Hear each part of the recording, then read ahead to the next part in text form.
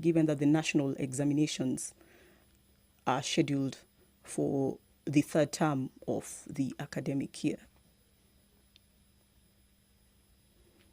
So those are some of the questions that Julius Ogamba, Cabinet Secretary Education, is expected to address this afternoon. A sitting that will be presided over by the Deputy Speaker of the National Assembly, the Honorable Gladys Boss. A live broadcast brought to you by the Parliamentary Broadcasting Unit in conjunction with the Kenya Broadcasting Corporation. My name is Veresto Mwanga. On behalf of the crew, I invite you to follow the proceedings. Good afternoon. Let us pray. Almighty God, who in your wisdom and goodness have appointed the officers of leaders and parliaments for the welfare of society and the just government of the people, we beseech you to behold with your abundant favor us, your servants, whom you have been pleased to call to the performance of important trust in this republic. Let your blessings descend upon us here assembled, and grant that we treat and consider all matters that shall come under our deliberation in so just and faithful a manner as to promote your honor and glory, and to advance the peace, prosperity, and welfare of our country and of those whose interests you have committed to our charge. Amen.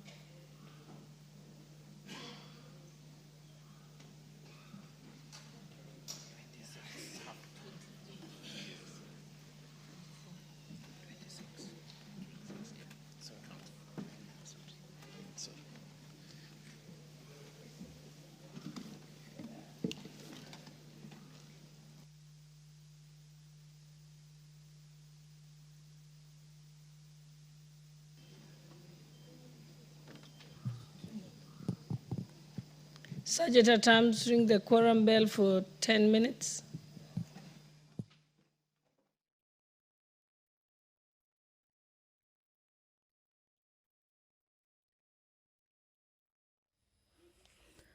Quorum hitch in the National Assembly this afternoon, a minimum 50 required according to the standing orders for quorum to be attained. And the Deputy Speaker, Honorable Gladys Boss, has ordered the quorum bell to be rung for 10 minutes, and that is to just beckon members to come in and participate in the plenary this afternoon, where the Cabinet Secretary Education, Julius Ogamba, is expected to respond to a number of questions that will be raised by the members themselves, and that is in addition to several debates on bills and motions that are lined up. Back to the question time. Among those expected to field questions to the Cabinet Secretary, the member for Emuhaya, Honorable Omboko Milemba. There is also the member for Keyo South, Honorable Gideon Kimaiyo. The member for Matayos, Honorable Geoffrey Odanga. And the member for Baringo Central, Honorable Joshua Kandie. And among those issues, the Cabinet Secretary is expected to respond to include the issue of capitation for schools, a matter that is raising quite a number of concerns. And members will just be seeking to know the rationale for the reduction in capitation for public primary and secondary schools, and the measures that the government is taking to bridge that gap, outlining measures that are being taken to safeguard equitable access to quality education, and also speak to the matter of the obtaining of foreign certificates from the Kenya National Examinations Councils, And this is specifically for those students who want to study abroad. There is also the matter of the change of policy by the Kenya National Examination Council, which requires an individual to pay a certain amount each time they use their equation certificate, and the impact this has on Kenyans with foreign qualifications. The sergeant at arms keeping tabs, or count if you like, just to ensure that that minimum number is attained. It is 50, and they will be indicating once it is attained.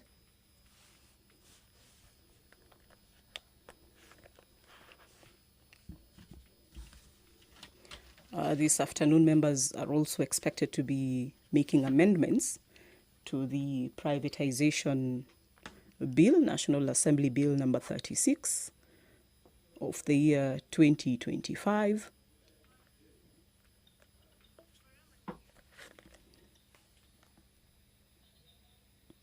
Quorum bell, and we may begin. First order.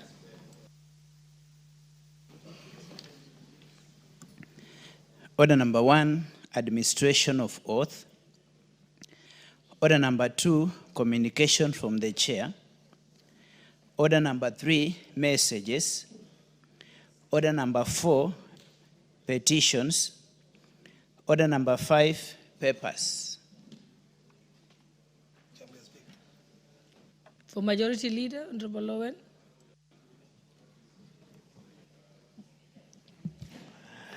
Thank you, Honorable Speaker. Honorable Speaker, I beg to lay the following papers on the table of the House today, Wednesday, October 8th, 2025, in the afternoon sitting. Reports of the Auditor General and financial statements for the year ended 30th June 2025 and the certificates therein in respect of 1. Receiver of Revenue Statement, Minister of Defense. 2. Kenya-EU Partnership for the implementation of the National Strategy to Counter Violent Extremism in Kenya, the National Counter-Terrorism Center. 3. Africa Climate Summit, ACS, African Climate Week, State Department for Environment and Climate Change. 4. Kenya Power Lighting Company, PLC. And 5. Supporting access to finance and enterprise recovery project IDA credit number 7018KE, the National Treasury. 2. The annual performance report of the Ministry of Defense for the financial year 2024-2025 from the Ministry of Defense. And 3. The annual report of the Business Registration Service for financial year 2024-2025 from the Office of the Attorney General. I thank you, Honorable Speaker, and I beg to lay.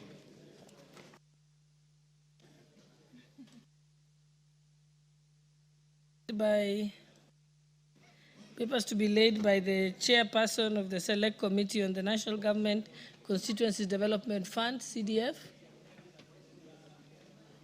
Is the chairperson here? Did you assign anyone in the committee? Majority Leader, what's the position? I think the Honorable Sawat Andaza is walking in, and he will lay the paper. Please kindly do. Yeah?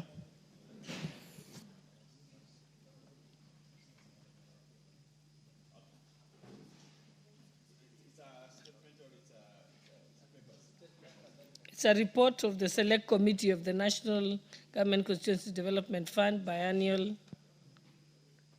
report.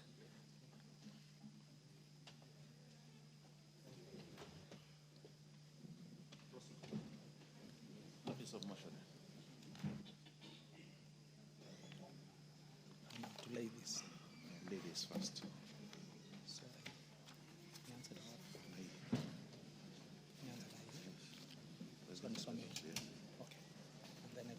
Do you have it, Honorable Tandaza? Yes, I'm ready. He has it. Okay, proceed. Thank you, Honorable Chair. Honorable Speaker, I beg to give notice of the following motion, that this House adopt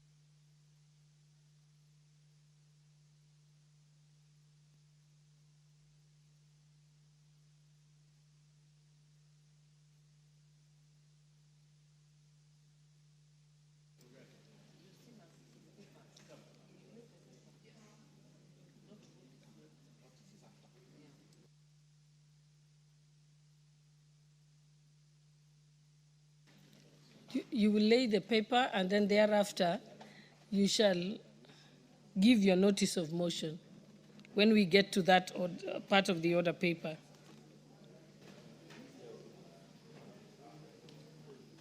Okay, let's move to. Thank you, Honorable Speaker. Hold on. That's the notice of motion? Yes, I want to lay the paper. Oh, then lay I the give paper first, okay. Yeah. Honorable Speaker, I beg to lay the following paper on the table of the House today, Wednesday, 8th October 2025. Report of the Select Committee on National Government Constituencies Development Fund on its biannual report on the implementation of the National Government Constituencies Development Fund Act, CAP 414A, for the financial years 2022, 2023, and 2023, 2024.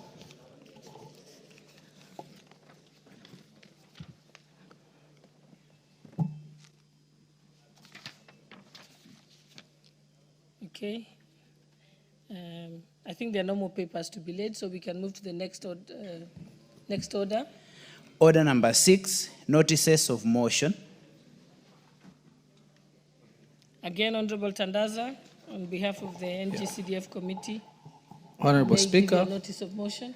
I beg to give notice of the following motion, that this House adopts the report of the Select Committee on National Government Constituencies Development Fund on its biannual report on the implementation of the National Government Constituencies Development Fund Act, Chapter Cap 414A for the financial years 2022, 2023, and 2023, 2024, laid on the table of the House on Wednesday, 8th October 2025.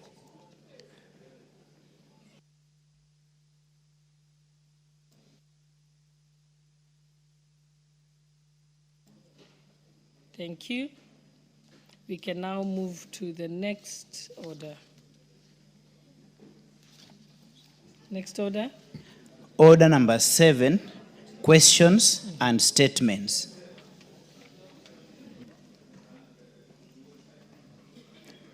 And today, the questions that we have are those that are directed to the Cabinet Secretary for Education, pursuant to Standing Order 42A.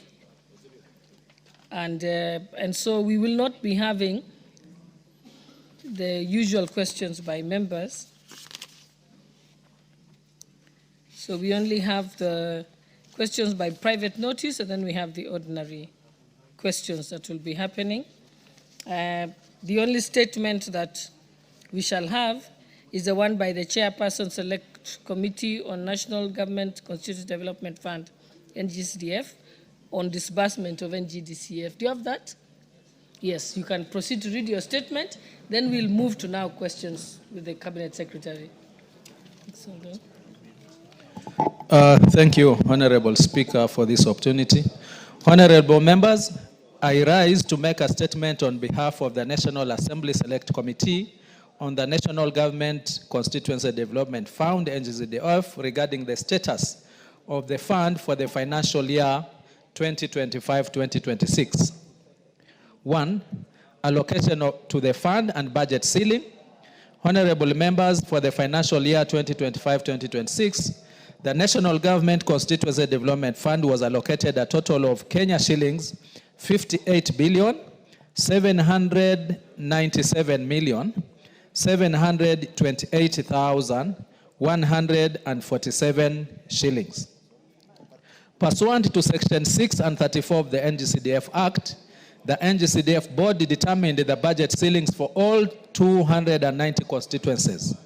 These budget ceilings were presented before the National Assembly Select Committee on NGCDF on 31st July 2025. The committee tabled its report before this House on 6th August 2025. 2.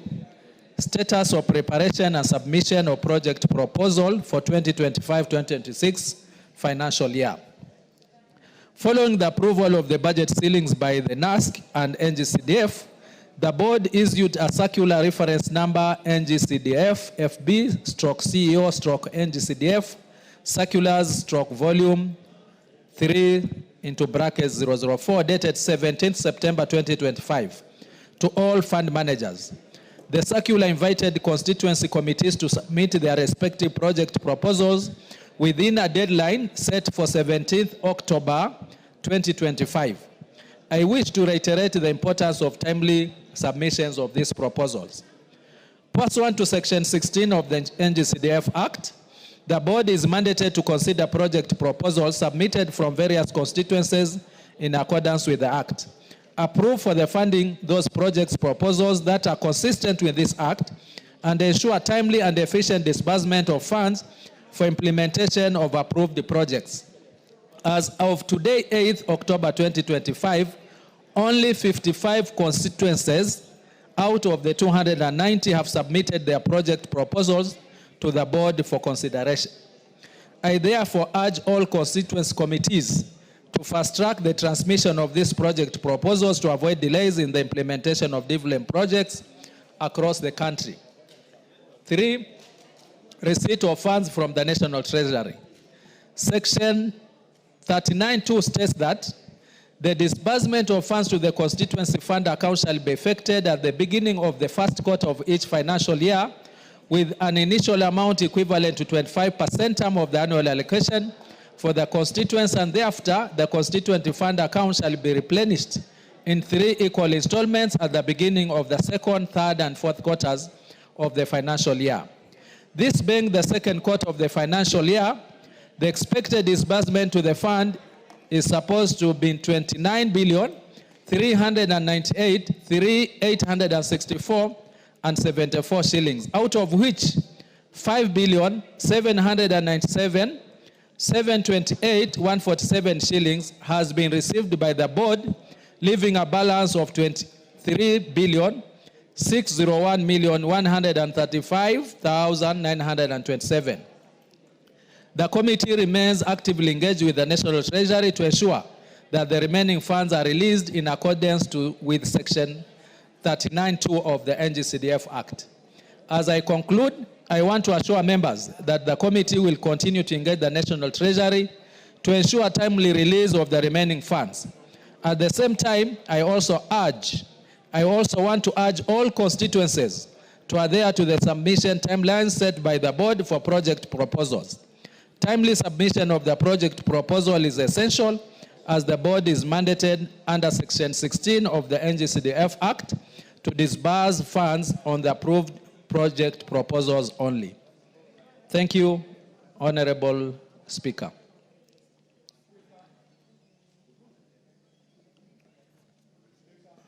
Thank you. Let me recognize some schools before I allow you, Honorable Bowen, to add your voice. Honorable members, I would like to welcome and recognize the following schools that are seated in the public gallery. St. John's Taita Junior School from Kirinyaga Central, Kirinyaga County. And St. John's Taita Secondary School from Kirinyaga Central, Kirinyaga County. And also Gilgil Girls Academy from Gilgil constituency, Nakuru County. And seated in the Speaker's Gallery, we have Athi River Secondary School from Mavoko constituency, Machakos County. And on behalf of the substantive Speaker and the entire National Assembly, we welcome you to Parliament. Thank you. And I'll give Honorable Martha to member for Gilgil. Thank you very much. Thank you very much, Madam Speaker. And I would like to also appreciate the Speaker and the Clerk, because I think this session and this Parliament we have done very well to allow as many students and learners to come and observe the proceedings of this House. Maybe the handwriting wasn't very clear. It is Gilgil Hills Academy. And Madam Speaker, this school is one of the best private schools that you can have. In fact, one of the children of the president schooled in this school is an alumni of the school. And Madam Speaker, we are proud of them. We encourage them, as we always do, including all the others that have come from different parts of this country, that they can be anything they dream to be, and they can actually achieve their dreams. And as they observe the proceedings of this House, we wish them all the best. Thank you, Madam Speaker. Thank you. And as we still wait for the Cabinet Secretary to come, I will allow, yes, Honorable Kangogo. Thank you, Madam Speaker. Madam Speaker, if you would allow me to say something about what the Honorable Kasim Tandasa said, just read about the progress of disbursement of CDF. And Madam Speaker, let me appreciate the Honorable Tandasa for that progress report and say, Madam Speaker, the CDF board, we have an issue which we discussed many times, Madam Speaker, especially with our CDF staff. Because, Madam Speaker, taking about 3 months or 4 months before they are being paid is very stressful, given that you see the people who are working for us, they are fathers, they are mothers, they have some utilities to pay. And if there is a way, the Honorable Kasim, they can make it a monthly. If they can make it monthly, so that our staff can be paid monthly instead of the quarterly, which is the board is doing it now. The second issue, Madam Speaker, on the disbursement of CDF, which as a House and as members, we need to make sure that it's a fast charge when it comes to disbursement, is the bursaries, Madam Speaker. The bursaries, Madam Speaker, many of our students in our constituencies, including those even in the chamber, some of them, they depend on bursaries 100%, Madam Speaker. They depend 100%. There are those we are paying for them 100% of their school fees. So they should be given first priority is bursaries, so that as we look even on the projects, the bursaries must be disbursed fast. And then the last one, Honorable Speaker, is that we should avoid a scenario where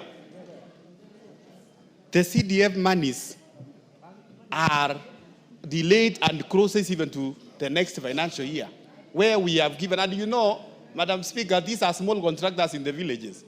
When you have them in cars and bending bills for small works they have supplied to schools like, say, vegetables or some small suppliers, it is a big problem to them. So I want to appreciate what the Honorable Kasim has just given us, but please look into those two critical areas. Thank you, Madam Speaker. Thank you, honorable members. We had said we are not taking any more statements today, but because the Cabinet Secretary is delayed, I will allow 2 statements that had been previously approved, one by Honorable Wangwe and another one by Honorable Passaris. Yes, Honorable Tandaza, what's your point of order? I thought your statement was pretty clear. Yeah, it's clear, but I was referring to, from what Honorable Kangogo said, Section 39.2 is very clear on the disbursement of the funds. Unfortunately, it does not go further to say in case that one is not adhered to by the Treasury, what is the recourse for that? So I think as legislators here, to enforce Section 39.2, I think we need to go back as a House and see how we can actually effect it. Otherwise, we will not be in the situation that Honorable Kangogo is alluding to, if Section 39.2 was followed to the letter. Thank you, Honorable Chair. Honorable Ochanda, member for Bondo, make it brief because we need thank you, Madam Speaker. Business today. Thank you very much, Madam Speaker.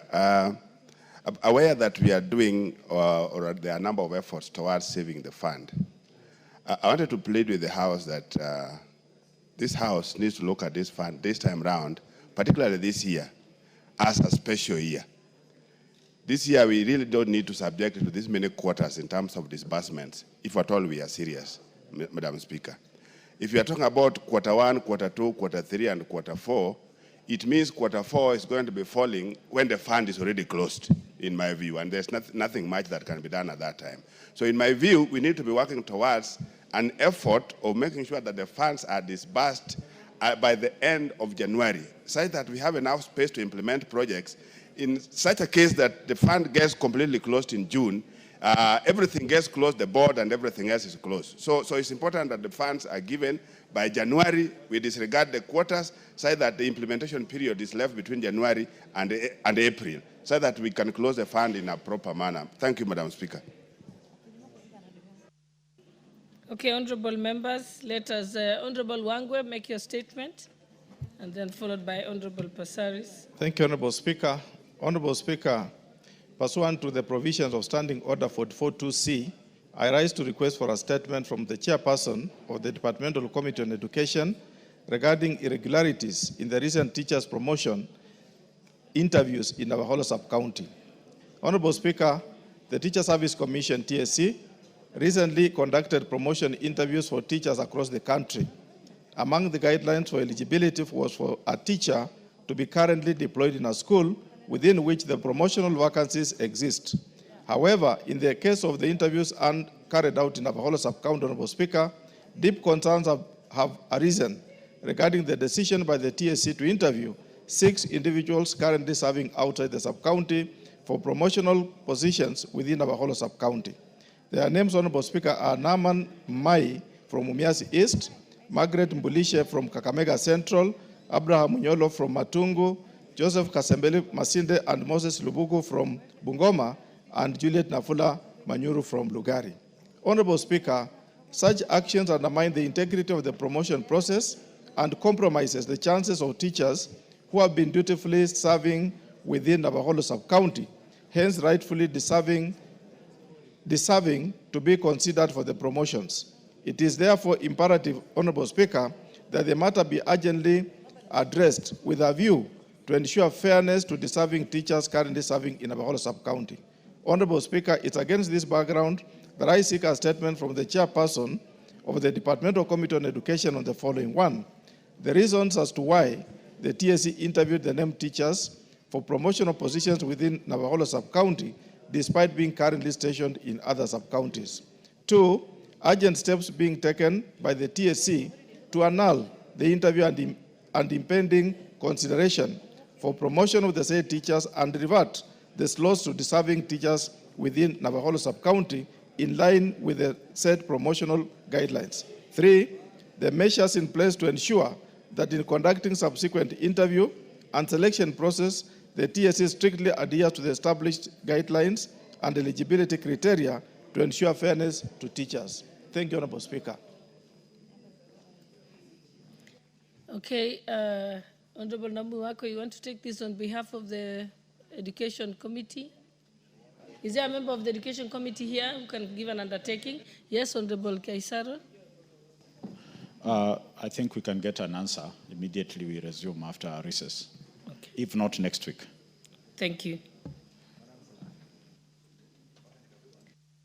Okay, the Honorable Member for Nairobi County, Honorable Esther Passaris, can make your statement.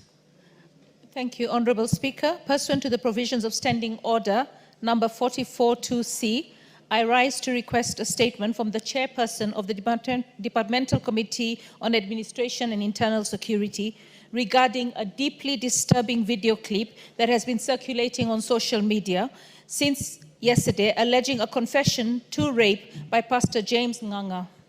Honorable Speaker, the clip allegedly shows Pastor Nganga, a Kenyan tele-evangelist and founder of Neno Evangelism Center located at the intersection of Haile Selassie Avenue and Uhuru Highway, confessing that he and 8 others raped a woman. In this era of artificial intelligence and digital manipulation, it is often difficult to determine whether such content is authentic or fabricated. Nonetheless, a video of this nature demands immediate and serious investigation. If genuine, the clip represents not a sermon but a criminal confession that requires urgent action by law enforcement agencies.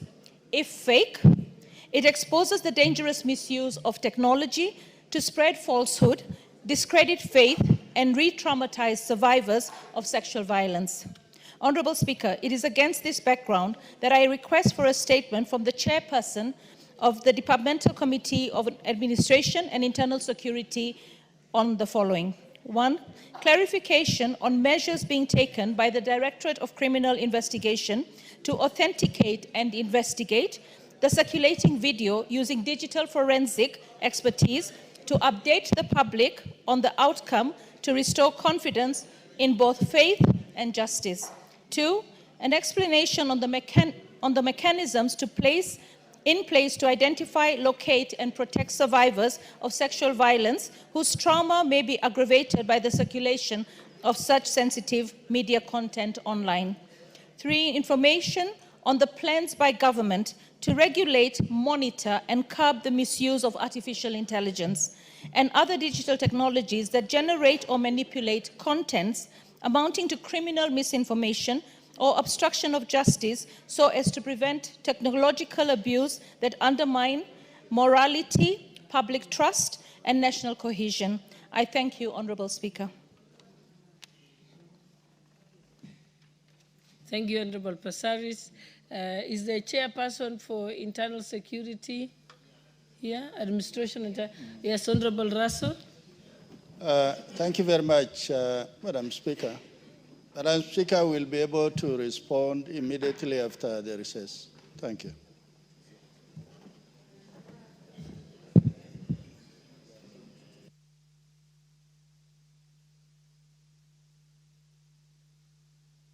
Thank you very much. So now we move to our next order of business, which is pursuant to Standing Order 42A6B, where the Cabinet Secretary for Education is here to respond to questions this Wednesday afternoon. So Honorable Owen Bayer, Deputy Majority Leader, kindly escort the Cabinet Secretary in.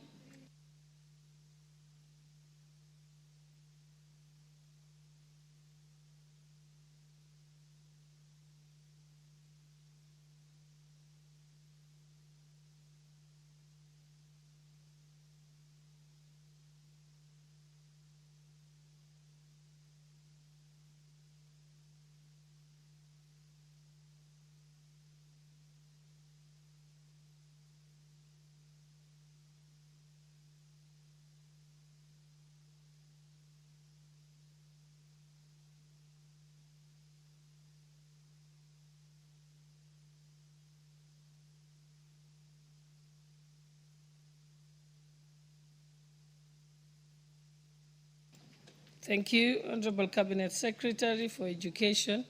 You're welcome to the National Assembly. And before we begin with the first question, I'd like to bring to the attention of members the following.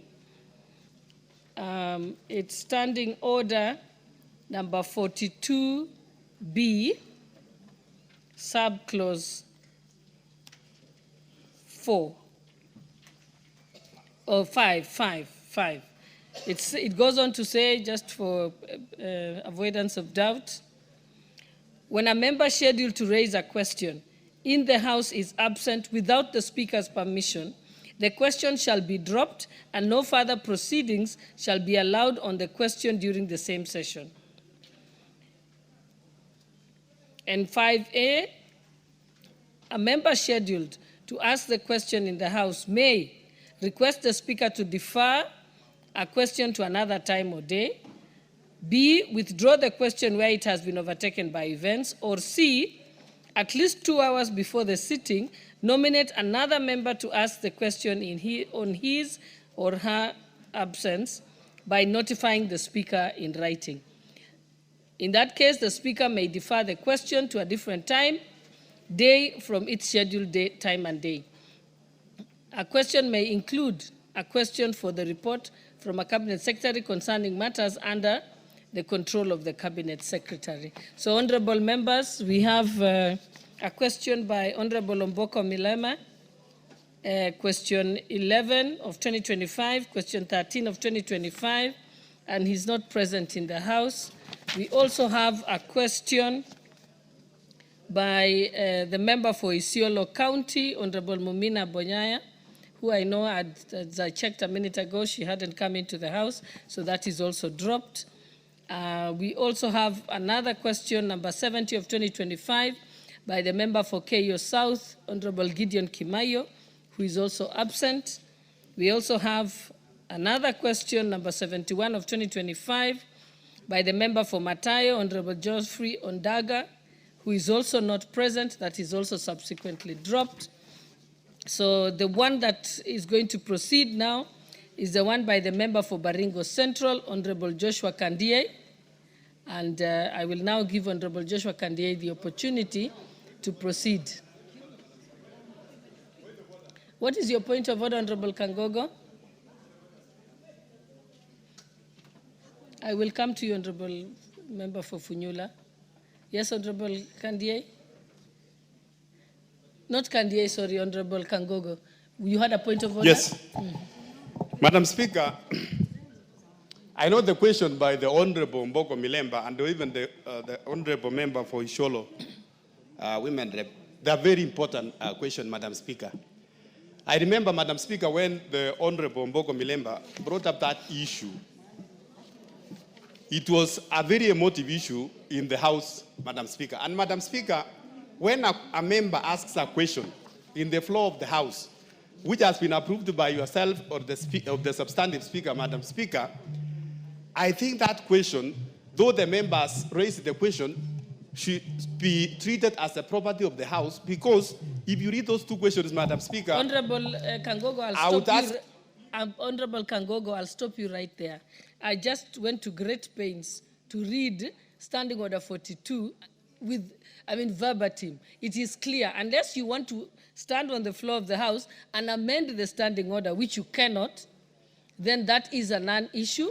No one is underestimating the importance of the question. All we are saying is the member who is responsible for the question, as set out in the standing orders, should be in the House for that question to be entertained and for that question to be responded to by the Cabinet Secretary when they are present. So I think that can be a suggestion to the procedure and House rules. Honorable Kangogo, we shall now proceed because we already have Honorable Kandie, who is here and who has been on time. So we shall go to his question. If those members want to come and approach the Speaker for indulgence, then it is for them to do so, because I don't think they've hired you to hold their brief.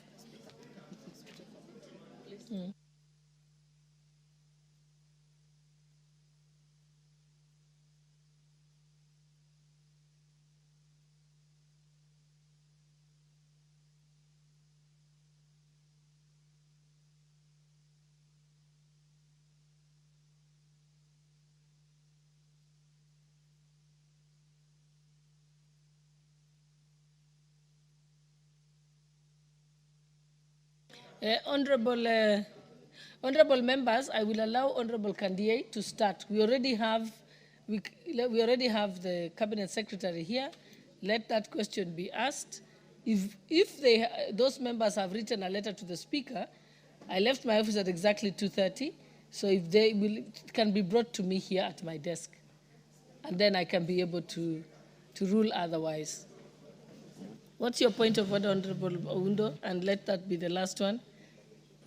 Speaker, we appreciate your ruling and we do respect, because a Speaker's ruling cannot be challenged. It's not my ruling, it is the reading of the standing orders. I accept. Yes. Honorable Speaker, there are some matters that are of public interest that transcend individual member, because these particular questions, Honorable Speaker, are not domiciled in any particular constituency. They cannot be taken to be as if they are personal questions that affect that particular constituency. We just want to seek your indulgence, understanding order number 1, using our express discretion to allow members to, deal with these questions, which are of extreme public importance. It might not be necessary now, but they're continuing. We're just seeking your indulgence. Honorable Speaker, thank you. I also ruled on that. I said, if those members because you're speaking on their behalf, contrary to the standing orders. If those members, I know that they will reach out shortly. There probably is a letter in the Speaker's office. It will make its way here. By that time, we'll have dealt with the 2 questions. If that request comes, I'm willing to consider it.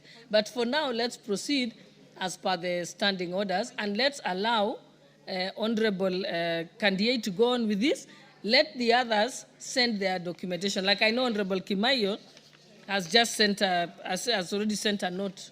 Yes, what's your point of order, Honorable Martha? Thank you. Madam Speaker, we appreciate the ruling. And Madam Speaker, I'm sorry because I was trying to reach Honorable Mboko. He had reached out to me. I just wasn't aware he had not written to the office of the Speaker. Maybe the communication has already come.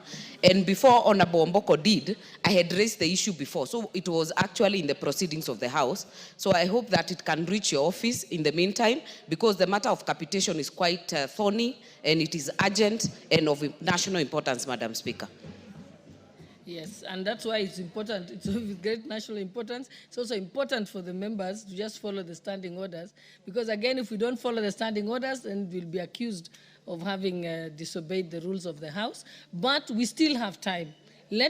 For efficiency, let us allow the members who are present to start answering their question, give the minister an opportunity to answer, and as we go along, if those members reach out, and I'm sure many of you have also reached out to them, and communication comes to me, I can receive it even here, and then we'll be able to proceed. Honorable Kandiye, let us proceed.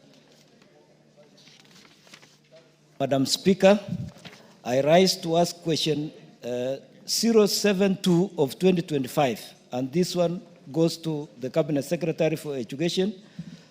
Could the Cabinet Secretary provide a comprehensive list of Kenyan medical training colleges, KMTC, established across the country, indicating the status of distribution of students placed in these colleges through the Kenya Universities and College Central Placement Service?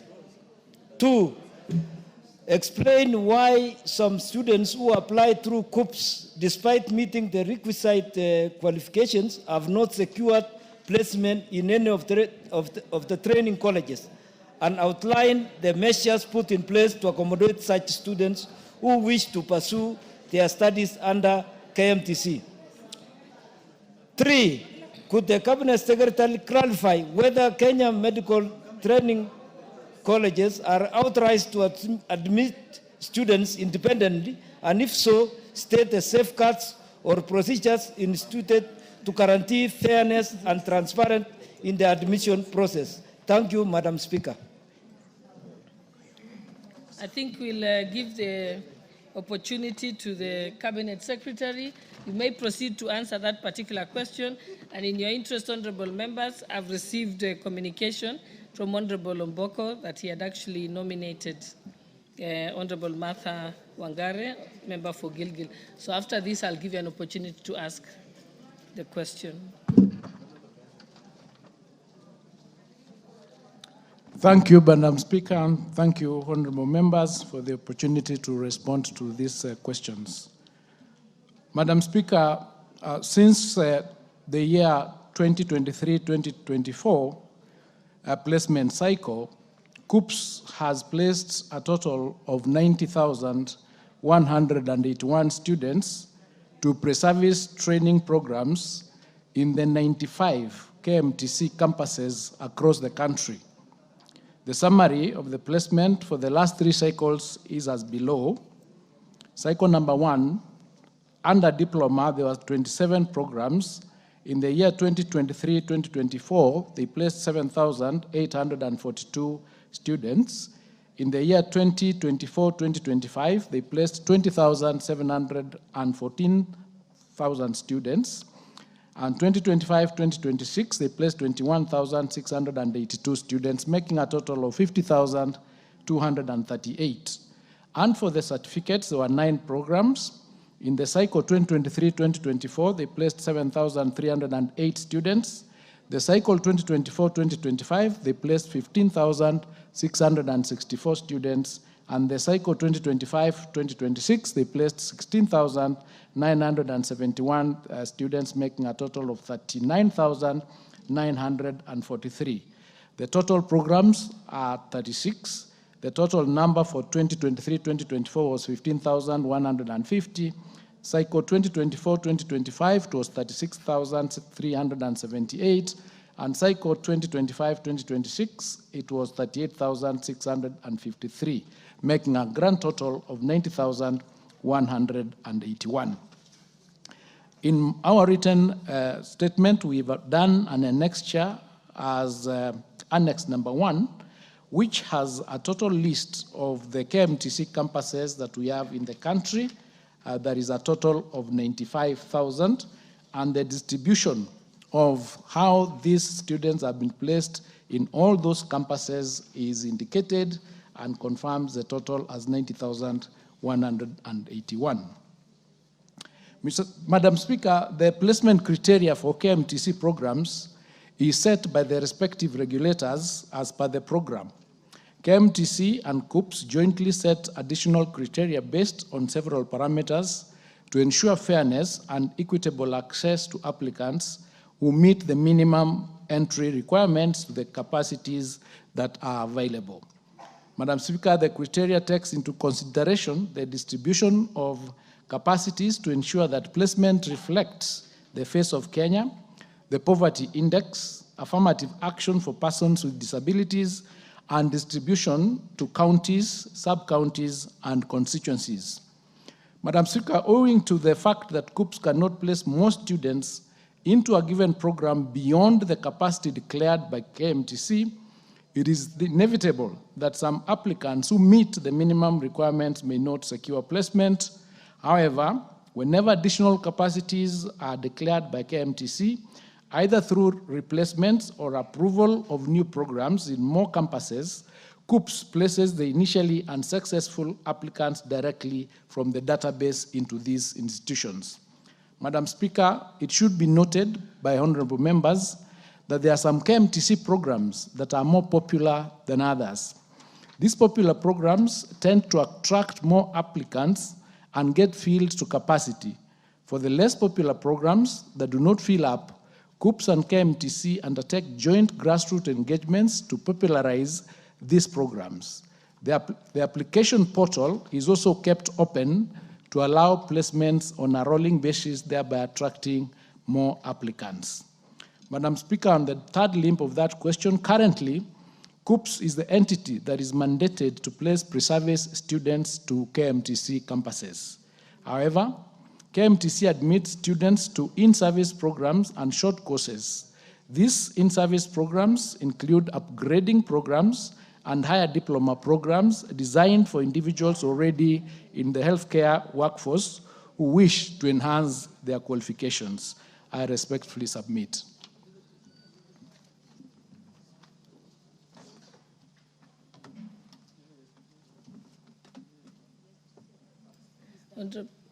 Honorable Member for Baringo, Honorable Kandiye, maybe you can.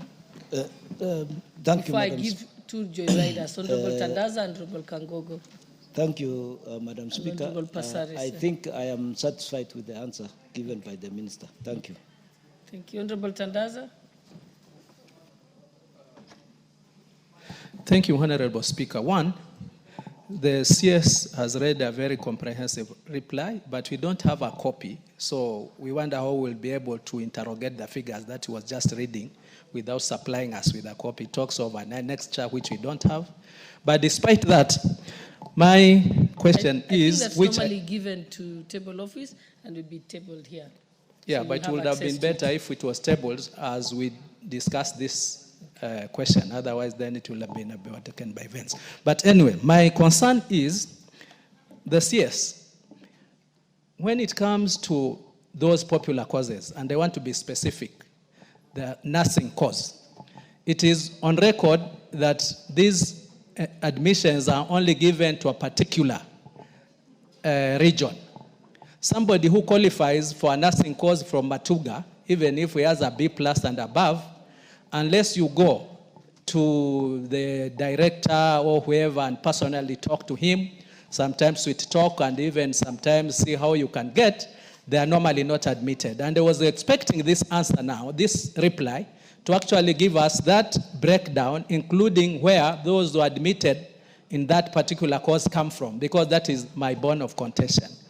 There are some areas where they are given health records, which you know they are not marketable, very much marketable, and some other causes, I don't know, we call it physiotherapist. But when it comes to community health, it goes to a specific region. Would you please give us that breakdown? Thank you, Honorable Speaker. Yes, Honorable Kangogo.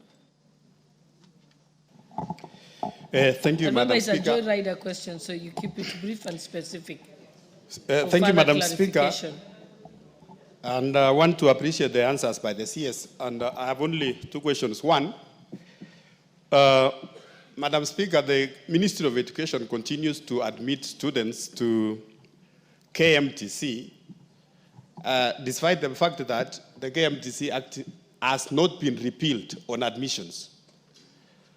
What is the ministry doing to make sure that they align the law, to make sure that they align the law and have the ministry have that mandate of admission? Number two, Honorable Speaker, is that the Ministry of Education admits the students, but the KMTC students, they don't benefit in terms of help loans like those other students under the Ministry of Education. What is the ministry doing to make sure that all the students, because it looks like the KMTC is in Ministry of Health. It is under the Ministry of Health. But now here we have the CS for Education answering questions related to health. What is he doing together with the CS of Health so that to make sure that it's aligned? Thank you. I think the point is clear. The Honorable Member for Nairobi County, Honorable Basaris. Thank you, Madam Speaker, for giving me this opportunity.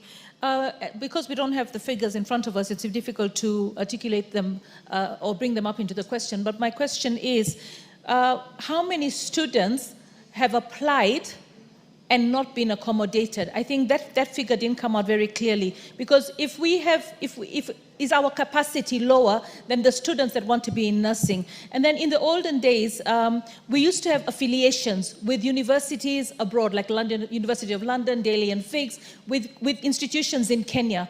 And I met a nursing student in Australia, and she said that when she went to Australia to work, she had to repeat the entire nursing course. So I was just wondering, is the government having any plan to affiliate and align with international standards in terms of the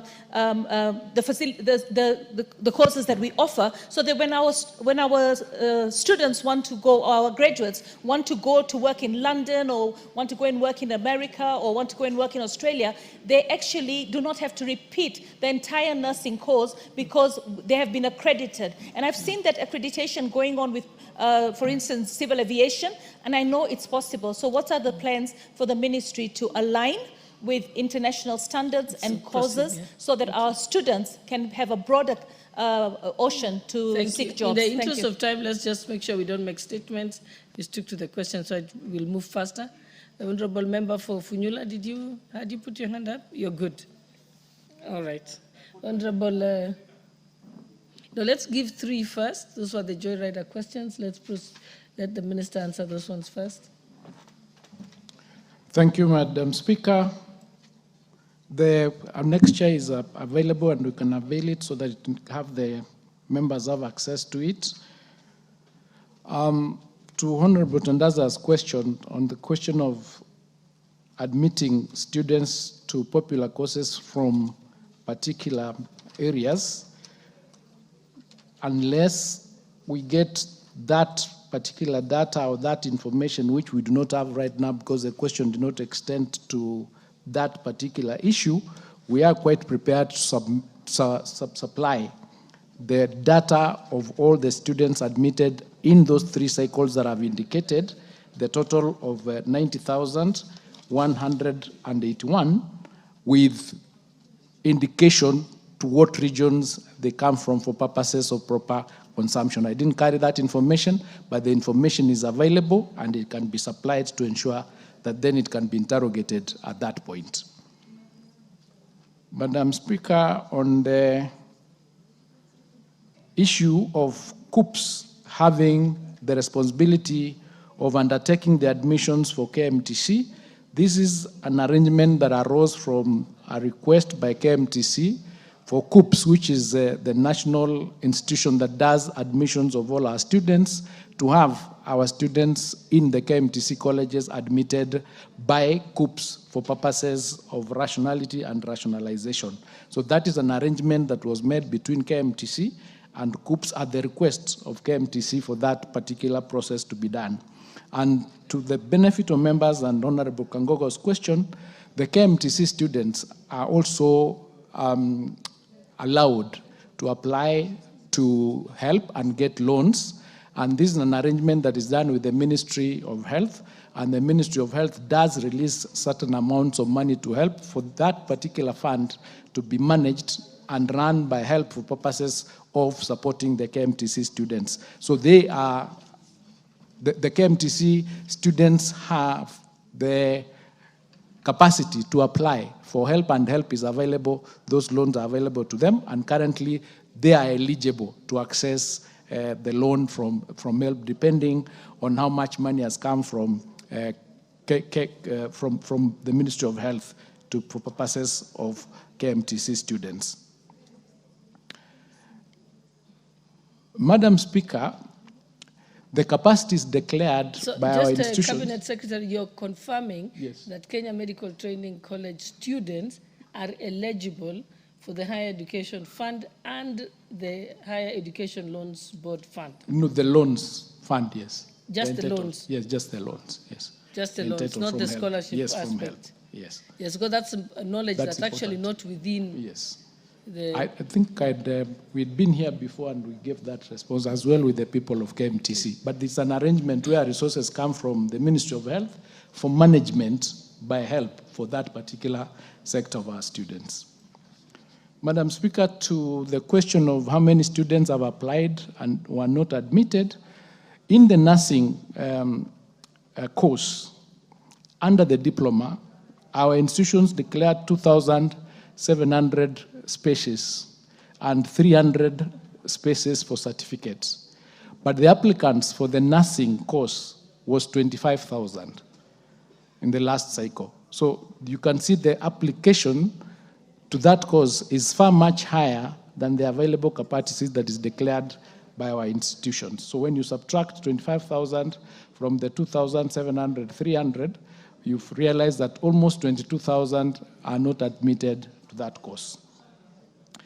In terms of question by Honorable Pasharis on accreditation and alignment of our course curriculum to the international standards, that process is now being undertaken by KNQA so that we can be able to train our nurses for international and global market, so that when they travel or they get jobs outside, they do not have to undergo completely a fresh retraining.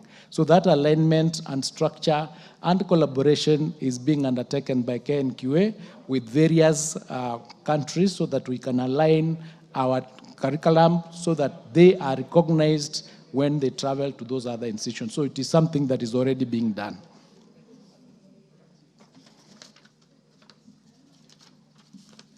Thank you.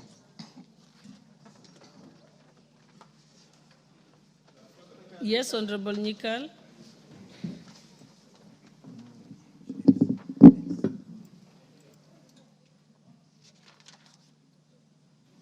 Give Honorable Nikal the mic. Honorable Speaker, what the minister is saying is not true. KMTC did not request to COOPS to admit for it. It is the other way around. It's COOPS that actually wanted, they didn't even go to KMTC. At the Ministry of Education and Higher, they actually insisted that they do the admission. And the first admission that was done was actually challenged in court and was ruled that that admission was actually illegal and reversed. And I know we had a meeting, and the minister knows, and even the current admission that is going on is actually illegal. There was an advisory from the Attorney General that so long as the law exists, they should not admit, COOPS should not admit. And the fact is, and I don't know whether the minister is aware, that a batch of 2-3 students that are actually in KMTC now are actually illegally admitted, and if somebody were to go to court, it can be successfully challenged. So I think this is something that if we want to change it so that COOPS admits, we actually go through the law and change the law, but not do it by administrative fiat. So I would like if he's really aware that the current admissions are actually not legal.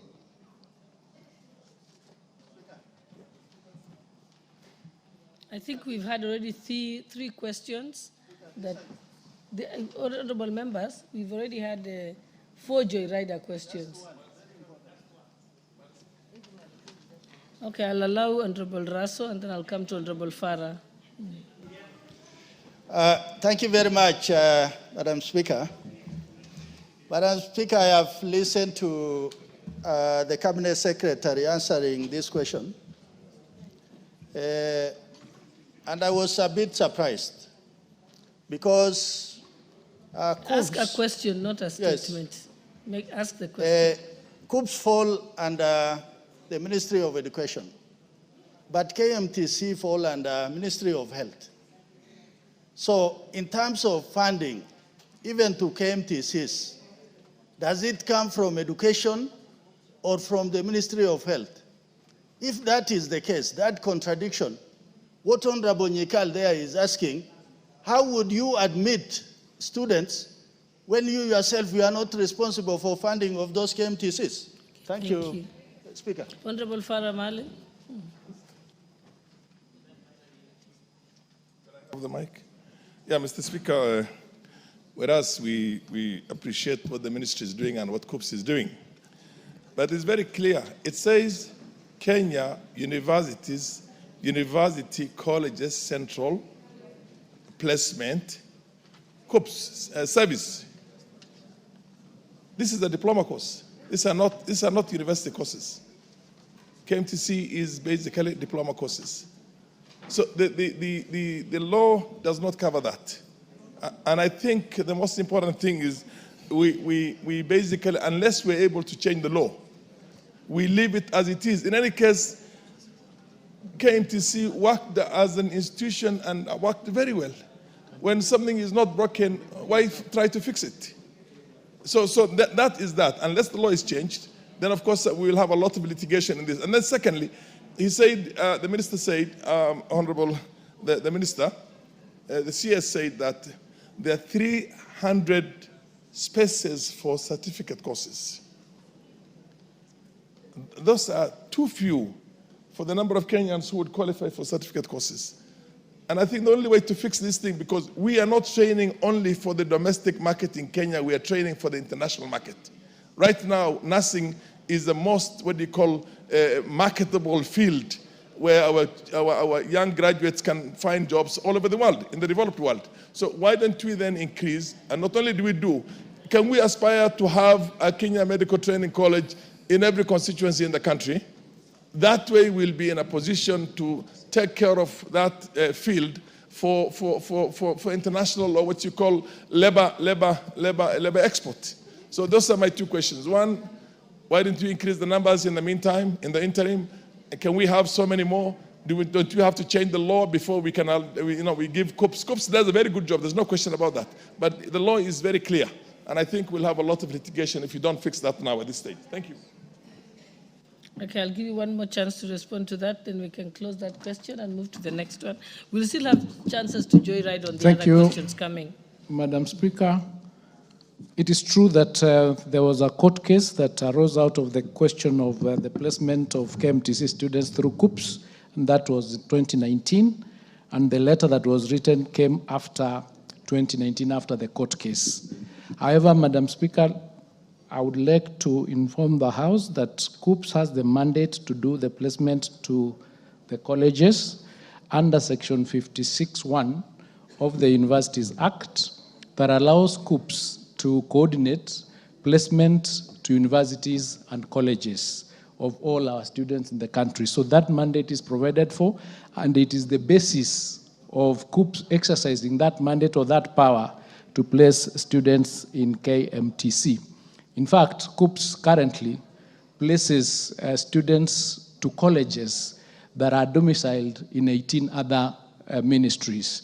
And COOPS was given this duty because of ensuring fairness, equity, and ensuring that there is no unfairness or unfair practices in the placement of the students. That is the basis, and that is the current status as we speak.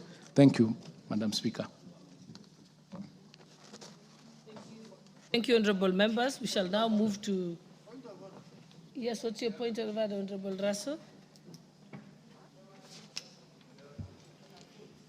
My question, Madam Speaker, is COOPS fall under the Ministry of Education, but KMTCs fall under the Ministry of Health.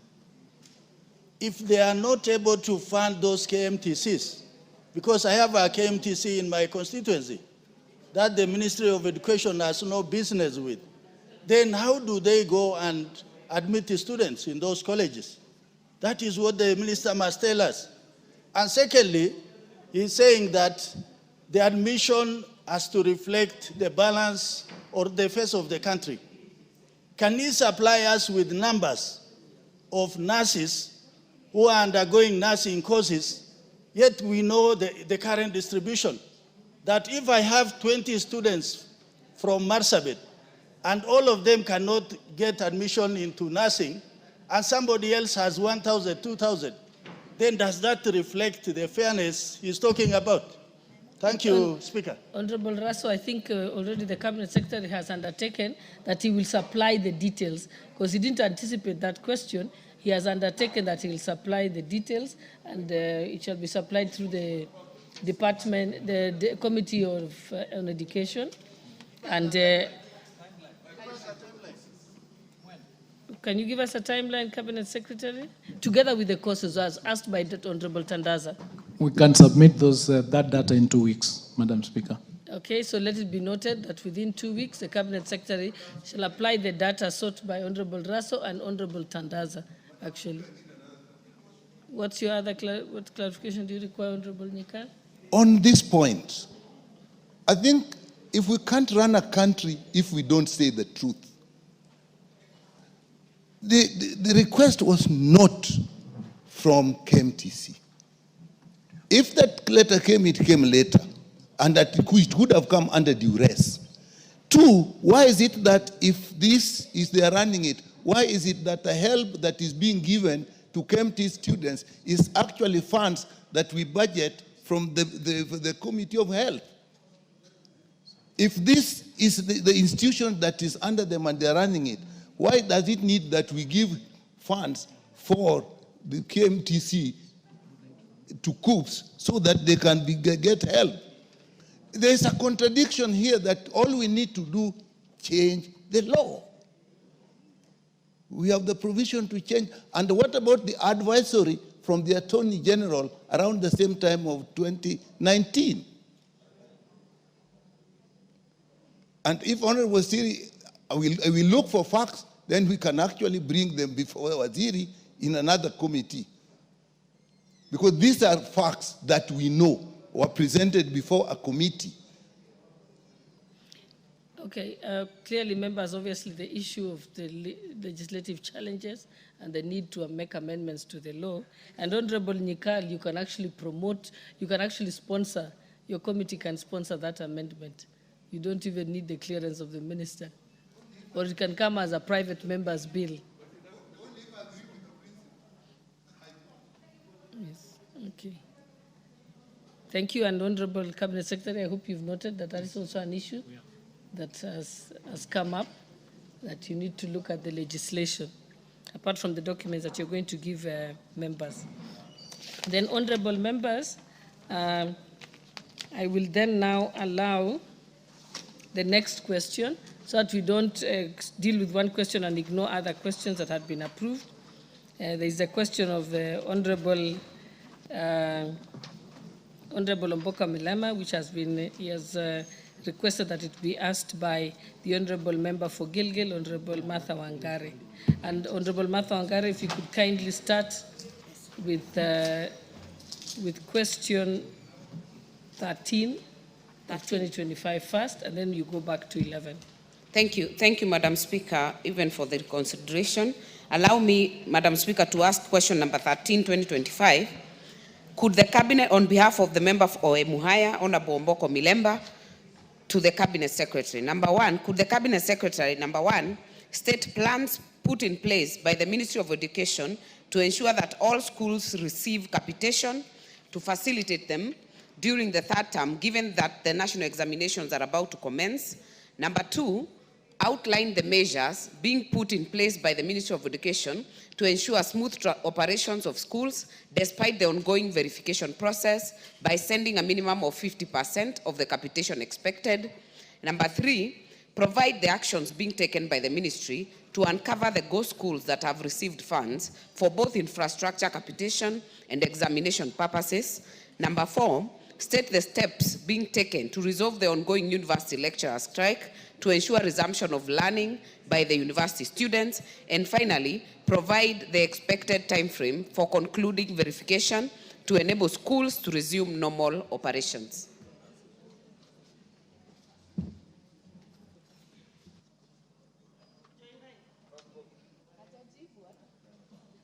CS, please proceed and answer that question. Thank you, Mr. Speaker.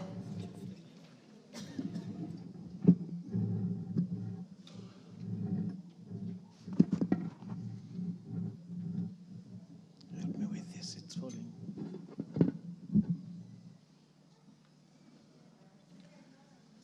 Mr. Speaker, I beg to respond to the 4 questions on verification of schools and disbursement of capitation as follows. Mr. Speaker, the Office of the Auditor General recently reported that some of the schools that have received capitation from the Ministry of Education were non-existent. Following this report, the ministry decided to undertake a comprehensive verification exercise to determine the actual number of schools and the actual number of learners in the country.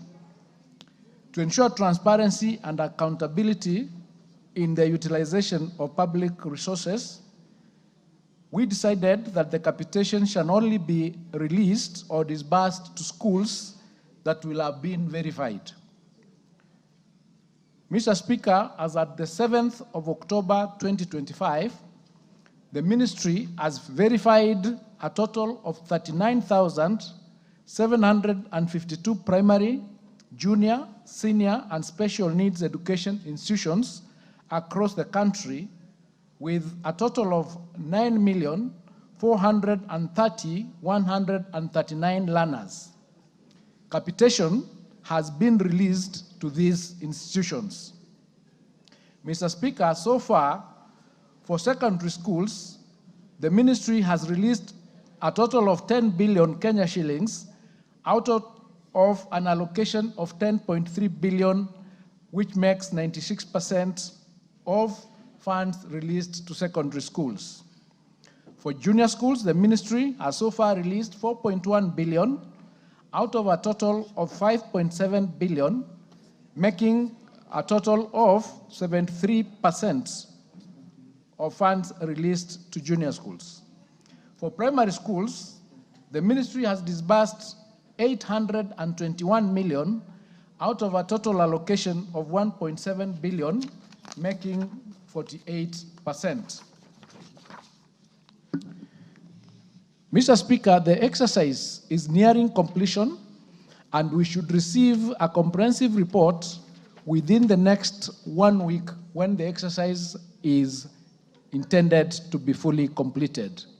In the meantime, we will continue to disburse the full expected capitation for third term to each school upon verification. Therefore, by the end of next week, that is 1 week from today, all verified schools would have received their full expected capitation for term 3. Mr. Speaker, on the question of the steps being taken to resolve the ongoing university lecturer strikes, the strike notices were issued by UASU, KUSU, and KUDEHA on the 9th and 10th of September 2025 that cited disputes related to the full implementation of 3 CBA cycles, that is the 2017-2021 CBA, non-payment of the second tranche of arrears for the 2021-2025 CBA, and not kickstarting the negotiations for the 2025-2029 CBA. Mr. Speaker, regarding the 2021-2025 CBA, we wish to indicate that the requirements thereunder have substantially been settled. The total financial obligation requirement for this CBA was a total of 9.76 billion, disbursable in 3 tranches as follows. Number 1, 4.3 billion that was for immediate release for the period of October 2024 up to and including June 2025. This amount was fully disbursed. Number 2, 2.73 billion for the financial year 2025-2026. This tranche was to be disbursed in July. It delayed, but it has since been disbursed between the month of July and September 2025. It is fully paid. Number 3 was another 2.73 billion for the financial year 2026-2027, which is to be paid in the coming financial year, that is from July 2026, and their payment is not yet therefore due. So for the CBA of 2021-2025, it is substantially settled, or the issues raised therein have been substantially sorted out. Mr. Speaker, on the 2017-2021 CBAs, the unions contend that although the government disbursed 8.8 billion between the year 2020 and 2021, following the signing of the CBA on the 28th of October 2019, the sum of 7.9 billion remains outstanding. This is in accordance to the unions. However, the Salaries and Remuneration Commission, on the other hand, has disputed these claims by the unions. SRC has advised that Kenya shillings 7.2 billion of the 7.9 billion claimed as outstanding has already been paid through normal annual salary increments, leaving a balance of 624 million only. The bone of contention is therefore this difference in interpretation. That is a matter that is intended to be resolved amicably through objective discussions. Mr. Speaker, the industrial action by WASU, KUSU, and KUDEA was injuncted by the court, that is by the Employment and Labor Relations Court, on the 18th of September 2025, and the parties were directed to submit to conciliation. The strike, as we speak, is therefore unprotected. It is important to note, Mr. Speaker, that in his report dated 30th of September 2025, the conciliator found as follows and filed this report in court. 1, that the implementation of the 2021-2025 CBA is up to date and the union members have been paid their dues accordingly. Number 2, on the 2025-2029 CBA, the parties were waiting for the negotiation beacons to be provided by the Salaries and Remuneration Commission in line with its legal mandate. It is therefore premature to file a dispute on the 2025-2029 CBA. Indeed, the universities have already invited the unions to start preliminaries of the negotiations as they wait for the beacons from SRC. Number 3, on the disputed balances due under the 2017-2021 CBA, the parties and the SRC should undertake an audit of university payrolls to determine how much has been paid and how much is due in order to agree on payment arrangements. Mr. Speaker, the conciliator's report was presented to court during its hearing of the 6th of October 2025. The court allowed the parties to hold a meeting on the 9th of October 2025, which is tomorrow, with a view to addressing the matters of the 2017-2021 CBA. Mr. Speaker, it should be clear that the most of the issues raised by the unions have been addressed. The 2021-2025 CBA is being implemented as agreed, and the government is ready to start negotiations for the 2025-2029 CBA. The issue of the balance under the 2017-2021 CBA necessarily requires an objective verification process to ascertain what is actually owed. The government is committed to this process. I respectfully submit.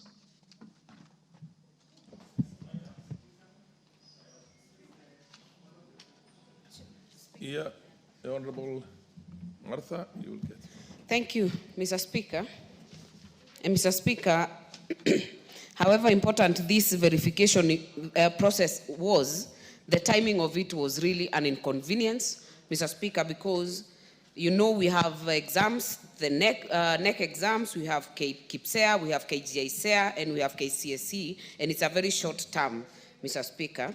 And my question, Mr. Speaker, because I've been wondering, we speak all the time, and what I need the CS to clarify, we speak all the time about ghost schools and ghost students, and there is no action taken against those people who provide these details, and yet we have actual students suffering and almost missing their examinations, Mr. Speaker.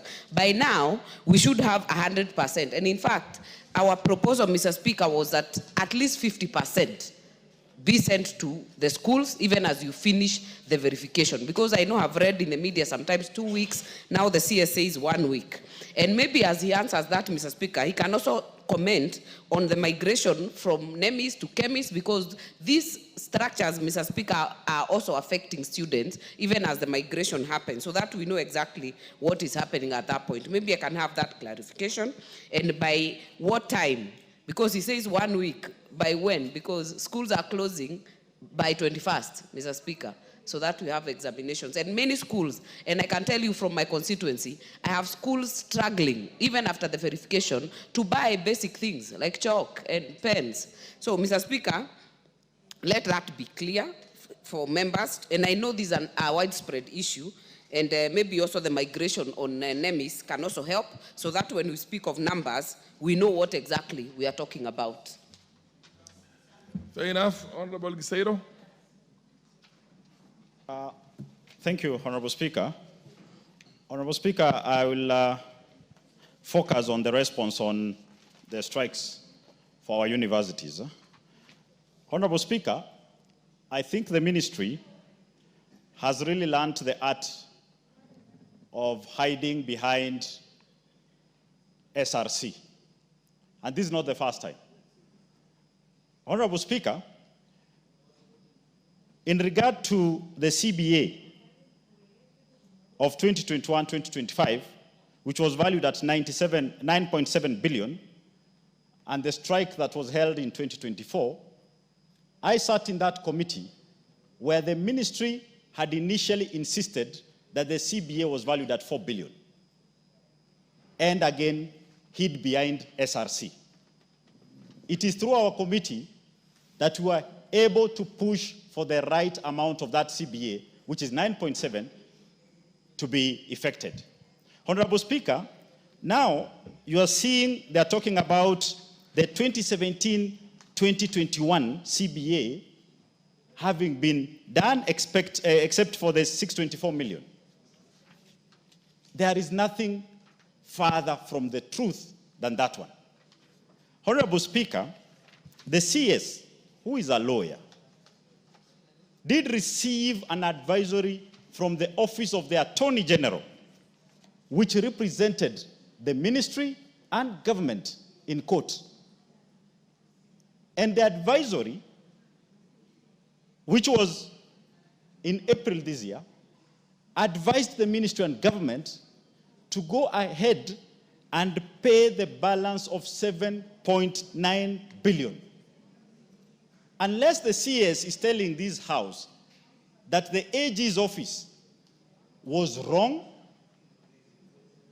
And therefore, the government has the wrong advisor and has no clue of their job for them to come and disown whatever their own advisors advised them, and the ruling of the court is misleading of this House. Honorable Speaker, the young people of this nation are out here in the street, are at home. Lecturers are blowing vuvuzelas on the roads. We need answers of when the CBA in its entirety, the balance of 7.9 billion will be effected. Honorable Speaker, allow me again to say that you have asked, you were supposed to ask questions. Yes, I was going to the background speech, yeah, so that the members can understand where the whole issue is coming from. Honorable Speaker, we had also, in the last strike, asked the ministry to have the 2025-2029 CBA immediately be negotiated before the financial year 25-26 starts. Honorable Speaker, up to now, they are yet to start and they are yet to register. Why the delays? Yeah. The Honorable Kasim, then followed by the Honorable Oundo. Thank you, Honorable Speaker. Now that the CS has alluded to the fact that there indeed exists ghost schools and ghost students, can he also provide a list, because they said there's been able to uncover and the process is ongoing, a list of those purported ghost schools and students and where they are supposed to be located? Because from where I sit, there has been a tendency that whenever ghost school is mentioned, it either comes from an area where the CS for education comes from, the PS comes from, all those close to that office. That is where those ghost schools are. Can you provide a list of how far? Fair enough. Thank you. The Honorable Oundo. Thank you, Honorable Speaker. Allow me to ask the Cabinet Secretary two questions. Number one, on the issue of capitation, there are a number of new schools that we have established through NGCDF, which already have an accord from Ministry of Education or TSC, but they have never received the capitation up to now. I have, for example, two schools in my constituency, Milimani Primary School and Sirekeresi Primary School, that's Funyula constituency, that were given a code by TSC, and have actually posted teachers, but they have never received the capitation since 2024. What is the procedure and what are the issues? Number two is on the issue of the lecturer strike. And let me admit I'm conflicted because I left the lecture halls on 30th May 2027 to come to Parliament. And obviously, when I see my colleagues hanging and dancing up and down the streets, it makes me sad, and they keep on calling me that why did you go there and you cannot tetea maslahi yetu. So, Honorable Speaker, you ask a question. Yeah, through you, Speaker, I want to find out, can the minister assure this House and the people of Kenya that the reconciliation is going to take place for 2017-2021 CBA will be concluded early enough, preferably by the end of this week, so that the lecturers can go back to the lecture halls, and the new students, especially the first year, who left home raring to gain knowledge, go back, so that when they go back, they do not stay at home. Thank you, Honorable Speaker. You made your point. The Honorable Donya, and then followed by the MP for Meru. Thank you, Mr. Speaker. I want the CS for Education to give an answer. Last time he was here, he said that the children don't wake up early in the morning to go to school, that he had sent a circular to schools for learners to be in school at the right time. Should he tell this House why until today, Mr. Speaker, at 4:30, we have learners trekking to schools, Mr. Speaker? Thank you. See, the honorable lady at the back there, is that the MP for? Eh? Mudhoni Dorothy. Thank you, Honorable Speaker. I forgive you because the name Mudhoni is not in your area. Honorable Speaker, I want to directly ask the CS Education the issue of capitation. Honorable Speaker, it is in common knowledge that if there is a structured ministry, it is the Ministry of Education. The school calendar is well known. The school calendar is released way before students go back to school in the subsequent term. Honorable Speaker, I want the CS to tell us what is so difficult in organizing his ministry and ensuring that verification is done before the school calendar begins. Honorable Speaker, it's also in the common domain that we have recurrent expenditure in our schools, in these institutions. And when computation is delayed, it is the head teachers and the people who are charged with the responsibility of being in charge of these institutions who suffer most, as well as the students. Honorable Muthoni, please ask a question. Honorable Speaker, I'm asking what is the CS doing to ensure that verification of students is done before the beginning of every subsequent new term. Fair enough. Then number two, Honorable Speaker, I want to go to the CBA, the strike of the university lecturers.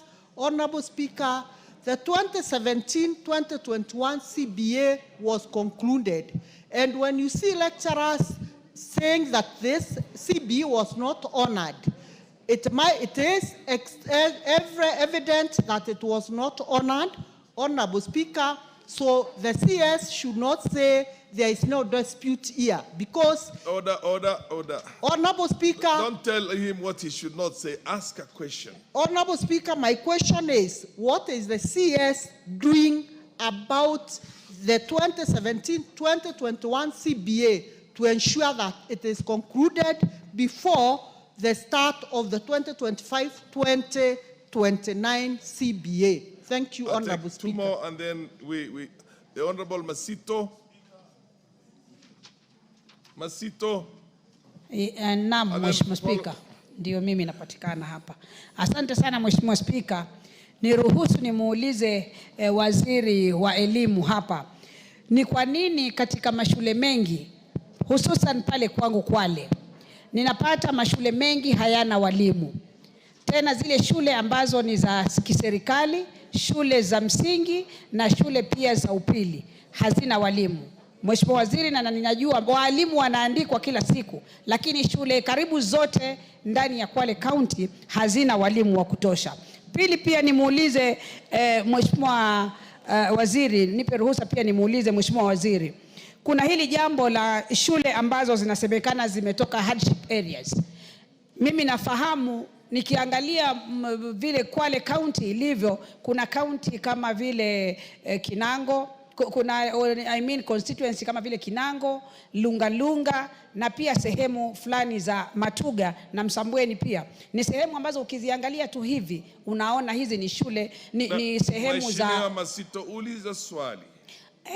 Swali langu linaniuliza ni kriteria gani au ni ujuzi gani unatumika kuzipanga zile shule kujua hii ni hardship area na hii si hardship area? Honorable Kibageni, order. Masito, ushauliza maswali yako. Nidhamu. Ebu mpe Mike, please conclude. Asante sana Mheshimiwa Spika. Na pia nimuulize Mheshimiwa Waziri, anajua kwamba zile shule wanafunzi wakimaliza kidato cha 4 hawapewi certificate zao kwa sababu hawakulipa school fees zote, hawakulipa remedial zote, na jambo hili lilipitishwa hata na bunge hili, watoto wakimaliza shule waweze kupewa certificate zao. Asante sana Mheshimiwa Spika. Honorable Bissau, followed by the Honorable MP for Sotik, and the last one is Honorable Karoli Omondi, and then we'll have this round. Thank you. Honorable members, you realize this is called riders because I think there was an element of, you never filed a question. You don't expect the minister to answer every question here which has not been filed in advance. So Minister, Cabinet Secretary, you will choose what to answer, and those ones that have not been filed before, you can give us another date when you will have the substantive answer. But proceed, the Honorable Bissau.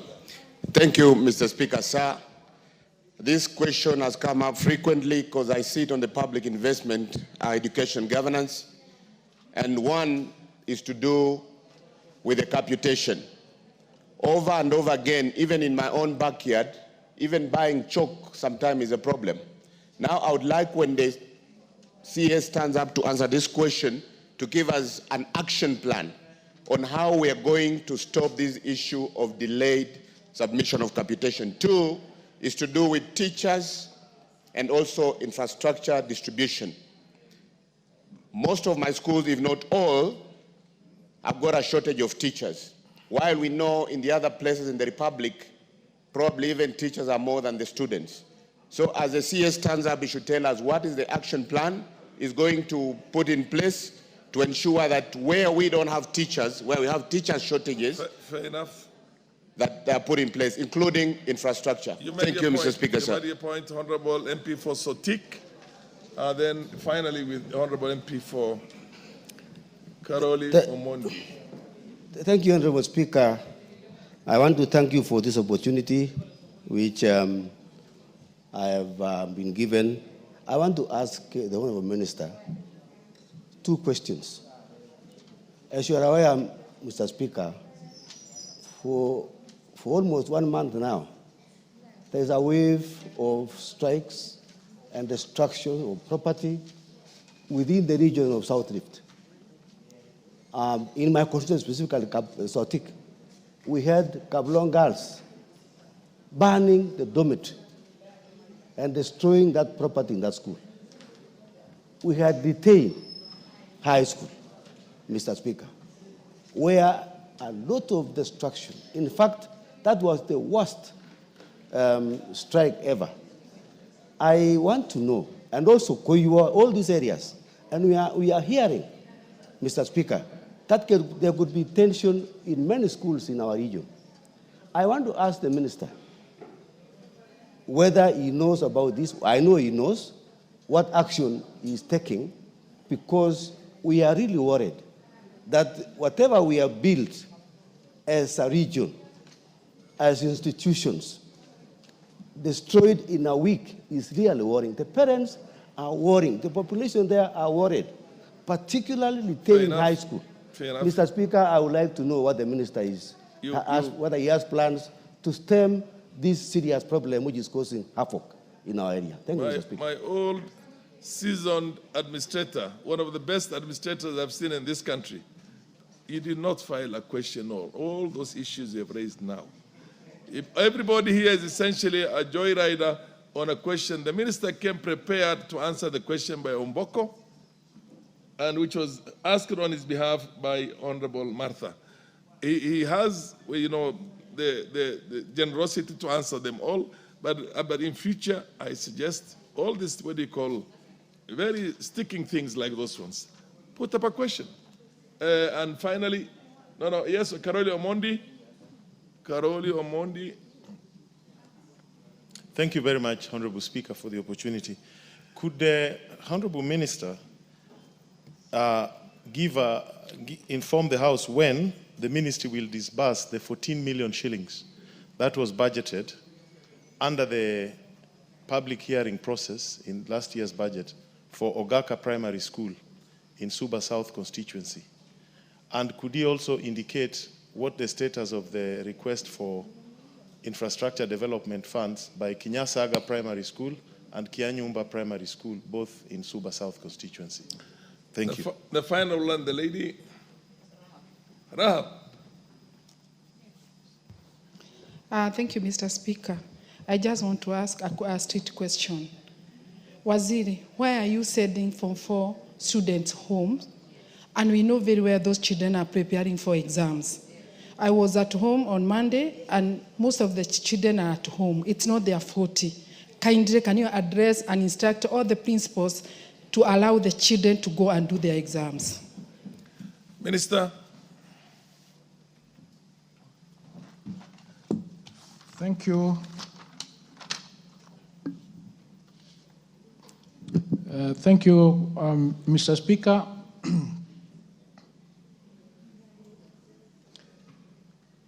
The decision to undertake the verification exercise, as I indicated, arose out of the fact that when the Auditor General undertook a forensic audit of the schools, there was an indication that there are ghost schools and ghost students. But the exercise that was undertaken by the Auditor General was of a sampling nature and not all the schools were checked. So we decided as a ministry to undertake the verification exercise, and it is true that we weighed the decision to undertake the exercise vis-a-vis the release of the capitation to those schools, and therefore the possibility of continuing to release resources to schools perhaps that do not exist. And we agonized over that decision, and we came to the conclusion that it was better to delay a little bit in the process of releasing the capitation in order to get the right number and the right schools to which we are releasing that capitation. We, however, had not anticipated that it would take more than 2 weeks. We had calculated that it would take 2 weeks, but it took slightly longer. However, the decision we made in order to mitigate the challenges that the schools are going through was that every single day, once we conclude the verification exercise for a particular school, which we confirm it exists and the correct number of students, disbursement for those resources or resources to those schools was released to them.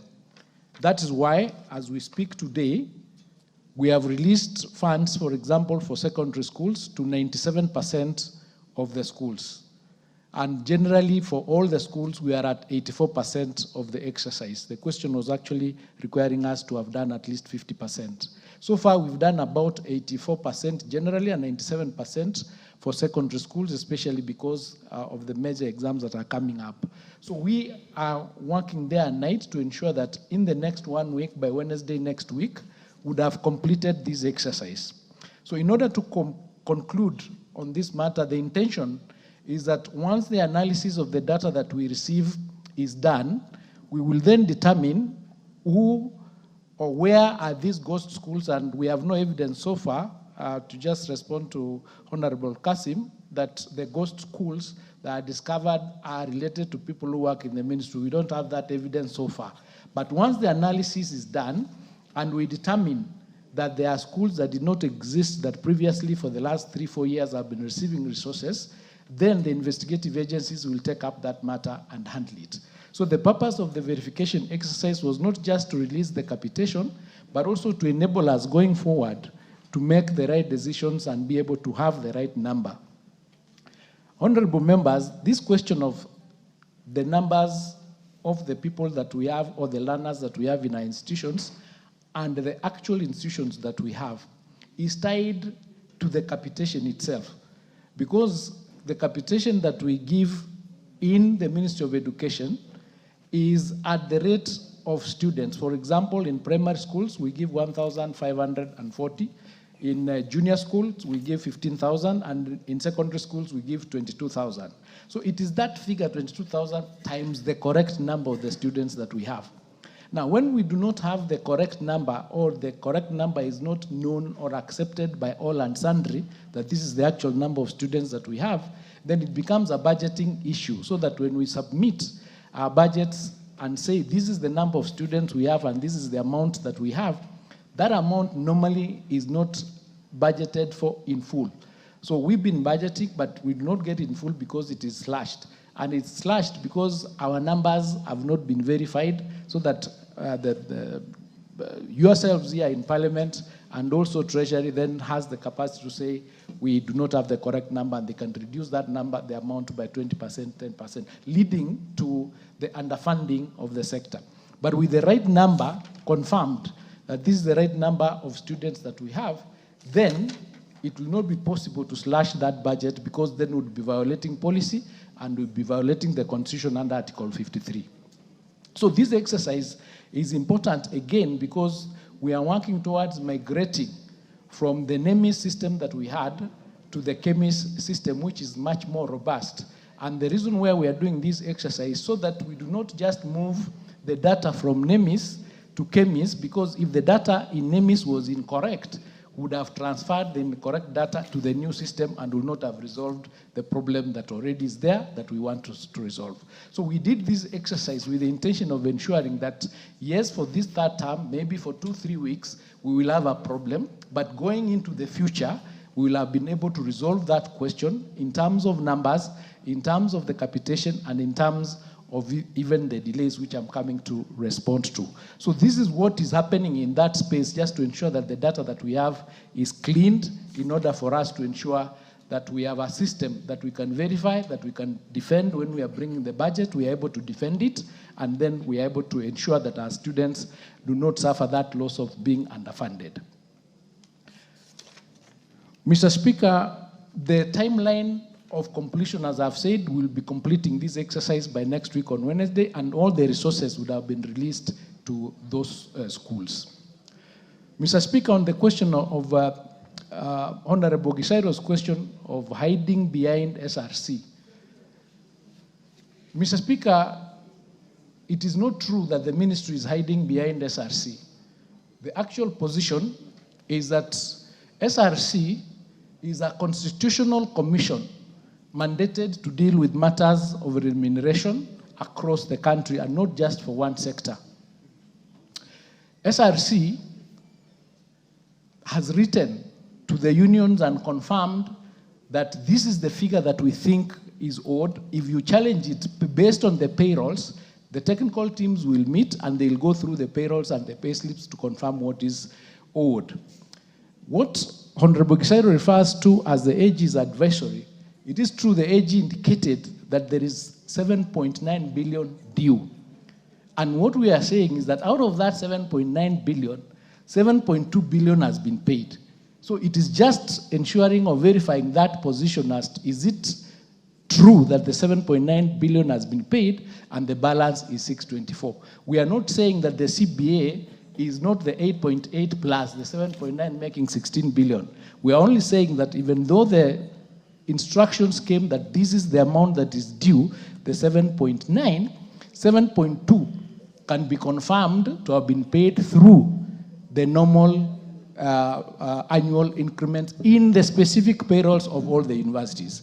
And that is the meeting that the teams are meeting tomorrow to go through and confirm what is due. And once that confirmation is made, then we will be able to agree on how the payment is going to be done. Mr. Speaker, it is not possible, for example, for the unions, for the ministry, to pay 7.9 billion when SRC has said 7.2 is paid, because that will be another audit query before this office, before this August House, that we've done double payment. So it is important that all these government institutions are aligned so that we confirm that this is the actual amount that is outstanding. Then we'll make a proposal on how that payment is going to be done. And of course, this is a challenge that has come because it's an old CBA that we are trying to resolve as we speak. I've answered the question of ghost schools. On the question of capitation, not going to schools that have TSC numbers, we need to find out the specifics, and then we can respond to that question specifically when the application was done, when the code was done, and whether they have met all the requirements that are required under our structures and regulations for them to be able to get allocated the capitation. On the lecturers' strike, I can assure you that as a ministry, we are concerned that, for example, a CBA of 2017-2021 is affecting students who are admitted in 2025-2026, because the students of 2025-2026 have already paid and they don't owe the lecturers anything. They are owed on a previous CBA. So there is a constitutional and a jurisprudential question there that perhaps we need to look at, but we are working day and night to ensure that that CBA is sorted out and we agree on how to proceed going forward. And that is why in the CBA, in the negotiations of the 2021-25 CBA last year, in 2024, it was the ministry that came up with the idea that we need to be negotiating our CBAs at the beginning of their cycle so that it is better or easier to plan going forward. So that is what we want to do. That's the commitment that the government has given. And that's why we were saying once we receive the parameters from SRC, which normally gives the beacons within which you have to negotiate, then the negotiations will be done. And from there, the issue of how that payment will be done will be agreed on, and therefore we'll keep our lecturers in class. We have no interest at all in allowing our lecturers to be in the streets because our students are suffering and we are alive to it. To Honorable Donya's question of the students waking up early, it is true, and I think you called me when you met the students somewhere along the way, I think it was in Oyugis. We have a regulation, a policy. The school begin at 8 o'clock and close at 3:30 for class. Those are the class hours that are given by the ministry. And there are circulars that are given to that effect, so that any institution that is violating this is doing it outside the guidelines of the ministry, and disciplinary action is taken on an individual basis for those institutions that are picking kids too early in the morning. So if we have specific cases, we'll be sure to take action against those particular schools.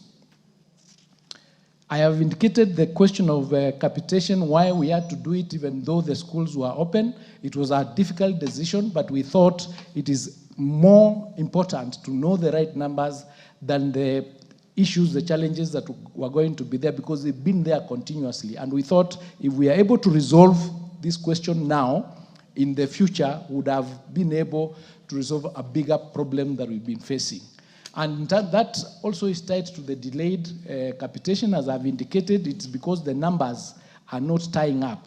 And currently, Mr. Speaker, in order to avoid the delays in capitation as a result of release of the exchequer, we are in discussions, and a technical team has been formed between the ministry and the Ministry of Finance to discuss on this issue of 50% first term, 30% second term, and 20% third term ratios. And what we are doing is aligning these ratios, aligning our academic year to the financial year. You will note that our academic year is January to December, for example, and the financial year is June to July. So we need to align that space so that, for example, if Treasury has more pressure for resources in the first term, we do not receive funds during that time. We receive more funds when they do not have pressure for the resources like the payment of debts. So this is the analysis that is being done so that if they do their spread across the 12 months, is there 2-3 months when they do not have pressure for resources and they have more money, then we can receive that money and ensure it is ring-fenced to avoid the situation of continuous delays when schools are opening. And this particular ratio, this particular arrangement may change once that discussion is completed, and we are hoping to complete that discussion this term so that come next year, we have a system that covers both the actual amounts that are coming and also dealing with the issue of delays. On the issue of Honorable Masito's question of the TSC in Kwale, the lack of teachers, again, it is the same exercise that is being undertaken also by TSC. And as you well know, we have shortages of teachers. That's why we have employed so far 76,000 teachers. 24,000 are being employed, and another 16,000 will be employed next year.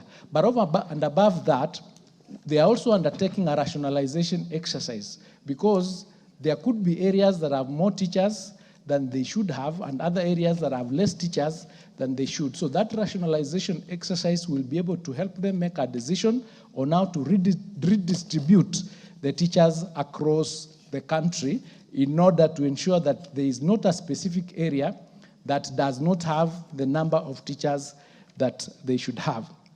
With respect to the question of hardship areas, Mr. Speaker, hardship areas are gazetted by the Ministry of Public Service. Currently, there is a review process that is going on to reevaluate the areas that are going to be called hardship areas so that in the country it is harmonized, because there was a situation where some areas are hardship and others are not, and they're actually from the same place. In other words, you'd find perhaps people who are working in the civil service get hardship in the same area where, for example, teachers do not get. So that harmonization exercise and review is being undertaken by the ministry, and once that is done, it would be gazetted so that each and everyone would be able to determine that this particular place is a hardship area. Mr. Speaker, the KCSE certificates that are held or withheld by schools is an illegality under the Kenya National Examinations Council Act, Section 10, and we've done circulars, and where we find that there is a principal, there is a head of institution who is holding this particular certificates, action is being taken, and as we speak, quite a number of discipline cases are ongoing through the TSC. So we are working towards ensuring that eventually we have all the certificates released, and if there are any specific cases that the certificates have been withheld, please raise them with us. We will definitely take action and ensure that those certificates are released to the students. Mr. Speaker. You're a point of order. Why don't you allow him to finish, and then you can raise that issue. You don't have to say point of order now. You wait until it's concluded. Honorable Bissau's question, I think I've dealt with the issue of delayed capitation and the question of distribution of infrastructure and teachers. It is the same issue that I'm talking about. For the last 2 financial years, we did not get any infrastructure funds, but in the 2025-2026, am I right? Yes, there was a provision of 1.3 billion infrastructure, which would be distributed among the schools or among the deserving areas. Honorable Francis Gay's question on the wave of strikes. Yes, there has been strikes, especially in a number of areas, and this is attributed sometimes to the fear of exams, because it normally happens around the 3rd term, but we've asked our principals, our parents, and our guardians to have discussions with students so that if there are particular challenges that the students are going through, so particular pressures, they can be dealt with at the level of the school. What is important to note is that in situations where students commit arson, like in instances of Litain, criminal action can actually be taken against them, and it has been taken against them, and it forces the parents to be required to pay for the rebuilding of those particular school properties that are destroyed. So it is important to just be alert, the career teachers, the psychosocial activities that take place in those schools, so that they can be able to engage with the students to ensure that where there is a challenge, where there is a problem, it is dissolved or it is dealt with earlier before it gets out of hand. There are many reasons why they are doing this. Some do not want to undertake exams, some feel like they are not prepared, and that has been the cause of some of these activities, but each case is being dealt with individually. Honorable Karoli Omondi's question is specific.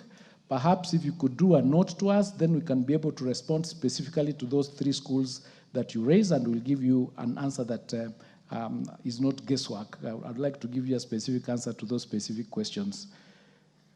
And with respect to sending of the students home, this is not allowed in 3rd term, because if it's a question of capitation, it is the head of institutions that was to submit the data in order for us to be able to release capitation to them. And some institutions that have been having problems releasing, we've been able to send our sub-county directors to them to help them upload the information that is required. We've required a little bit more information than it was before. For example, we need to know in each grade how many students you have, how many are female, how many are male, like that, all the way from grade 1 to grade 9, and then from 3 and 4. So we are going to do that, a reminder, so that they do not send students home. I submit, Mr. Speaker. The Honorable Martha. Thank you, Mr. Speaker. I figure you're giving me to ask the next. Order, Honorable. When you get just relax. Proceed. You're asking me to ask the next question? Yeah. Yes. No? No. Did you have any more clarification you Oh, needed on this question? just a point of information, Mr. Speaker, that I've heard the CS say that they have released 97 of all the secondary schools and 84 primary schools for the capitation versus what was requested. And I want to note, Mr. Speaker, that we were not requesting that you deal with 50%. We were talking of capitation to every school, the minimum being third term, not the number of schools. Okay. And on the issue of sending children home, yes, I wish the ministry could just ask their sub-county officers. Form 4s are at home. And I know in many constituencies, including mine. So I think that is an issue that the ministry needs to pick up. The MP for Kwanza, just give one quick rider and of course the MP for Nyeri Town. Yeah. Then we go to the next question. Proceed. I want to take this opportunity to thank you for giving me the chance. First and foremost, I think you've done the capitation. Minister, you, I think about a year now, all in the ministry. I just want to draw your attention to the fact that the ministry came up with this program of TVET. And from what I'm seeing, you've actually been giving out money. We are expecting that this can be done to be able to help our youth to be able to get jobs, what have you. I'm stuck up in my constituency. TVET has not been given the funds from their ministry. I contributed my bit from NGCDF, and up to now, I think there's a problem in the ministry. Lastly, very important, can you, as a ministry, give directives to TSC so that, Mr. Speaker, we have youths that finished school and graduated almost from 2011 up to now. Why don't you give directive to the TSC to employ the youth that actually graduated much earlier? Fair enough. And then now there's nothing. You have asked your question. Madenge? Yours is a point of order, relax. Thank you, Mr. Speaker. Mr. Speaker, I've heard the minister say that they've not had funds for infrastructure, but this year they got some money. Mr. Speaker, there's a program that the ministry is running known as Expansion of Infrastructure at the Secondary School Education Equity and Quality Improvement Program. Mr. Speaker, I'd like to know the criteria that the ministry has used in identifying and actually not identifying, in excluding the schools and the constituencies that have not benefited.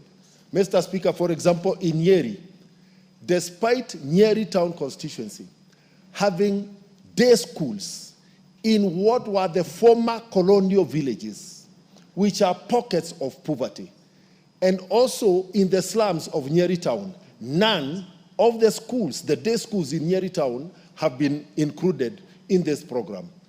I think this is causing disparity. One more question, Mr. Speaker, on the issues of teachers' salaries and promotions. Mr. Speaker, the ministry, using TSC, did some regrading of job groups.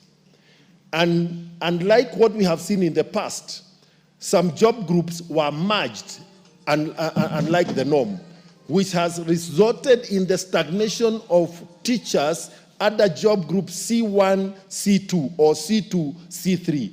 Why is the ministry having two grading schemes for salaries for teachers? The grading schemes for personnel employed by TSC is different than the one for teachers working in schools. Yes. But why didn't you file that question so that the minister can come prepared for this question?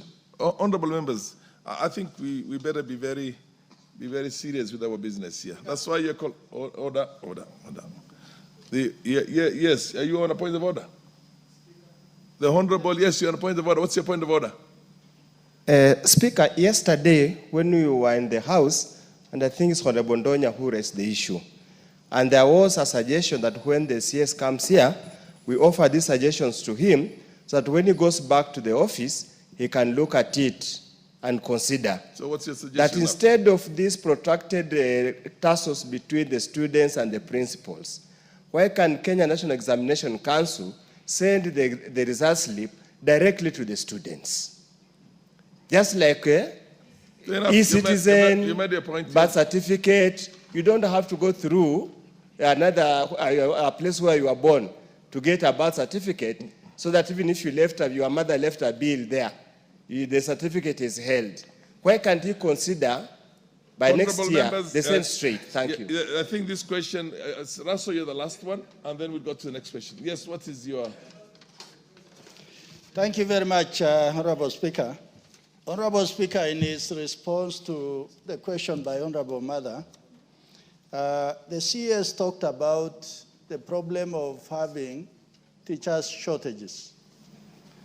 I want to put to the Minister, why has it taken almost 8 months for you to approve Marsabit Teachers Training College, when actually you will be able to train more teachers and try to fill in the gaps? Thank you, Mr. Speaker. Honorable Russell, seasoned civil servant who rose to the ranks and became a senior military officer. Why didn't you ask that question? This guy would have, the minister would have come, the CS would have come prepared with a comprehensive answer for you. And that's why we call this riders. Actually, we're trying to mask the issue of saying joy riders. You know what I mean? So let's be serious with our business and let members of parliament file questions that are specific and let the minister come ready to answer that. Honorable Mwenje, in appreciation of the times I served in this parliament with your dad, I'm going to allow you, although you came very late. Please give him so he asks the question, the last question, and then the minister responds. Thank you very much, Honorable Speaker, for even that honor. My question will be just very simple and straightforward, Honorable Speaker. The Cabinet Secretary had requested him to deploy education officers to the new sub-counties, especially in Nairobi, and I even wrote a letter to him. I hope he can give me a response on the status of deploying those new sub-county officers within Nairobi County. Thank you, Honorable Speaker. Honorable Minister, you can answer that, but do not feel, or rather, don't take it obligated to answer a question that essentially was not part of the original question. If you can answer it, it's your pleasure. If not, then we'll always give another date or another time. Thank you, Mr. Speaker. The Marsabit Teachers Training College, I'll find out why it took long, but the shortage is not because of lack of teachers. It's because of lack of resources. That is, we have to have a budget before we employ the teachers, because you can't employ them without a budget. And we'll discuss with TSC to ensure that that is done, because it is a constitutional, an independent constitutional commission in charge of teachers and teaching resources. But we have had discussion with them, and we've agreed that in this new team that they are employing, they employ the people who qualified earlier, the people who are almost 45 years old and above, who qualified many years ago and have not gotten a job. So that is the policy that they are going to use. With respect to the issue of Nyeri, the KPIL program has a selection criteria, and we shall be able to endeavor to provide that to Honorable Madenge to confirm whether and to see which schools from Nyeri have or are not there, so that we can be able to be on the same line.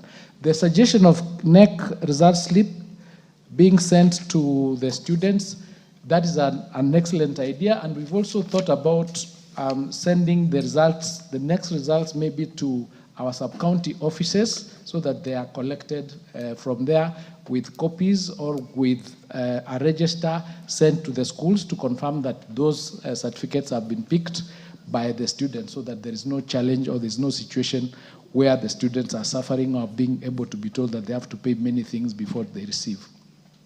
Deployment of education officers to the newly created sub-counties. We are working towards posting the DDC to those sub-counties from the ministry. Then we will be able to do the identification, have those officers. And that exercise is actually ongoing. The analysis is being done, and the resources that are attended to it, so that they can be there. We anticipate that by January, all the officers will be in place. Thank you. Fair enough. Honorable, are you on a point of order? Sorry, on Ferdinand's question, I know we've agonized over the Kwanza TVET institution, and we are really pushing to have the resources so that we can be able to provide for the TVETs that are required. In fact, the department requires 790 million to be able to allocate to the TVETs that have been started that require to be completed. So, but we are doing everything possible to get those resources to ensure that those institutions are completed, because you've already committed resources to them. So we are doing something about it, Honorable Wanyonyi. What is your point of order, the MP for Yatta? What's out of order? Go to the next one. Well, it's not a point of order, Mr. Speaker. I only have one question, which is actually a follow-up on what my colleagues have asked. It's in regards to the help disbursement, Mr. Speaker. There is actually prolonged delay in disbursement of help, and so many of our young students, particularly from poor families, are coming to our offices. So what is the ministry doing to mitigate the delays in disbursement of help? Because that's a major concern to many parents, Mr. Speaker. Minister, if you wish to answer that, I will then give you, you can have a quick shot. If not, then it will be, the MP will have to be told to list that question himself, and then you. Again, there might be a delay in the disbursement of help is because of the exchequer, and we are doing everything possible to ensure that the resources that come are disbursed as soon as possible to the students who have applied. So we are doing something in that space, and we continue working towards ensuring that our students, especially from the poor families, as you've indicated, do not suffer. So we keep following and working very closely with National Treasury for the resources to come, then they are disbursed to those students. Honorable Nikala, I want to go to the next question. What is your point of order? Mr. Speaker, the Honorable Minister is really answering prepared questions very well, but one pattern is coming out, that what we see on the ground is different from what he knows. And he says, if you have any case, let us know, we'll investigate. Does it mean there is actually a disconnect between his office and what's happening on the ground? What exactly? One, yes. The children are going to school early. Honorable Ndonye said he saw them in Oyugis. I see them on Farasi Lane every time I leave at 5. Students have been sent home. When I was last week, I know about 3-4 schools where students were sent home. Certificates are being held. The minister has even given instructions. He's saying if there are specific cases. Mr. Speaker, what this means, that the information we see does not reach the minister.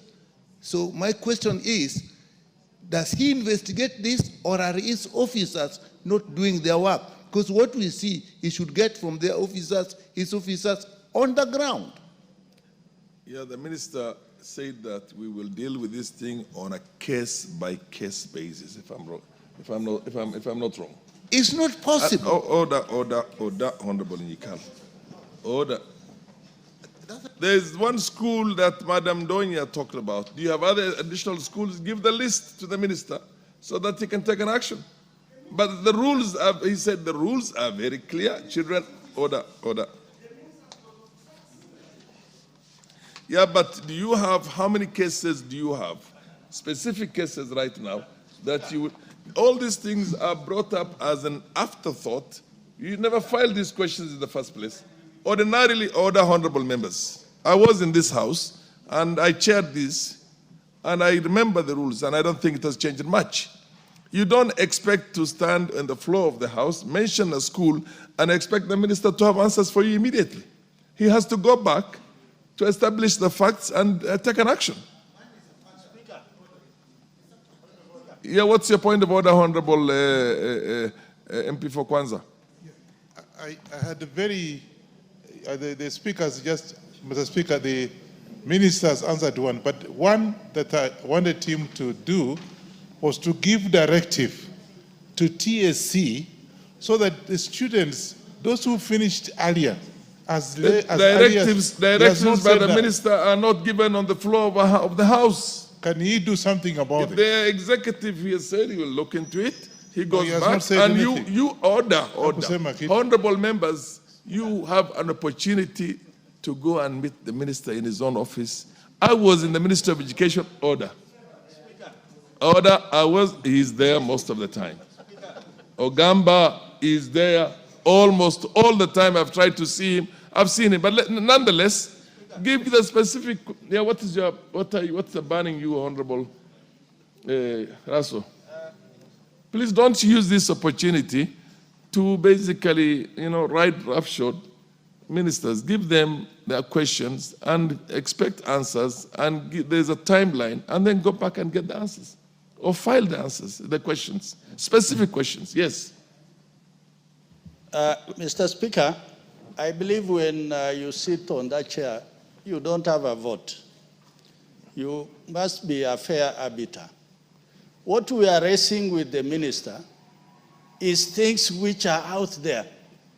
We live in Nairobi, and children leave their homes at 4 in the morning to get to schools. What sort of learning takes place when a child who is 5, 6, 7 leave their homes at 4? An arbiter, an independent arbiter, does not mean he has to agree with you. The minister has said the rules are clear. You have specific cases, go and talk to him about it. Mr. Speaker, we are the representatives of the people. And that is why we must have our word, and you should hear us. And even if the minister has no answers, he has actually said that he will go away and investigate or give us answers. Which he has said he's dealing with these things on a case-by-case basis. Yes, Donya, what's your point of order? Yes. Sorry, the school-going children are in uniform. Yes. He doesn't need to investigate. He can even liaise with the Ministry of Interior. Police officers are everywhere. They arrest these children, they take them to the police station, and then you question the school. Mr. Speaker, I come from Kisii, where we have high rates of defilement. These children, they are on the road by 4:30. There is no electricity. We have so many bushes, meaning we have given out our girls just to the world. At 4:30, are they studying for PhD? It is the minister who should do a circular to schools, and it has to be a tough circular so that we say school begins at 8, the way he has stated. Then they will leave home at 6, which is good time when everyone can see. When they report to school, Mr. Speaker, and if they don't honor the circular, then something can be taken to those schools the way it has been before, when they were told the schools must have yellow buses. Everything was in order. I support Honorable Raso because Kisii, check the statistics. 60% are teen mothers. It's not something to smile about. Waziri is my uncle. He must act, he must be tough, and in fact, next week I'm going to Kisii. If I bring more photos of children going to school, something has to be done from Waziri's office. It is not a walk in the park. It is very bad for our young girls going to school at 4:30. Are they doing masters? Which education is this they are going to participate in, Mr. Speaker? It is really bad. Minister, Cabinet Secretary, that the issue being raised, although not as a question by any of the members, but nonetheless, we are all parents, and she has a very emotional issue here when you talk about teen girls who are pregnant and the dangers that they face. Can you give a firm undertaking to this House that the matter is going to be dealt with as a matter of urgency? And that agency itself, including a public pronouncement from your office to all those schools, to the serious consequences of exposing children, pupils, and students to the kind of dangers that the members are talking about. On the same issue? No, not on the same. 1 minute. Honorable members, this is a house of rules. We can't sit there so that you keep on thinking of one question or the other, which you had not filed before. Okay, what is your question? Thank you, Honorable Speaker. If us as members of National Assembly, we see these kids, and including yourself, where does the CS live that he needs evidence from us? And I believe as he moves around, he also sees these kids, surely. Order. That matter has been raised by the ruling from the chair here, which was very firm. Cabinet Secretary, give a firm undertaking. Given the fact that there is this dangerous exposure of our young girls. Thank you, Chair, and thank you, members, for that concern. We undertake as a ministry to work with all other government agencies to ensure that our circular on the school times are adhered to, and serious administrative action will be taken against any institution that violates it, so that we can bring that back our institutions to order with respect to the school time. So we undertake as a team, and we are going to make the pronouncement to ensure that even our officers on the ground are actively ensuring that that circular is adhered to. Not just the circular, what everybody will see, including your pronouncement in the media. Yes. Because seriously, we cannot allow young girls to get exposed to what. Thank you. And in the meantime, I think every member of parliament who has issues like that in his backyard should come and report to the cabinet secretary, so that they're able to specifically go to certain institutions, send people there, carry out an exhaustive investigation, and bring to book people who are flouting the circulars and the rules of the ministry. Is that good enough?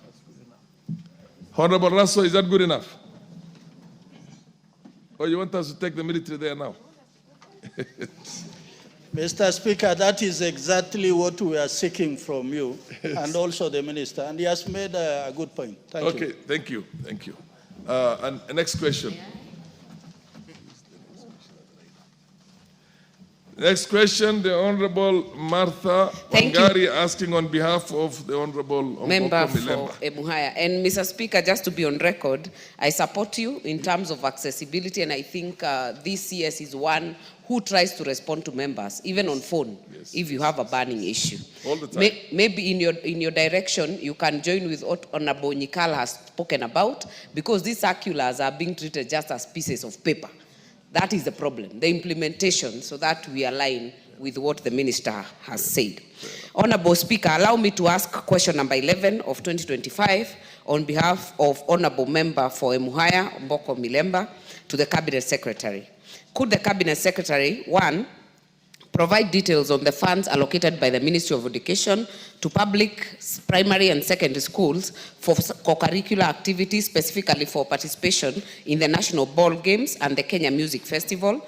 Number two, state how much money is retained by the Ministry of Education from the capitation funds allocated for students on co-curricular activities, and explain why schools are fundraising for these co-curricular activities, yet they ought to receive capitation. Number three, outline the facilitation provided by the ministry to learners and teachers participating in regional and national competitions, such as the Kenya Music Festival. Number four, and finally, explain why the sub-county education officials require head teachers or principals of schools to remit part of the capitation funds to their offices, which are then channeled to the Ministry of Education for co-curricular activities, even though the funds are intended to directly facilitate students' participation in such activities. Thank you, Mr. Speaker.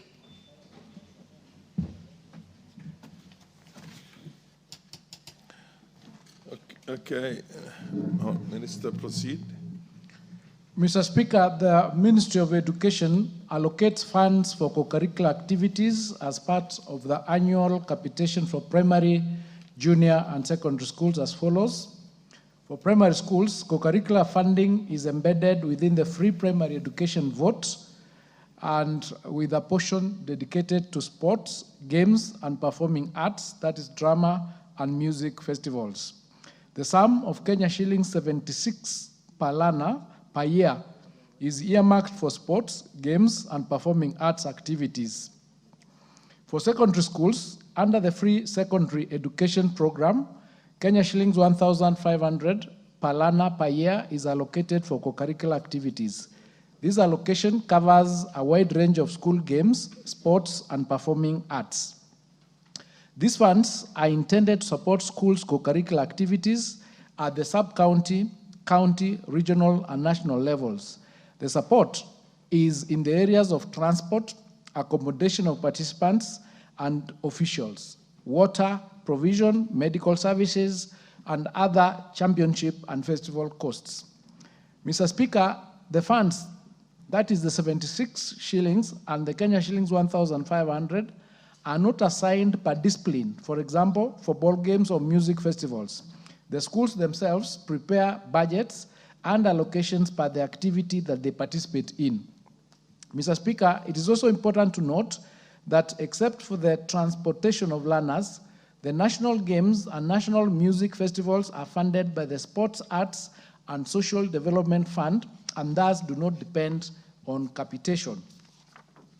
Mr. Speaker, on the second question, the ministry retains part of the capitation earmarked for co-curricular activities as follows: Kenya shillings per learner per year for primary school and Kenya shillings 500 per learner per year for secondary schools. These funds that are retained are consolidated and sent to the regional, county, and sub-county offices to run co-curricular activities at those levels. The balance of the amount is sent directly to the schools. However, it is important to note the following challenges that impact on resources. Number one, cost of national representation. When schools qualify for presentation to represent counties or regions at national competitions, the cost of participation often exceeds the standard capitation provided for because the funding formula is designed for average participation at the local and sub-county levels. National participation involves hiring of transport, boarding facilities, and logistical costs. Number two, delayed disbursements. Occasionally, delayed release of funds by National Treasury affects timely facilitation, leading to schools needing to bridge funding gaps through internal fundraising or support from the local stakeholders and other well-wishers. Number three, specialized events. Some competitions, e.g. music festivals, performances, involve things like costumes, instruments, and choreography. These require specialized resources beyond the standard per learner allocation. The ministry is reviewing funding guidelines to address these gaps and reduce reliance on support from other well-wishers as much as that may be necessary due to limited resources and higher requirements. Question 3, Mr. Speaker. The ministry facilitates learners and teachers participating in regional and national co-curricular activities as follows. Number 1, transportation grants. Partial funding to support school teams to travel to competition venues. Number 2, they provide for uniforms and costumes which are necessary, especially when competitions move beyond school levels. Extra funding becomes necessary to cater for these items. Number 3, accommodation and meals. Through collaboration with host institutions, the ministry subsidizes boarding and meal costs. Number 4, coordination and logistics. The ministry deploys officials to coordinate scheduling, officials, judging, and venue preparation for national events. Number 5, training and workshops. Capacity building sessions are organized for teachers and adjudicators to ensure high quality performances and standardized assessment criteria. Number 6, awards and recognition. The ministry provides trophies, certificates, and other recognition incentives for outstanding performances and to promote talent development. This facilitation is, however, dependent on budgetary availability and prioritization within the education sector funding. Mr. Speaker, for co-curricular activities this cycle, for example, the sub-counties received only Kenya shillings 155,000 for all the second-term activities. Counties received 505,000, while regions received an average of 1.2 million. This is grossly inadequate to run all the disciplines: primary ball games, special needs primary games, junior school ball games, secondary school games, special needs secondary games, and Kenya Music Festival, primary, junior, and secondary. The Western region, for instance, required a total of 219 buses to transport learners to Meru for this year's music festival. This implied approximately 13.1 million requirement for fuel alone at the cost of 60,000 shillings per bus. Going forward, Mr. Speaker, we are working towards mobilizing more resources for co-curricular activities through securing optimal capitation allocations. And at the same time, we are also working to achieve cost effectiveness in the management of co-curricular activities, including exploring, for example, digitizing some aspects of the co-curricular activities like virtual adjudication. And lastly, Mr. Speaker, the ministry's field officers are not authorized to demand remittances from schools' capitation funds for any purpose whatsoever. Capitation funds are intended to be managed at the school level per learner-centered activities, including co-curricular participation. If there are any cases, again, of schools being compelled to remit such funds, the ministry would appreciate reports to inform appropriate and immediate action. The ministry's field officers may only be involved if schools, on their own volition, seek support in coordinating the pooling of resources to centralize logistics for cluster-based activities. Where this is done, the field officers are required to do so in a transparent and accountable manner and in conjunction with the schools themselves. I submit. Thank you, Mr. Speaker. And on the last one, of course, to the CS, it wouldn't be official for them to complain openly, to say they have received money. But this matter was very heated on this floor. And that time, the music festivals, I think, were in Meru. And many of these schools were stranded. And that's why this question was raised, because they were coming to the MPs to help them fund fuel, food, or any other expenses. But my follow-up then would be, Mr. Speaker, if you give 76 shillings only and then retain 40 shillings per learner, then it means already you're giving 36 shillings only. And you have retained 500 from 1,500 from secondary schools. By all means, this money cannot be sufficient at all. So my follow-up then would be, when you say that you're working and reviewing funding guidelines, what exactly does the minister mean? Is it the issue of budgeting, or is it the issue of vote allocation, so that you are looking at how much goes to co-curricular activities? And maybe some of these issues should be done before we head to the next national competitions, because I know I've seen schools really struggle to fund sports, to fund music festivals, and even costumes. In fact, it has been easy because of the coalition with the NGCDF. I know, like in my sub-county, issue like costumes and uniforms for games, we did through NGCDF. So maybe the CS can clarify that. What does that exactly mean? And where does that money that is retained go exactly? And does it translate to go to the schools? Because schools still struggle. Thank you. Yes, the Honorable MP Foyata.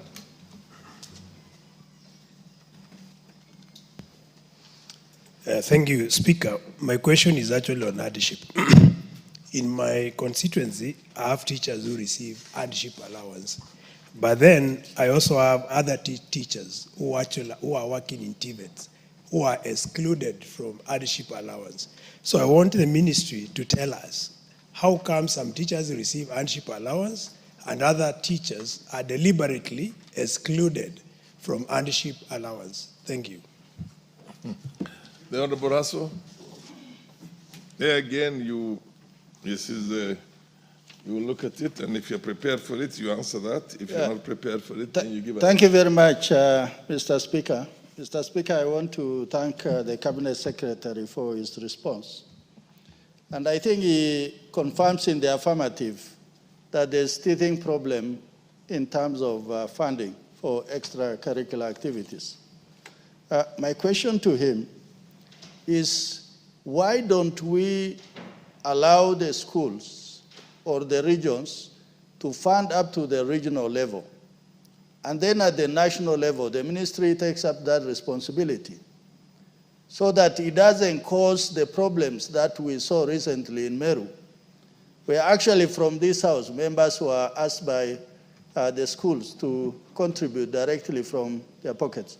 Thank you, Honorable Speaker. Yeah, the Honorable Oyula of Butula is in the house. Yeah, thank you, Honorable Speaker, for giving me the opportunity. Honorable Speaker, I want to ask the Minister about this support to games and other activities. We have faced a lot of requests, and particularly when a school qualifies to go beyond the national, because we have some schools that participate in the East African games. Now, they come to a stage where they cannot even raise a cent, and yet they are expected to travel, say, to Uganda or to Tanzania. I've had some of my schools going across. So can the ministry, just as it has been raised by one honorable member, can the ministry take up such expenses so that we don't subject parents to raising funds that our school is going outside, we have qualified, we are going to Uganda or Tanzania, so that the ministry takes full responsibility of these schools that represent us in the East African Games. Thank you. MP Oundo, Funyula. Thank you, Honorable Speaker. It's gratifying to note that the Cabinet Secretary is considering alternative means of adjudication so that we don't continue punishing our children, we don't continue burdening the parents to take kids all very far distances. Probably we could also make it as a policy, look for the more central place so that the cost of travel is shared equally. But Honorable Speaker, allow me to draw the Cabinet Secretary to a letter dated on 3rd October 2025, reference number MOE-HQS/3/6/125. Honorable Speaker, that letter is inviting some schools to go to Nakuru for some award ceremony for Mazingira Award.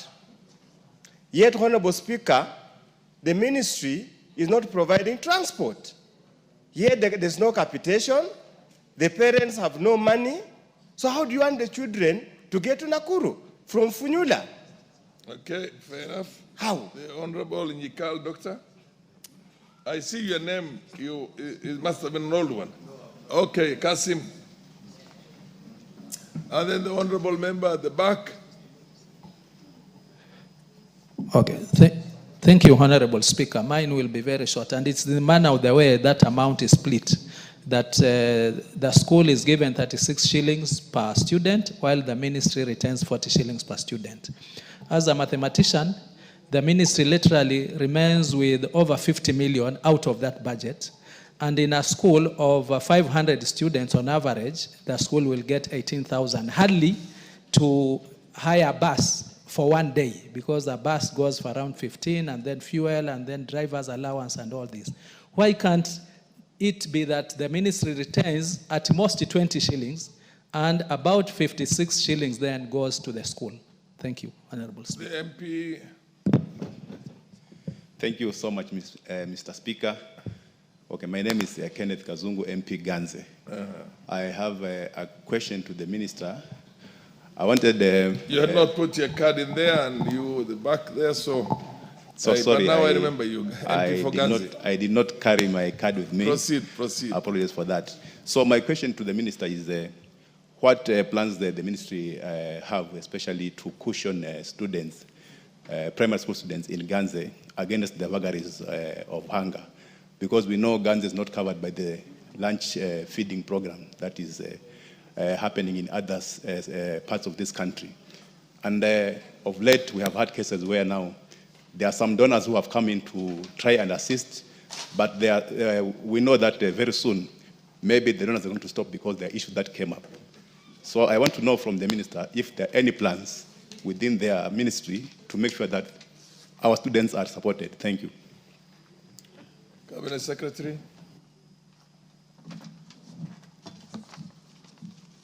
Thank you, Mr. Speaker.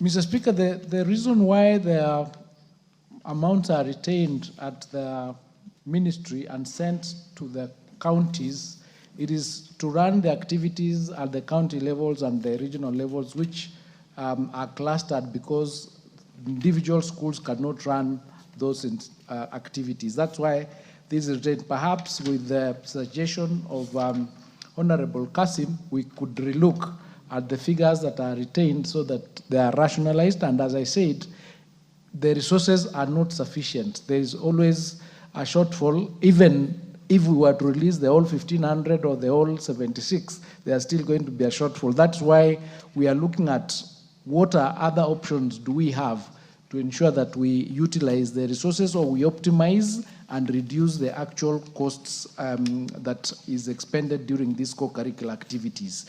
So we are just looking at the whole scenario and interrogating the status as it is to get the best possible way to ensure that we do not lose the capacity of our students moving up the ladder to national because we don't have resources, but to ensure that they actually come without the suffering that they have been undergoing through because of lack of resources and reliance on well-wishers. So that is a discussion and is a review that is ongoing, and perhaps towards the analysis that I indicated on the numbers, etc. Once we are able to have the correct numbers, we might be able then to place a budget that is sufficient to cover for these particular activities in a manner that the ministry will take full control of the all activities to avoid a situation where the students or the head teachers are required to get support from other individuals to support.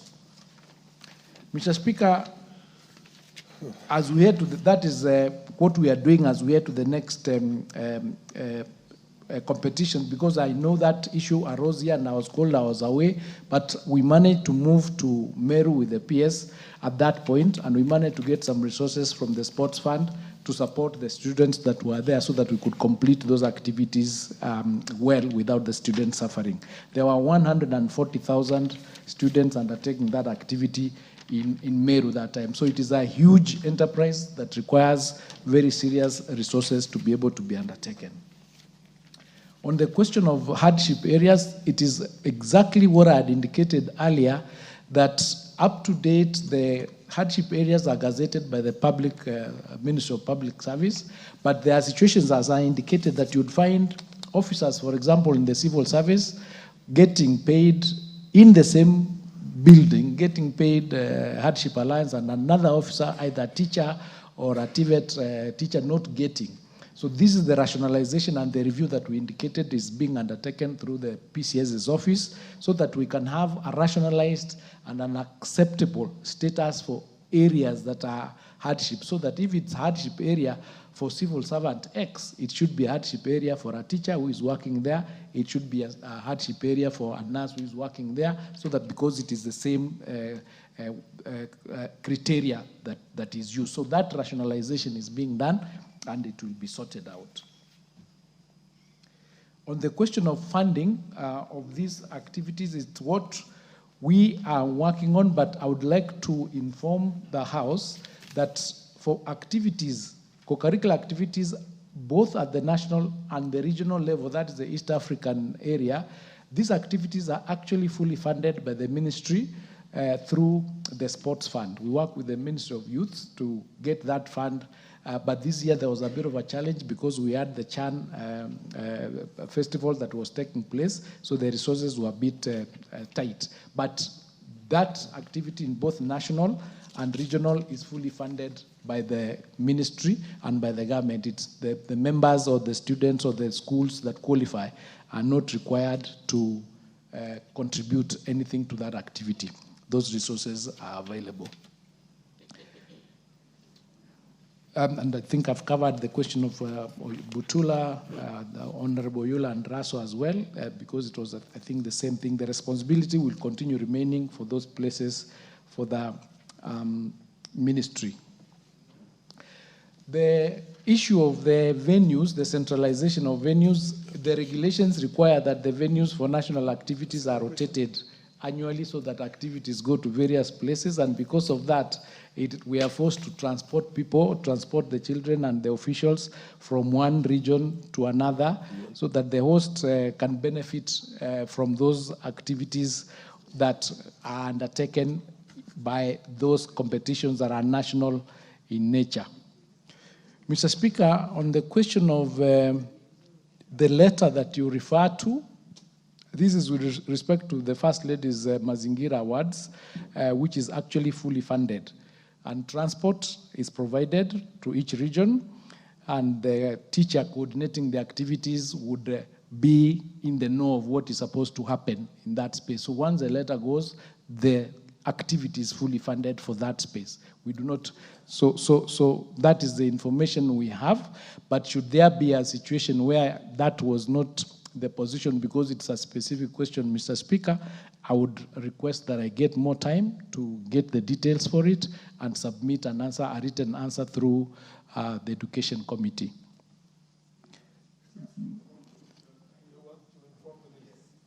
Proceed.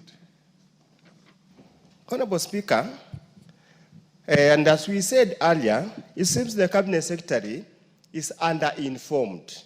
I don't want to say misinformed. He's underinformed. Frantically, even as today morning, the Sub-County Director of Education of Samia District told the head teacher and the board members, mobilize resources from the community to get yourselves to Nakuru. And here the minister says it's full funded, including transport. So where's the information gap? Is it being deliberately underinformed, or is it a case the funds have been released for transport? His education office have withheld the funds, or as we say in my vernacular, they have eaten the money. Now they send the members of public, the schools, to go disturb members of public to fund as part of the continuous program of literally looting from members of the public. Cabinet Secretary,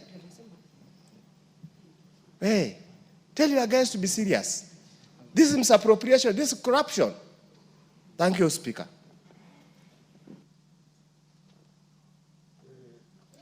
Yes, Minister. Yeah, Mr. Speaker, as I said, the position is that they are fully funded, so we'll get to the bottom of it and respond. I can't really give you the evidence from here. I need to go back and get the actual details because the activity is clear. Mr. Speaker, on the question by Kazungu on the plans that we have, currently we are undertaking a feeding program of our students up to 2.6 million with a plan to move that number to 10 million by 2030. But what we are doing as a ministry right now is rationalizing the various players in the market who are actually supporting and sponsoring school feeding programs in various areas of our country to ensure that we have a view on what they are doing, and so that we can be sure that the students that they are supporting without them being required to undertake activities that are not in line with their beliefs or otherwise. So we are doing something in that space to increase the number, because we have quite a large number of students or learners that we are not able to feed, but that is again because of budgetary limitations. But as we work towards harmonizing all the players in the sector, we believe that we'll be able to increase the number and rationalize it in a way that we can distribute the resources that are available to the areas that require them most, including your place here. Next question by question number 70 by the Honorable Kimayo.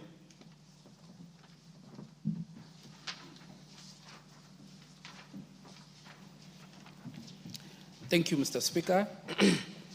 I rise to answer question number 70 of... To answer or to ask? You ask or you answer the question? To ask. Okay, proceed. Thank you, Mr. Speaker. I rise to ask question number 70 of 2025. Could the Cabinet Secretary, one, explain the rationale behind the recent reduction in capitation funding for public primary and secondary schools, and outline the measures the government is implementing to mitigate the impact of this decision on learners and parents? 2, provide the current capitation rates for both primary and secondary school students and indicate how these compare with previously established policy thresholds under the free primary education and free day secondary programs. 3, outline the actions taken to safeguard equitable access to quality education for all learners, particularly those from economically disadvantaged backgrounds in light of the capitation shortfall.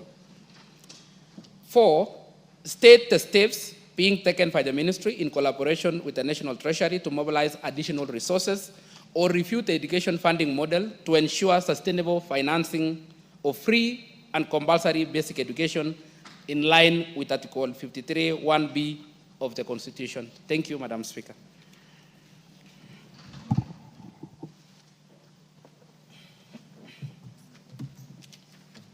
Cabinet Secretary. Thank you, Madam Speaker. I beg to respond to the 4 questions as follows. Madam Speaker, firstly, we wish to clarify that there has not been a decision to reduce capitation funding for primary and secondary schools in Kenya. The approved capitation rate to be provided by government under the free primary education program is Kenya shillings 1,420 per learner per year for primary, and the approved rate for junior school is Kenya shillings 15,042 per learner per year, and the approved rate under the free day secondary education program is Kenya shillings 22,244 per learner per year. The government is committed to fulfilling its obligations under the Constitution to provide free and compulsory basic education. The ministry utilizes the budget that is approved by the National Assembly to provide capitation to learners. We wish to point out, Madam Speaker, however, that sometimes the ministry is compelled to provide lower than the approved capitation rates due to the reduced allocations in the approved budgets. The current state of funding for the free primary education and the free day secondary school education programs for the year 2025-2026 is as follows. For free primary education, the requirement for this financial year was supposed to be 9.11 billion.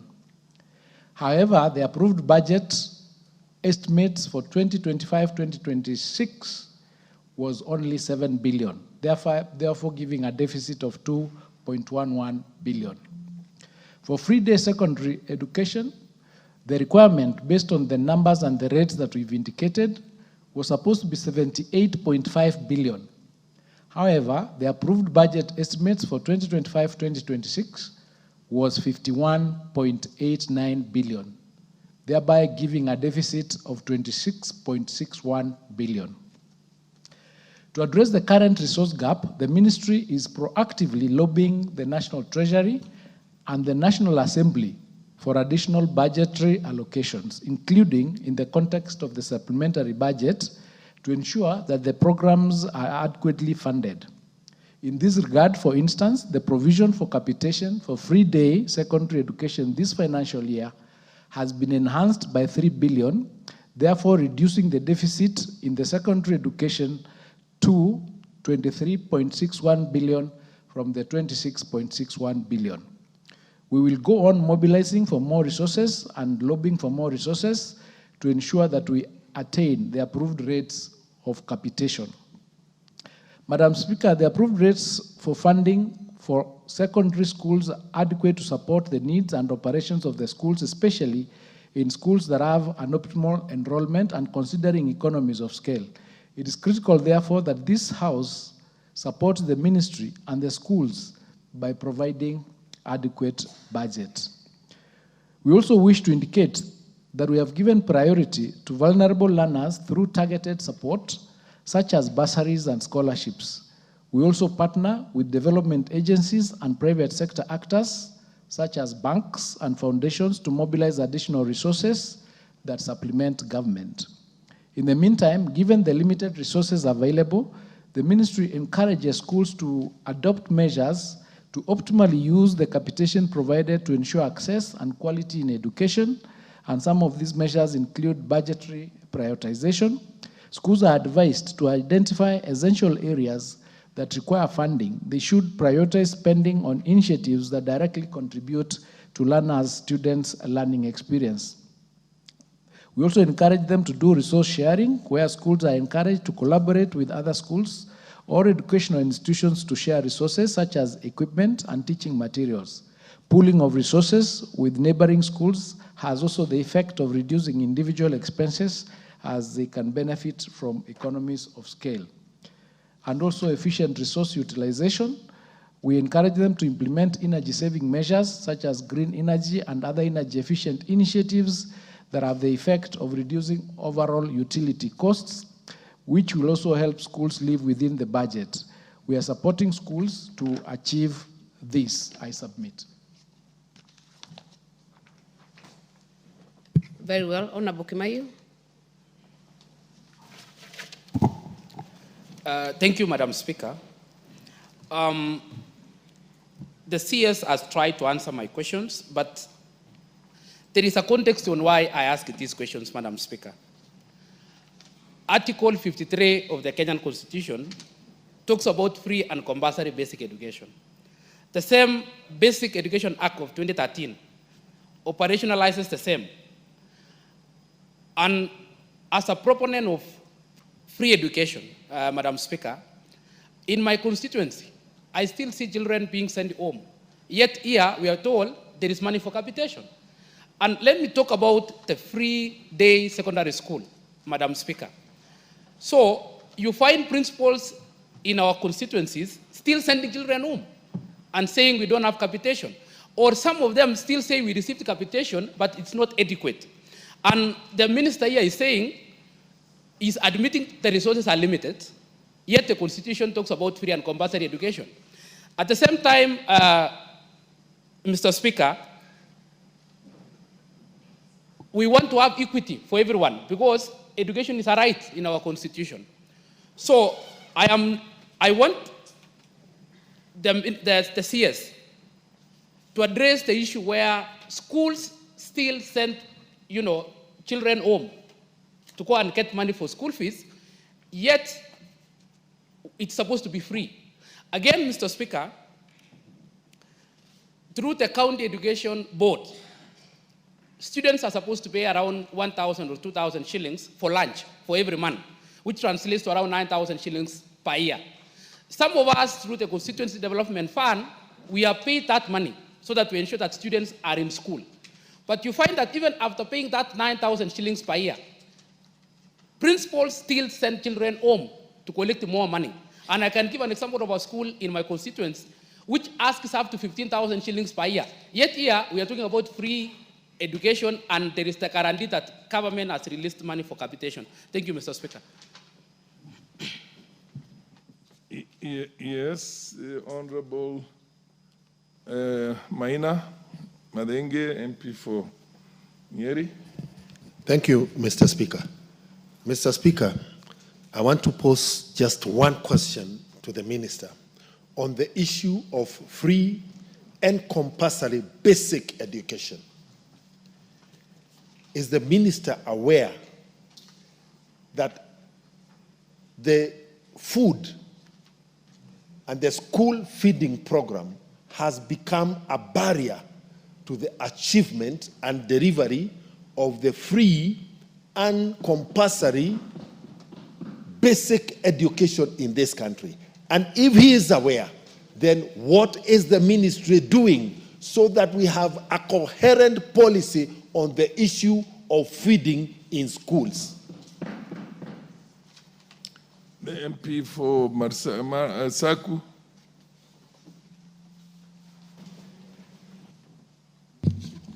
Thank you very much, Honorable Speaker.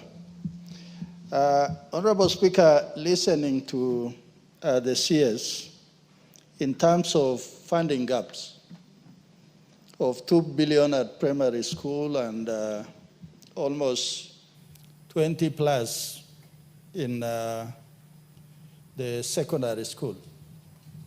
My question is, considering you have that funding gap, what is the predictable expectation of teachers or head teachers in terms of supporting that education which you almost call free? And I believe it is not free. Actually, nothing is free in our country. Thank you, Speaker. MP for Marakwet West. Did you put in your...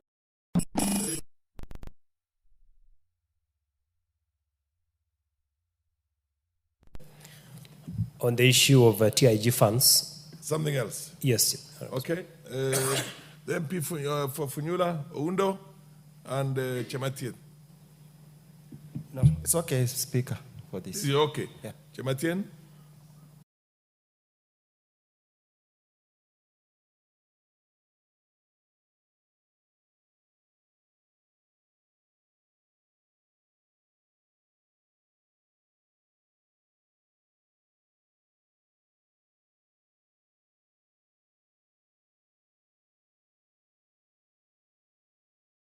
Not in terms of money, in terms of quality, is what is hindering this country. You realize most of the learners come out of the school who are half-baked, and most of them are almost illiterate because of the quality we give.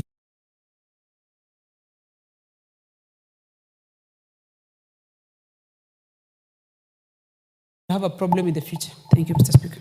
Kasim, MP Kasim. Thank you, Honorable Speaker. Now that the CS has admitted, and it's not only this financial year, even in the previous financial years we've been having gaps, why don't we remove this word free? Because to most parents, when the CS says there is free, and he knows very well that there is a funding gap, some parents literally refuse to pay their balances. You give them a bursary this term, after the end, once that money is, they come back to you. They don't do anything because education is free. Why don't we be realistic, yes, and say from today henceforth, it's not free, so that even the parents can prepare to pay. Thank you, Honorable Speaker. Yes. Keses, MP for Keses. Thank you, Mr. Speaker. I was wondering, you are calling me Keses. I am a member of Parliament for Keses constituency. Yes, I said MP for Keses. Thank you. In line with this free discussion of free primary, there is projects that are being run now by the ministry in preparation for senior secondary education after JSS, the twin laboratories. Mr. Speaker, I would wish the CS to clarify the procedure of identification, because what we are getting on the ground is purely distortion, in the sense that the real needy schools have been left out. Number two, the criteria in line of allocations, because you get some constituencies are getting even 1 or 2 or at least 4, others are getting even more than 10. Number three, why are these things being done so silently, even in the absence of the knowledge of members of Parliament, who happens to be struggling with the issue of allocating, even pushing the allocation of even CDF to support the same, so that at the end of the day, you might find duplication. Why? What is the interest behind this silent, under carpet work being pushed by the ministry? What is the interest behind it? Why not being done open, yet it is public resources? And what I mean by public is public. NGCDF is public, it is done through public participation. Why this one of ministry being undertaken, done undercover? Thank you. Honorable Wako Naomi.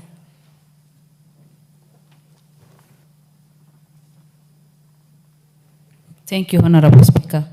In line with the same free education, my concern is when we started the free education, of course, it was good news to everybody and every Kenyan. And many parents started taking their children to school. But today, many parents are suffering because they cannot pay their school fees. Can the minister come out clearly and tell us what is expected? Because in some of the remote areas, people know that it is free education, but when they come to school, they are frustrated. And it interferes with the performance of the children. And then for these other facilities that is being done, can the minister tell us whether it is done nationally and in all the areas, or it is to specific areas? Because in some of our areas, you go to some schools and you cannot see this. And I want to finish with the school feeding program. I know it is not there, but school feeding program.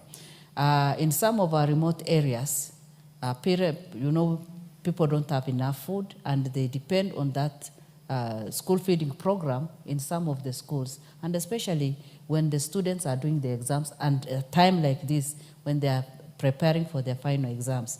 Can the minister tell us the plans they have for all the areas in this country, for all the 47, all the wards, and every school in this country, so that the school feeding program, especially in northern part of Kenya, is well catered for to take care of our students who are sitting for the exams? Thank you. Minister. Thank you, Mr. Speaker. To the question of free and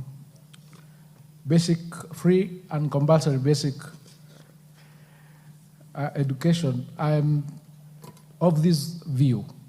The Constitution requires us as a government to provide a free primary and secondary education under Article 53, but we have financial limitations.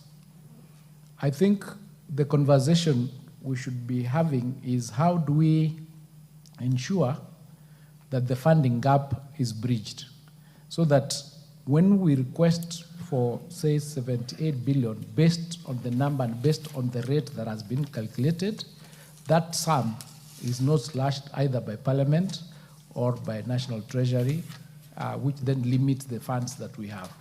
So the solution to this is ring-fencing that budget just to ensure that we meet the requirements of the Constitution of providing free education. It is a challenge because we've not been getting what we request for. So once we agree as a country that we are going to enforce that article and the resources that we request for are ring-fenced for purposes of ensuring that that mandate is undertaken, then we will have complied with the requirements of the law. So we have to work towards ensuring that the resources that are requested are budgeted for, they are allocated. And one of the steps we are taking to ensure that this happens is what I indicated earlier as the verification exercise, so that we have an actual number that is known by each and everyone, that this is the number that we have. So that based on the provisions of the Constitution, based on the numbers that we have in both primary, junior, and secondary, based on the policy of the rate that has been given, it would not be incumbent upon anybody then to slash that budget. With that, as a first step, would be able to resolve a lot of the challenges that we are facing in the sector. But the Constitution requires us to do free education, and that is the legal and constitutional position in Kenya. With respect to the lunch money, the ministry does not provide for lunch. This is an arrangement that is made between the schools and the parents, the 1,000 or the 1,500. That is an arrangement that is made for between those individual schools. And we, as a ministry, do not have a budget to give for lunch, but we do have the budget to do the school feeding program, where I indicated earlier that currently we are doing 2.6 million learners. But the vision for the ministry is to move this number to 10 million by year 2030.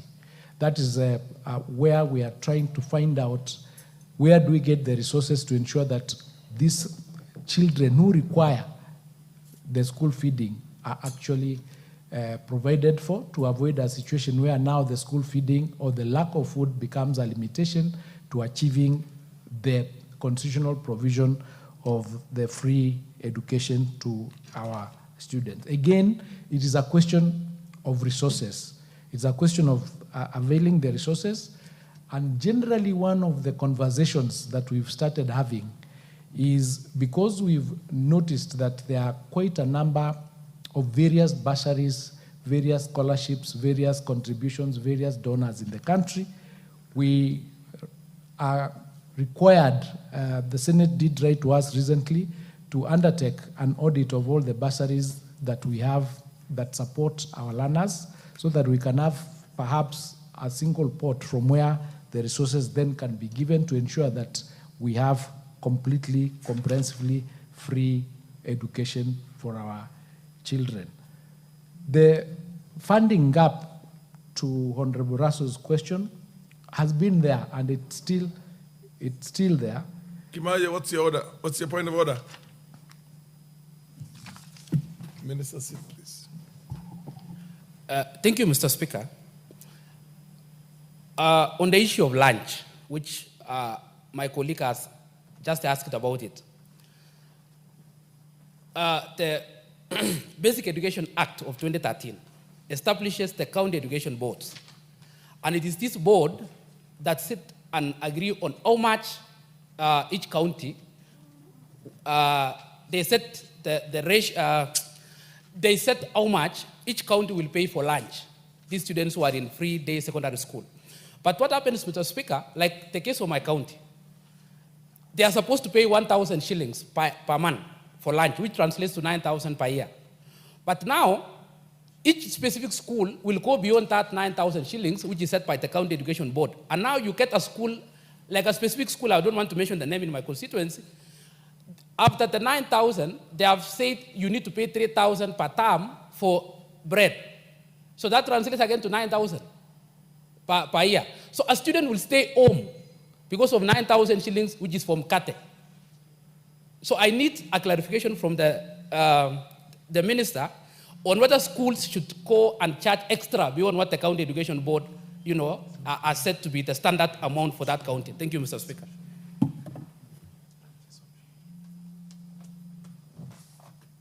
Mr. Speaker, as I've indicated, the ministry doesn't require that parents pay for lunch. It is optional. So that the teachers or the head teachers should never ever send students home because of the optional arrangement that they have between themselves and the parents. That is the actual and policy position of the ministry.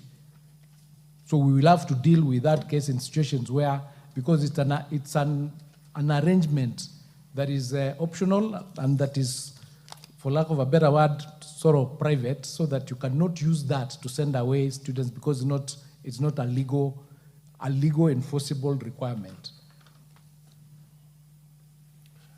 Okay. The other issues that relating to the question of free versus the quality. Again, as I indicated, because of these gaps and because of the challenges that are there where, for example, students may not come to school all the time because of these limitations, the quality might be affected. And as I've said, to remove or to adequately address that issue, we just need to ensure that the resources that we request for are allocated and they are ring-fenced to ensure that this space is protected. Thank you.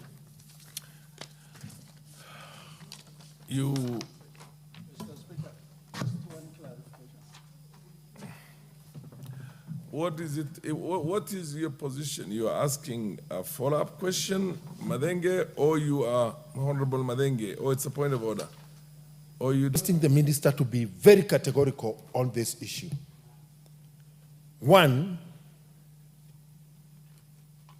that it is the ministry's position that any head teacher who sends a child home on account of the parent not having paid for lunch money is violating the policy and the directive of the ministry and the minister and the law.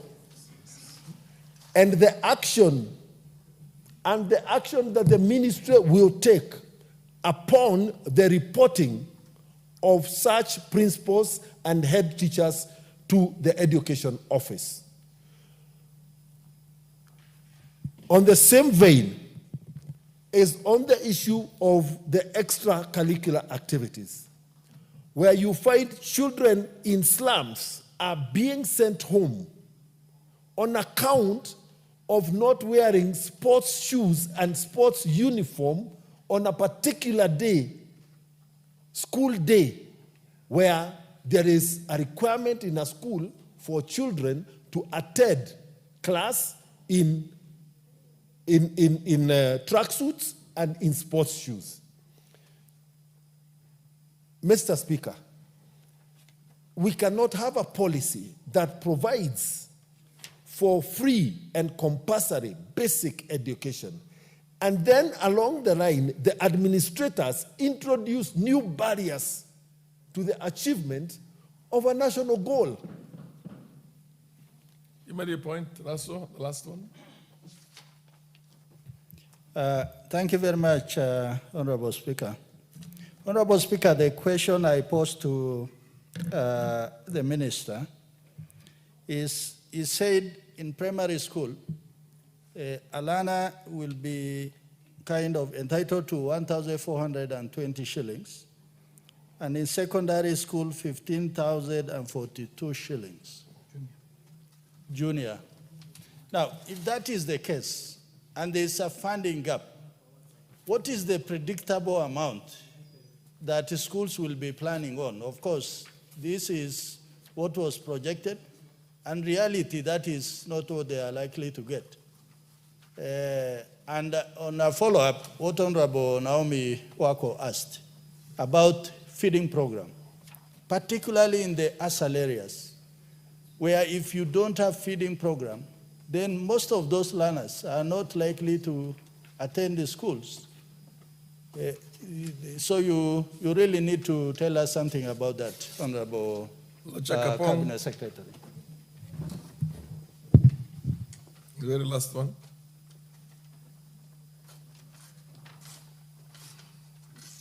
Yeah, thank you, Honorable Speaker. Listening to the Minister, there are serious funding gaps in basic education.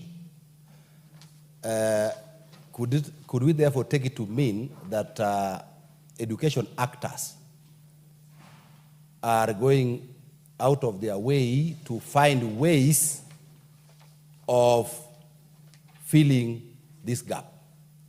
Two, within the policy guidelines, are there provisions where these actors have the discretion of charging extra levies? And Honorable Speaker, we all come from this country, and we are almost all aware that many of our schools charge extra levies. And in meetings where these decisions are made, the ministry is represented, and yet they give the okay for those extra levies to be charged. Now, in this case, how is the ministry enforcing the charging of illegal, or how is it ensuring that institutions don't charge extra levies? Two, one assumption for education to be free is that the Ministry of Education, through the Teacher Service Commission, adequately staff schools, that schools are staffed with adequate teachers. We know that in schools that are up to Form 4, we could only be having a principal sent by the Teacher Service Commission. The rest are teachers on BOM, Boards of Management, and yet those teachers will require to be remunerated or paid. Now, from which resources, if the schools will not be allowed to charge extra levies so that they can meet the payment of those teachers. So I think, like the minister is saying, that we ring-fence resources. At the same time, the point where we are in, we are not able to meet all the requirements for free basic education in this country. So we must just be alive to that fact. And then now we tell the country that, yes, we have this challenge, and therefore, though the Constitution, the Basic Education Act is saying this, the guidelines are saying this, but the reality and the real issues on ground are not aligned to that. So what is the comment and the view of the Cabinet in relation to this? Thank you, Honorable Speaker. Mr. Cabinet Secretary, answer this, and then we'll go to the next question. Yes, thank you, Mr. Speaker. But one fundamental issue you have to take note of as you're answering is that you admit that there are funding gaps. There are funding gaps. And you have not created a provision for the head teachers to fill in that funding gap. Now, how do you expect institutions to move? Because the funding gap is there, the additional resources needed is not there, and you don't allow the principals to charge that funding gap to make it legal, because it's free education, free compulsory primary education. Maybe you need to be very clear about that. And if you need more time, you can then ask the House. Mr. Speaker, I'll need more time to deal with that, but let me say this. The funding gap is a gap that we continue working with National Treasury to reduce. For example, as I've indicated, for this financial year 25-26, there was a funding gap of 26 billion. We managed to have it reduced by 3 billion during the first supplementary, and we continue working towards ensuring that by the end of the year, we would have reduced it substantially. That's why any levies that any particular head teacher or principal levies on account of the gap, the policy is that it is an illegal levy and it is not allowed. And they cannot use that levy further, for example, to send children home. That's what the official position is. That is the government policy that is subsistent at the moment. But as I've indicated, because this is an issue relating to lack of resources, we need to work towards ensuring that that gap is reduced and the funds for the ministry, once submitted, is ring-fenced so that we avoid situations in future where head teachers or principals are forced to try and fill that gap using their own method. So what I'm trying just to say is that the ministry's position is to work towards, through the government, to reduce that funding gap, and where the resources have been given to the institutions, as I earlier indicated, for them to be used optimally so that we can be able to meet the obligations that are required within the resources that we receive from the government. So that really is the position. What I can undertake here. Most of the MPs here, if you followed very well their contributions and their concerns, is that gap, the failure to factor in for that gap, either through the parents or any other alternative, does that then compromise on the quality of education in our institutions? And that's one thing they will immediately rise up on a point of order and say, then what happens?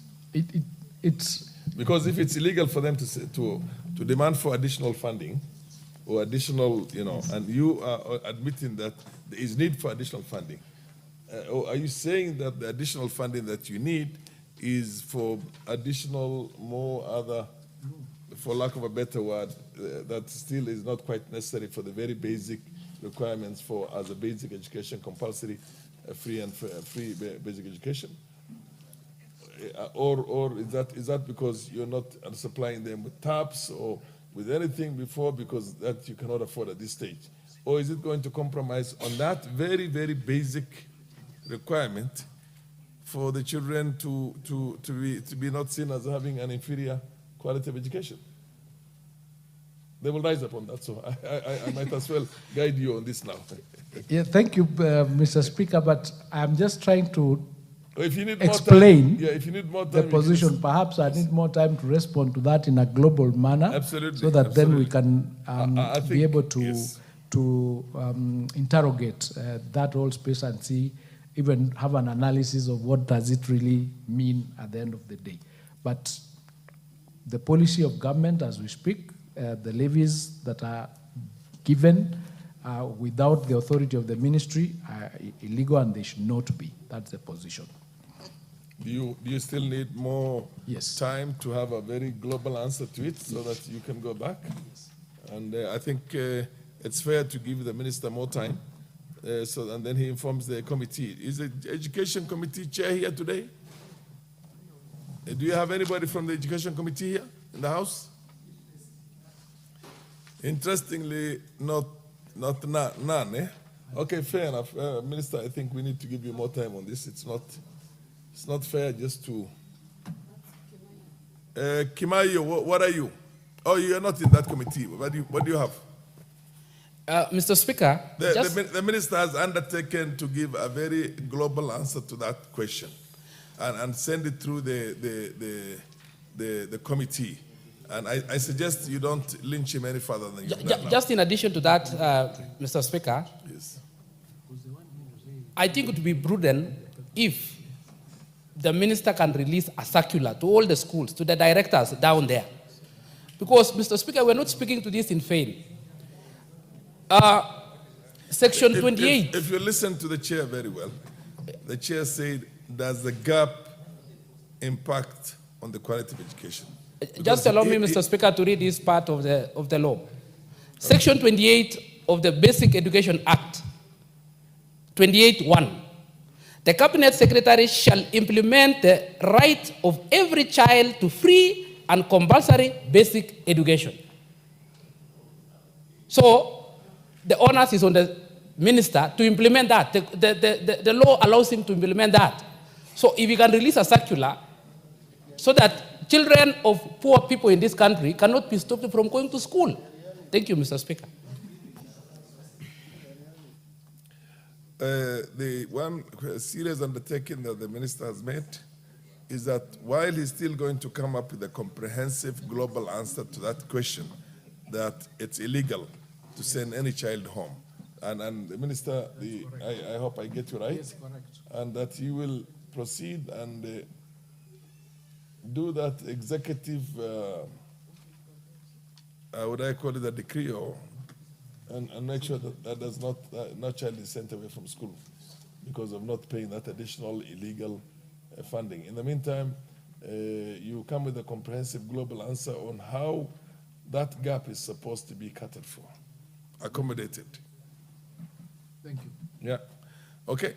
Next question.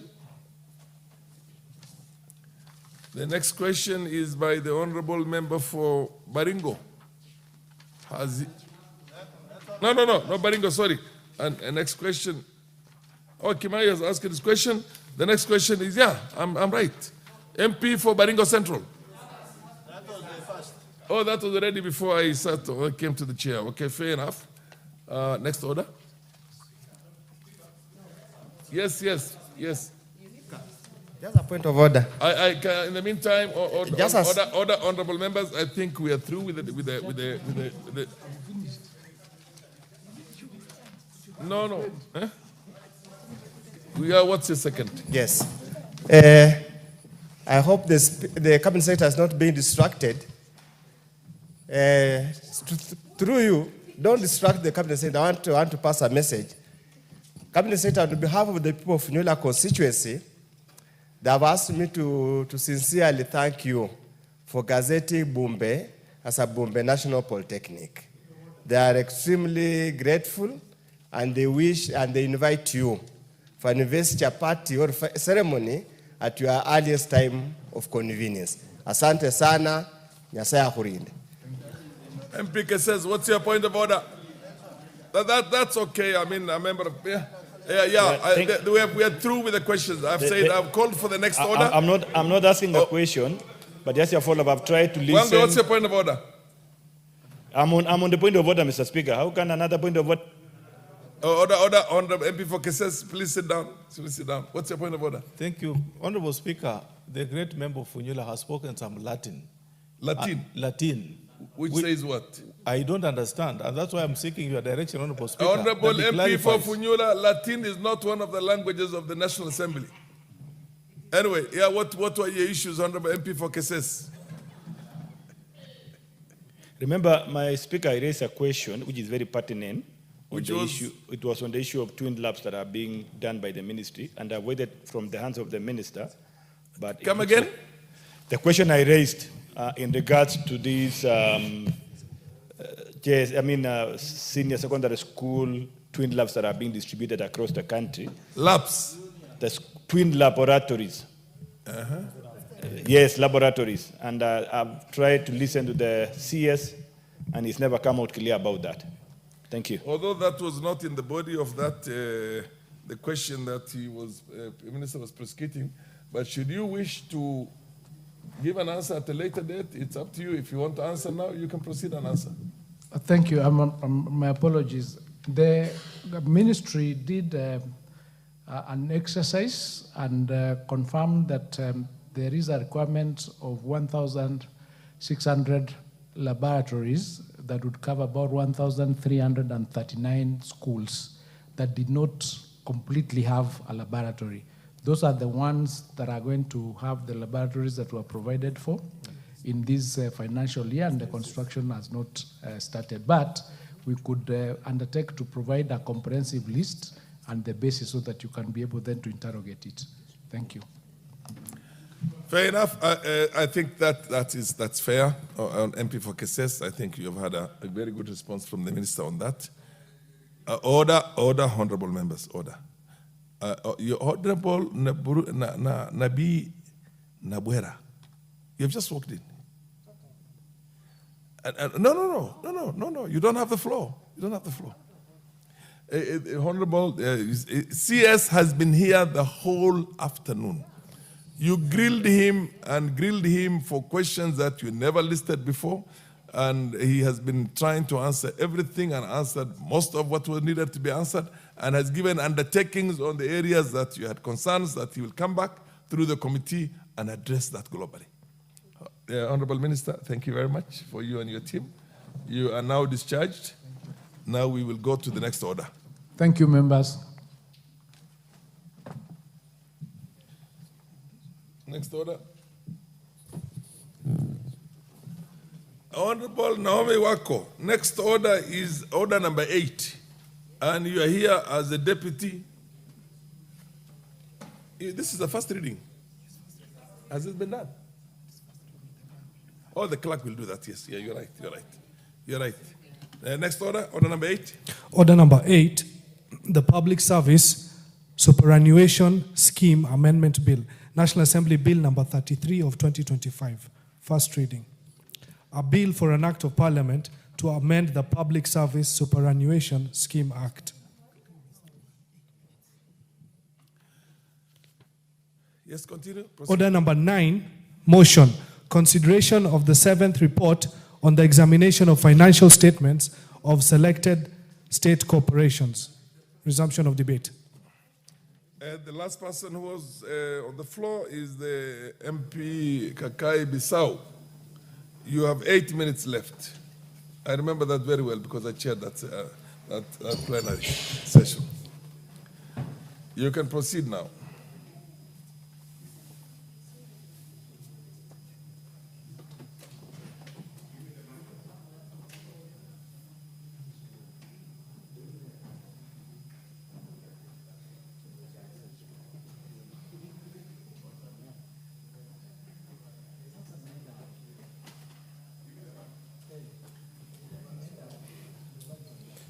Thank you, Mr. Speaker, sir.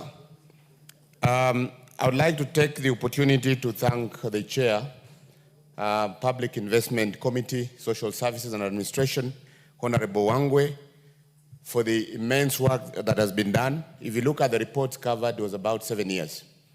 While I know that through the House, there was need to come up with PICs, which has actually helped to fast-track the work of audit. And doing an audit of 7 years and also going back, close to a decade to look into records is not an easy job. So I'd like to thank the committee for doing that. But Mr. Speaker, I also sit on PIC Education and Governance. But what has been very clear that if you look at all those records, most of the institutions have actually had qualified accounts.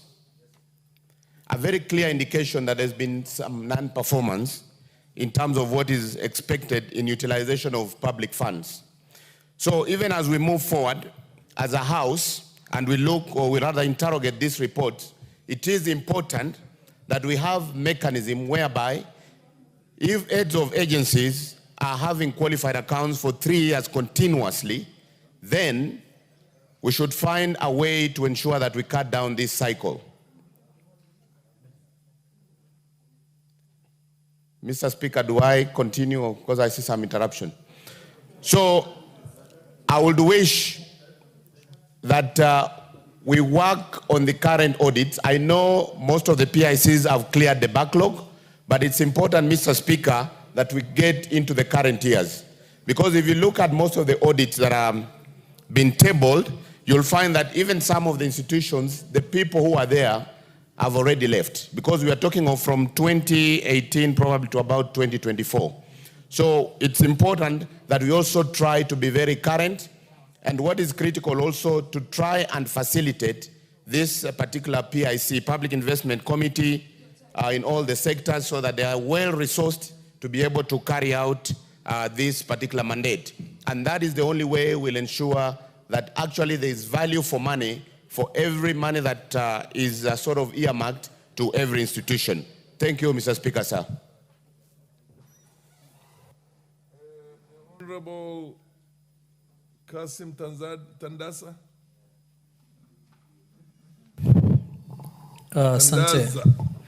Asante Mheshimiwa Spika. Jana tuliweza kukaa hapa mpaka tukaweza kufunga hiki kikao nikiwa nasubiri kutoa mchango wangu katika mswada huu. Nianze na kutoa shukrani zangu za dhati kwa mwenyekiti na kamati yake kwamba waliweza kukaa na kuweza kukagua hesabu hizi, nikifahamishwa kwamba mwenyekiti wa hii kamati ni mgwiji katika haya maswala ya hesabu na ukaguzi.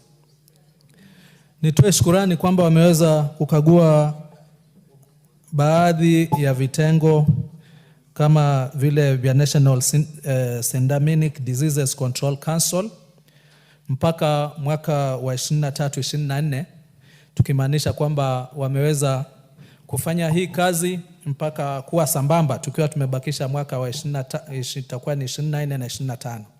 Hali kadhalika na shirika la National Social Security Fund na hili la ugonjwa la janga la saratani.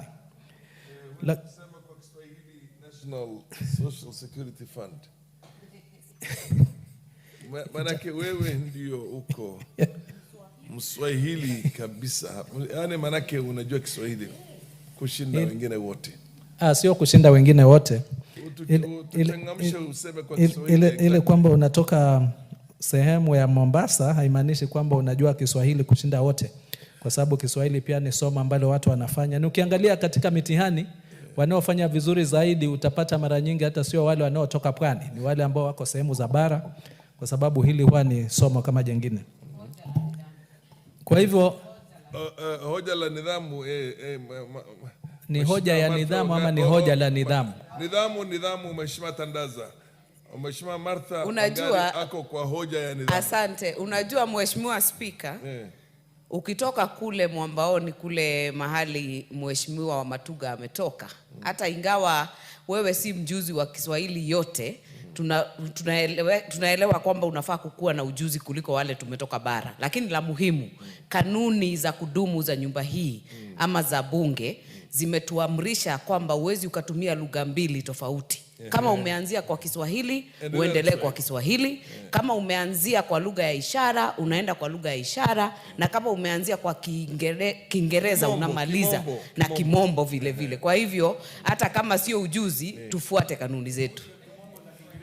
Mheshimiwa wa Matuga, hiyo ni nidhamu ya kudumu ya bunge hii, ama kwa lugha ya kimombo ile inaitwa standing orders. Kwa hivyo, kwa vile umeanza na Kiswahili, uendeshe hiyo hoja yako na Kiswahili. Changia kwa Kiswahili.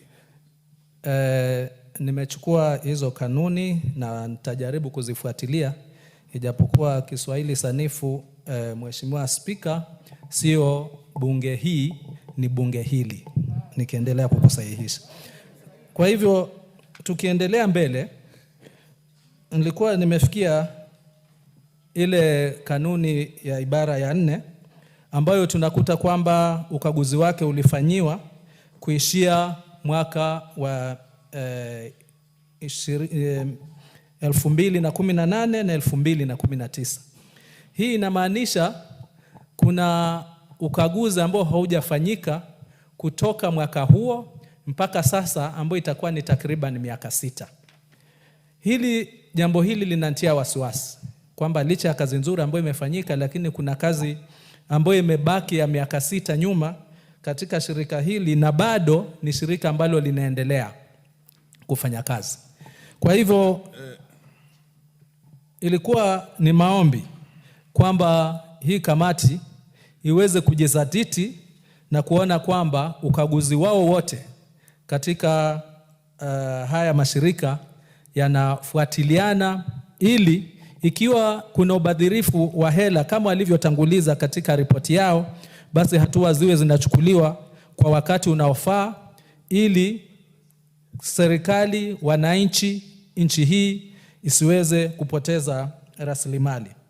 Kulikuwa na maoni kwamba kwa sababu ripoti hii ukiangalia kwa kina, katika kila hili shirika kuna ubadhirifu wa hela, na walikuwa wamependekeza kwamba hizi hela ziweze kuregeshwa. Na ikafika wakati kwamba kuna maoni, mbali na kuregeshwa, pia hili bunge lisiweze kuwekeza pesa tena katika mashirika haya.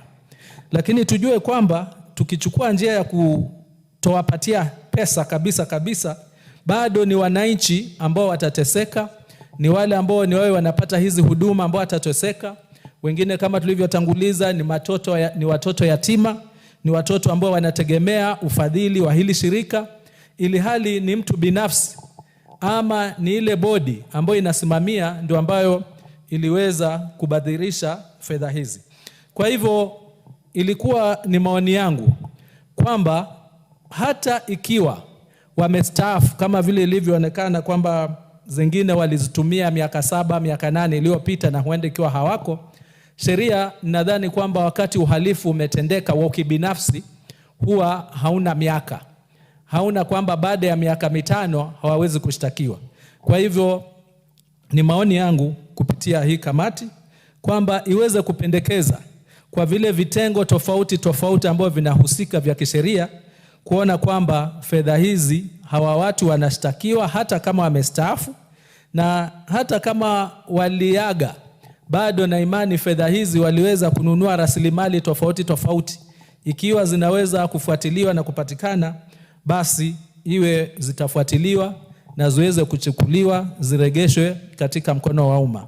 Na endapo itafanyika hivyo, tutakuwa tunaweza kusaidia ama kuogofya wale wengine ambao wanadhani kwamba ikiwa mimi niko karibu kustaafu, kwa sababu wengi hata wale wazuri tumezungumzia swala hili kwamba kwa sababu mara nyingi ile pesa ya uzeeni haitoshelezi.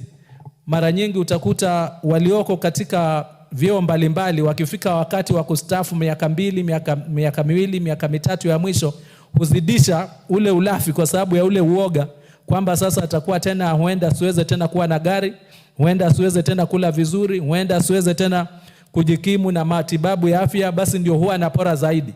Lakini endapo wataweza kufuatiliwa, itakuwa moja kwa moja hata wao wanajua ni naiba, lakini najua nitafatwa, nitashtakiwa, mali itaifishwa, nitaadhirishwa, watoto wangu, familia yangu itaadhirika, watajua kwamba ilikuwa ni mwizi. Na hii itaenda ni hatua kubwa sana ya kuhakikisha kwamba hawa wanaosimamia na bodi zinazosimamia wanasimamia wakijua kwamba Wakenya wako macho, na vitengo vile ambavyo vinahusika vinafanya kazi kuhakikisha kwamba wafanye kazi. Na endapo mtu ataona kwamba basi hiyo pesa haimtoshi ile ambayo anastahili kuwa nayo, hakuna ubaya wa yeye kusema mimi ningetaka kustaafu, ningetaka kuacha kazi na kufanya biashara ama kufanya jambo jingine lolote lile, bali na kwenda kubadilisha hizi pesa.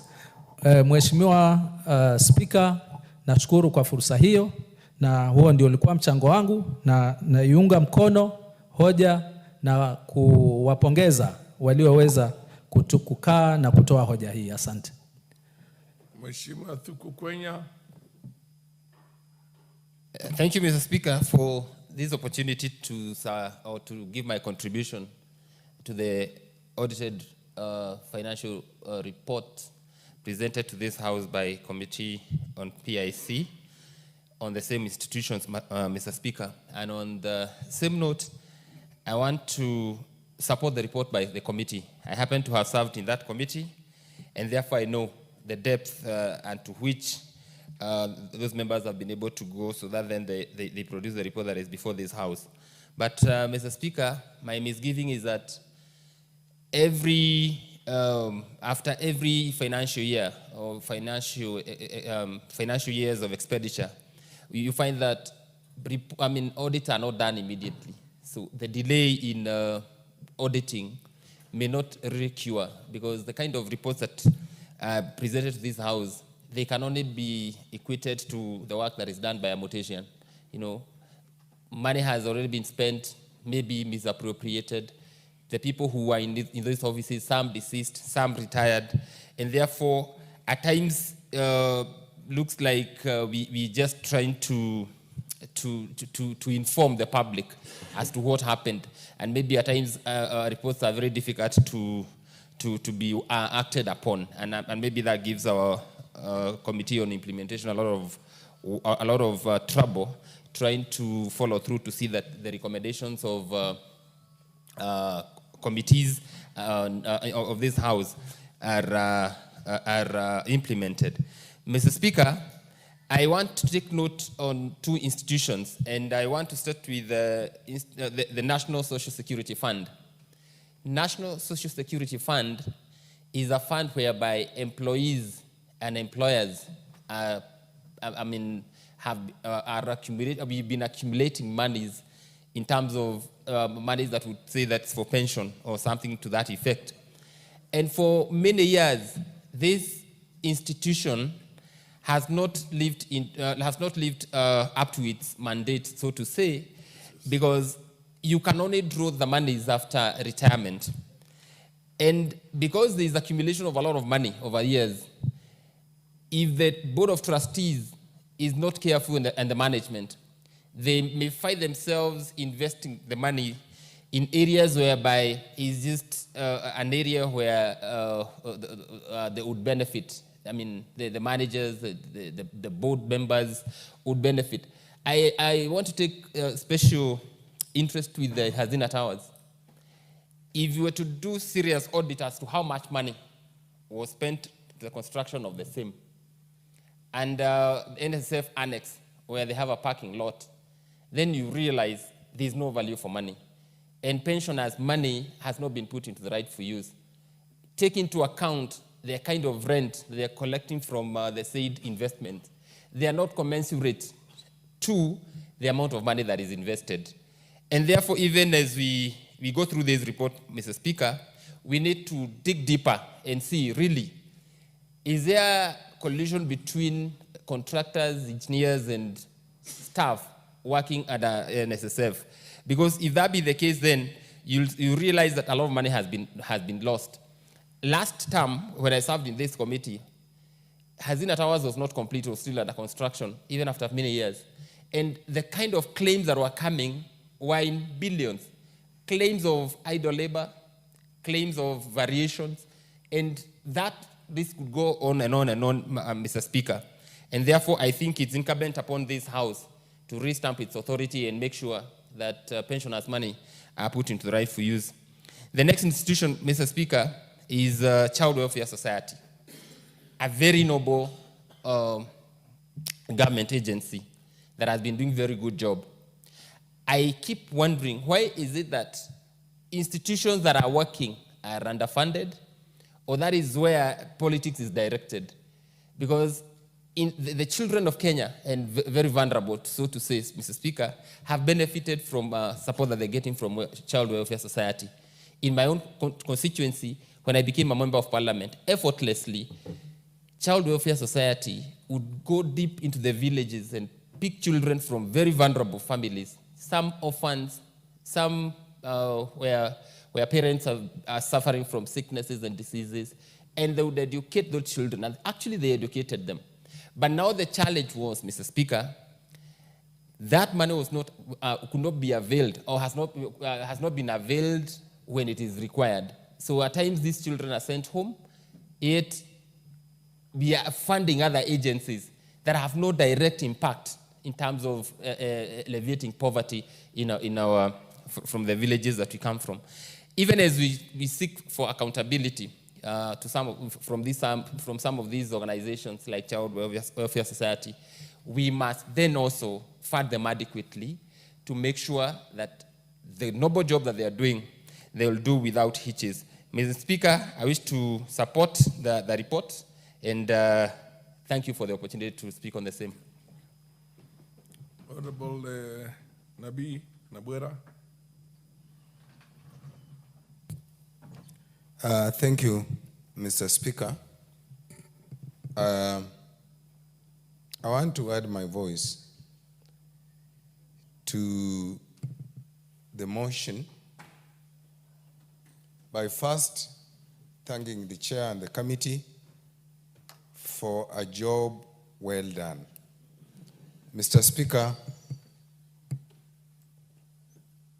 sitting in an audit committee of this nature,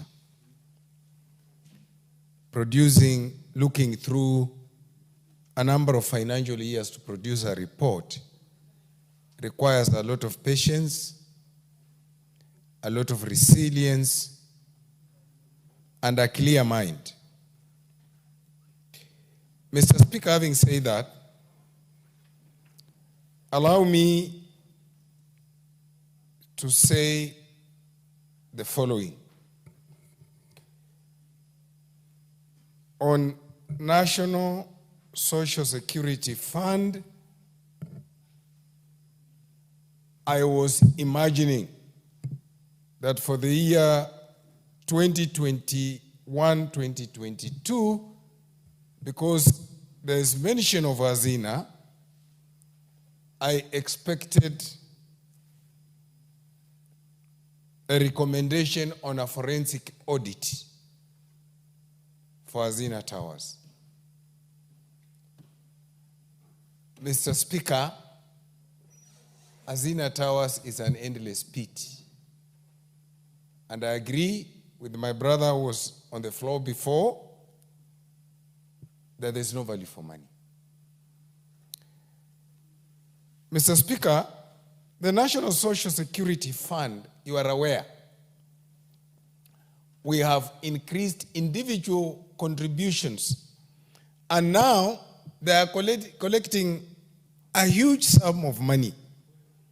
My only comfort. The Honorable Wangwe has a point of information. Do you wish to be informed? Honorable Nabwera, do you wish to be informed? Speaker, Honorable Wangwe knows very well. He just wants to waste my time on this. Because maybe he's anticipating something I was going to say. The issue is he has a point of information for you. I don't want to be informed. Okay, proceed. Yes. Speaker, I was saying that the fund is now collecting a huge sum of money.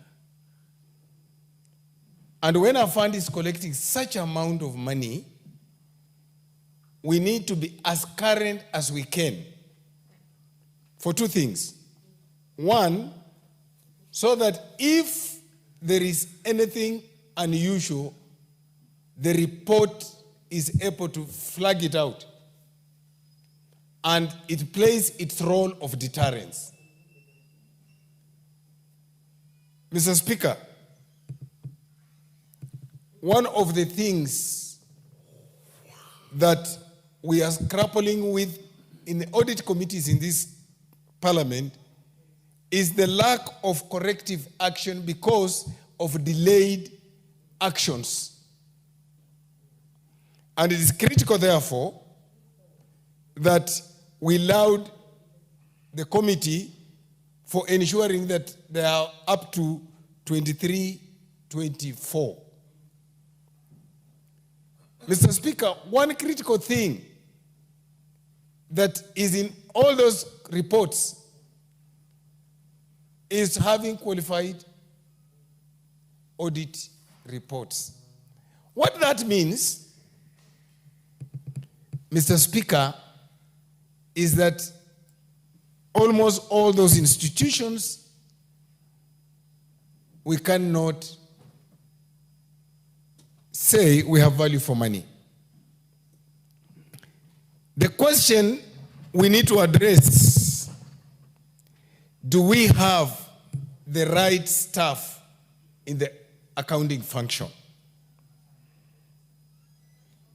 And if we do, why is it that in almost all those reports, as I read them, you will find the auditor complaining about missing records, misreporting? Mr. Speaker, from where I sit, the omissions and commissions are intentional. And therefore, the recommendations by the committee must be taken very seriously. Mr. Speaker, I've always recommended, and I want to make it very clear here, that we need to look at the South African model, where when audit reports are being interrogated, ESTC should be sitting next to there. DCI should be sitting next to there. From there, they move straight into action. Thugs and thieves and robbers who have taken public money, action be taken immediately. In this country, I'm sad to say, most of the recommendation, good recommendation by the PIC and other audit committees, they are gathering dust without action. More hurting is that we see people in whose organizations auditors have raised serious queries being moved from one organization to another. I'm calling upon this parliament to come up with a mechanism where if Nabi Nabwera has been running a particular institution and the audit report so indicates the institution, he must not be allowed to hold another position. In any case, an institution is as good as the vision bearer. Thank you, Mr. Speaker. MP for Nyeri Town, Honorable Madenge. Thank you, Honorable Speaker. Honorable Speaker, I support the report of this committee. And Honorable Speaker, it is sad that some of the institutions that we are seeing being audited here include the National Syndemic Disease Control Council, that is responsible for the affairs of Kenyans who are suffering from HIV and AIDS. Honorable Speaker, I notice that this organization in the financial year 2022-2023 was unable to absorb close to 164 million Kenya shillings. Yet, Honorable Speaker, this very week, we had Kenyans who are suffering from HIV on the streets on account of failure to access crucial life-saving and life-prolonging commodities that and services that ideally should be provided by such institutions. And Honorable Speaker, beyond the recommendations that we have in these reports, at the conclusion and the adoption of these reports, I am also adding my voice to my friend and colleague, Nabi Naboera, that this House is actually doing a lot of disservice to Kenyans. That we are allowing the recycling of people who have demonstrated incompetence in other capacities, and we allow them to be moved from one institution into another, and some of them with added responsibilities. Honorable Speaker, the kind of focus that Kenyans have put on Parliament informs me, and I believe informs all of us, that Kenyans have a lot of faith in this House.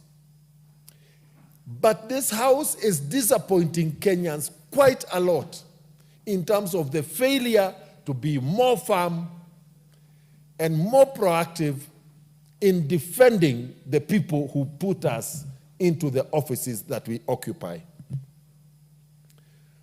Honorable Speaker, I see an audit of the National Cancer Institute. Yet yesterday, Honorable Speaker, we saw cancer patients come and sit in the Speaker's gallery to ensure that this House had received their petition and commits to addressing their plight. In addressing the plight of Kenyans, we must up the game. And in the reports that are before this House, from the Public Accounts and Public Investment Committees, we must be bold enough to recommend that certain people are no longer fit to hold public office on account of their omissions and commissions as heads of institutions that have been charged with the responsibility of handling stewardship of public money. With that, Mr. Speaker, I support.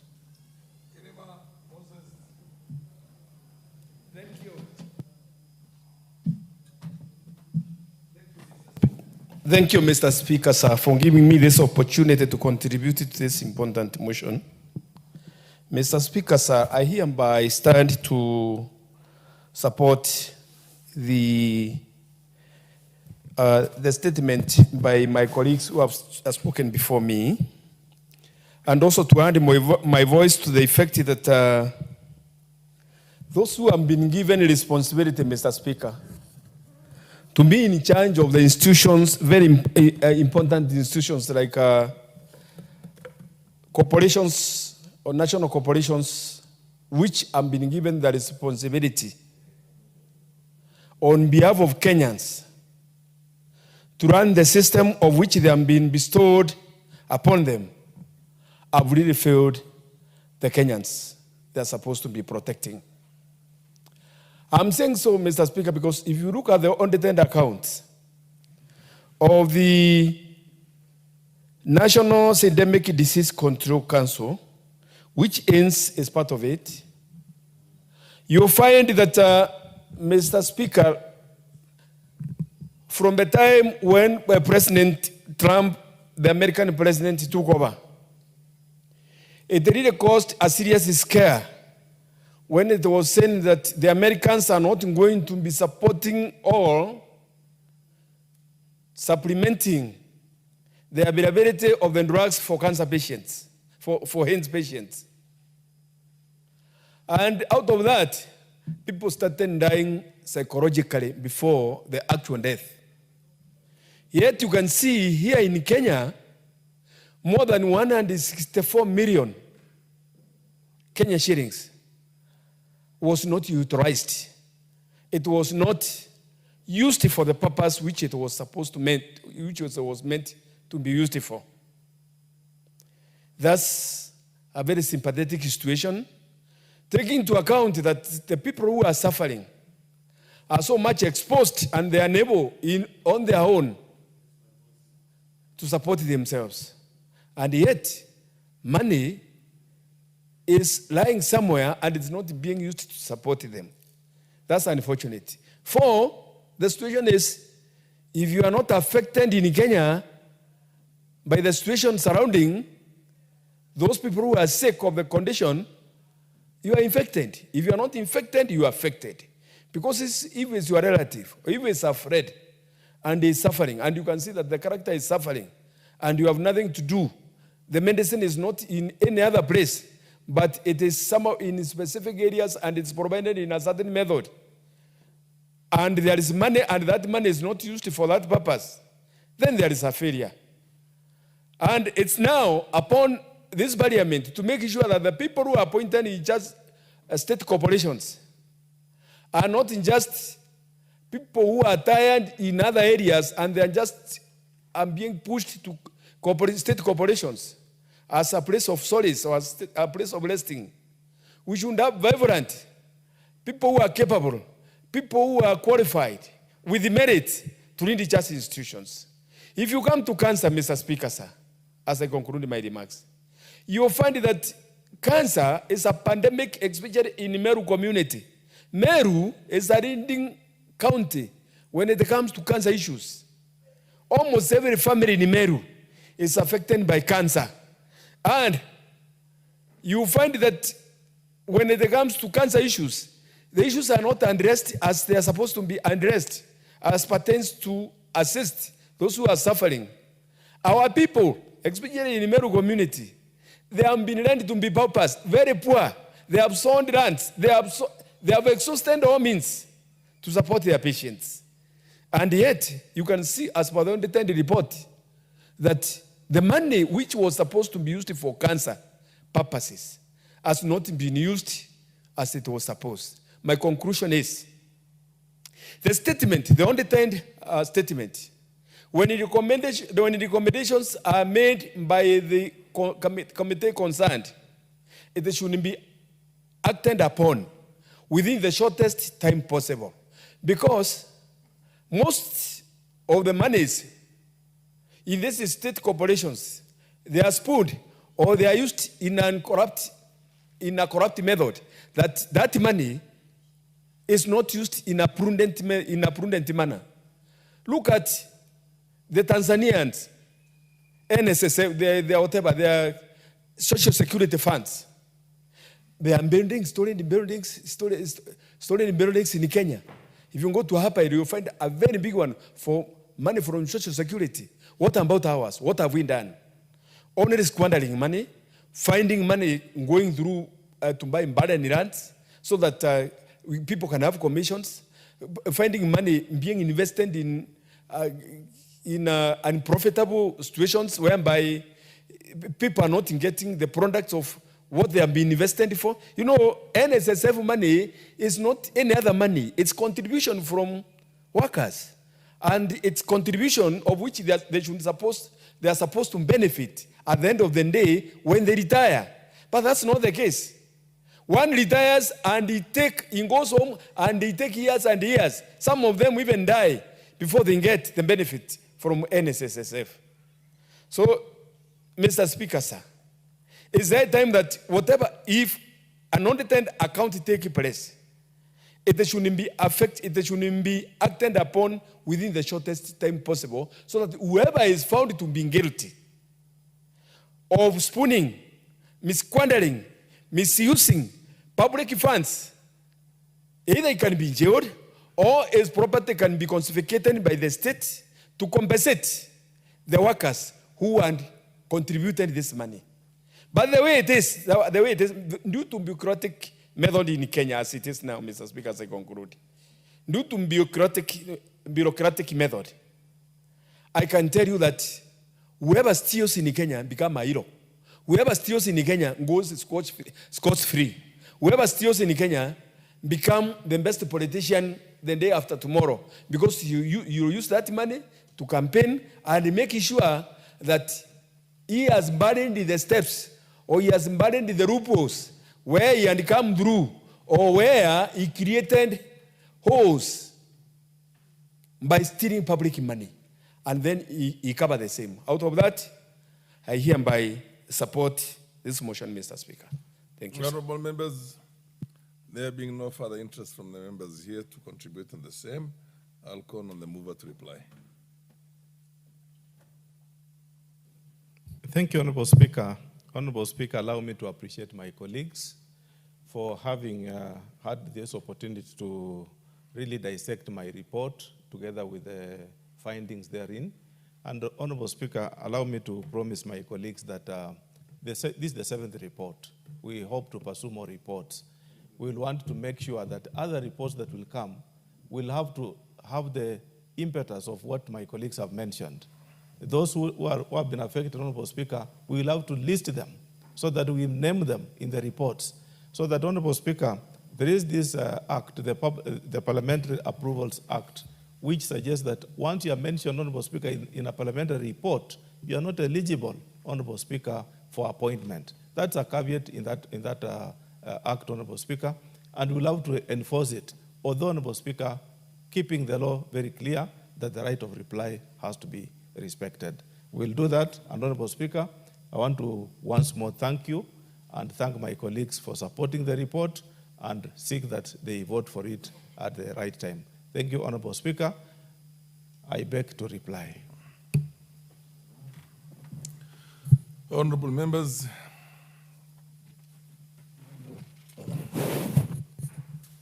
I will direct that this question be put at an appropriate time in the future. For now, I will direct that we go to the next order. Next order. Order number 10.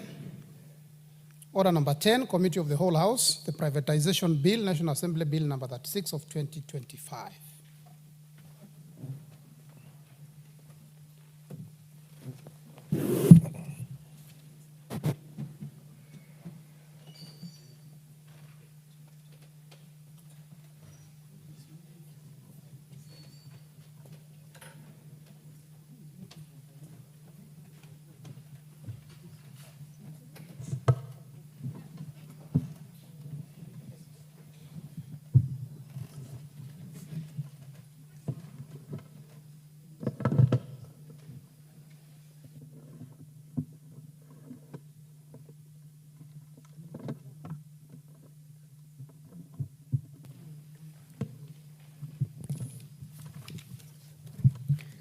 Honorable members, we are now in the Committee of the Whole House on the Privatization Bill, National Assembly Bill number 36 of 2025.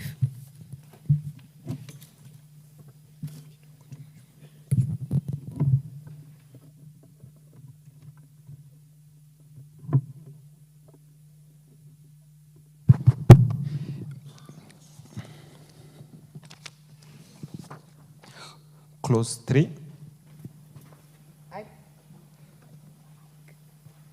I propose the question that Clause 3 be part of the bill. We have a proposed amendment by the chair. The chair in this case is member for cases.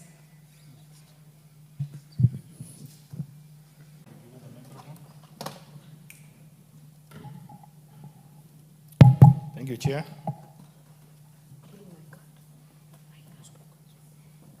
Chair, I hope I'm catching your attention. Can I proceed? Yes, kindly prosecute your amendment. Thank you, Chair. And as you said, standing in for the substantive chair for Finance and National Planning Committee as one of the members of the committee.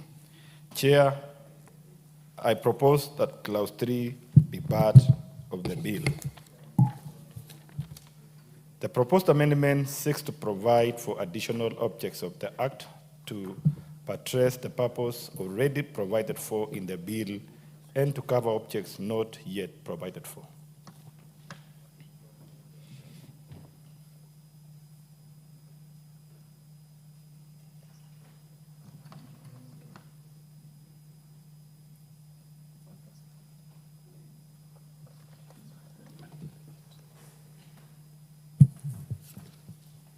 Therefore, I propose the question that clause 3 be amended as proposed by the chair. If you instead to speak on this, put the intervention. Honorable Member for Funyula. Chair, this is a timely amendment, but I must note that probably it's a kind of a legislation because the Capital Markets Act, the Competition Act, the Trade Remedies Act, and a plethora of acts already provide for such kind of arrangement, but it's okay, good. We have enough paper in Kenya, so there should be an issue. It's okay, thank you. I therefore put the question that clause 3 be amended as proposed by the chair. Will as many as are of that opinion say aye? Aye. Will as many as are of a contrary opinion say nay? The ayes have it. I now put the question that clause 3 as amended be part of the bill. Will as many as are of that opinion say aye? Will as many as are of a contrary opinion say nay? The ayes have it. Clause 4. I propose the question that clause 4 be part of the bill. We have a proposed amendment by the chairperson, Public Debt and Privatization Committee, represented by member for Kinango. Thank you, Speaker. I beg to move that the bill be amended in clause 4 by inserting the words in accordance with Public Finance Management Act immediately after the word corporation. Justification is that the proposed amendment seeks to refer to the Public Finance Management Act, whereby it's stipulated as to how the same should be carried out. If you look at section 87, 88, 89, and 90, then paragraph C should be retained because the government-linked corporations are already privatized, and that should not be subjected to the whole privatization process. Very well. I therefore propose the question that clause 4 be amended as proposed by the chair, Public Debt and Privatization Committee. Honorable Member for Funyula, do you intend to speak on this? Chair, we need your guidance because similarly, clause 4, there's an amendment by the Departmental Committee on Finance and National Planning, which seems, and then this one for debt and public debt. Member for Funyula, yes. We first prosecute the amendment by the chair for public debt. If it is carried, it will have an impact on the proposed amendment by the Finance Committee. So let us first finish this, honorable members. I therefore propose the question that clause 4 be amended as proposed by the chairperson, Public Debt and Privatization Committee. Will as many as are of that opinion say aye? Aye. Will as many as are of a contrary opinion say nay? The ayes have it. Before we put the global question, there is another proposed amendment by the chairperson, which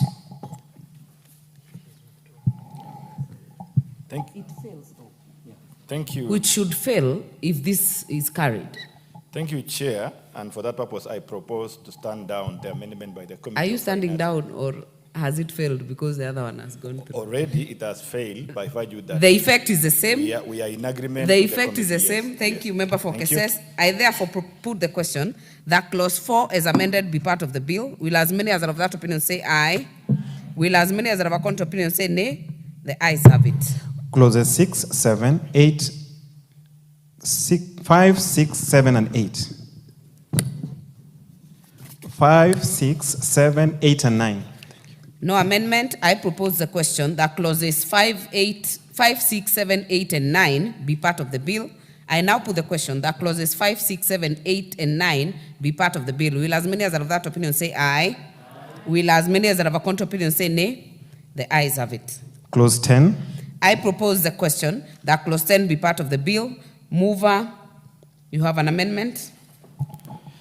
Chair, I propose that clause 10 be part of the bill. The amendment that we have is... Move the amendment. Yes. I'm the one to propose for it to be part of the bill. Thank you, Chair, for that guidance. The committee is proposing a new clause 10A in that particular clause. If it is a new clause, it should go to second reading. This is an amendment. If I look at the... Thank you, Chair. Thank you. I think I'm well guided. If I look at the order paper, you are amending clause 10. Yes. So it's not a new clause. Thank you have you, a new clause, but it's 10A. So focus on 10. Thank you, Chair. I propose that the clause 10 be amended, and the justification are as follows: that the proposed new, Member for Keses, I will forgive you. I think it's your first time to prosecute a bill on let me console committee. a bit.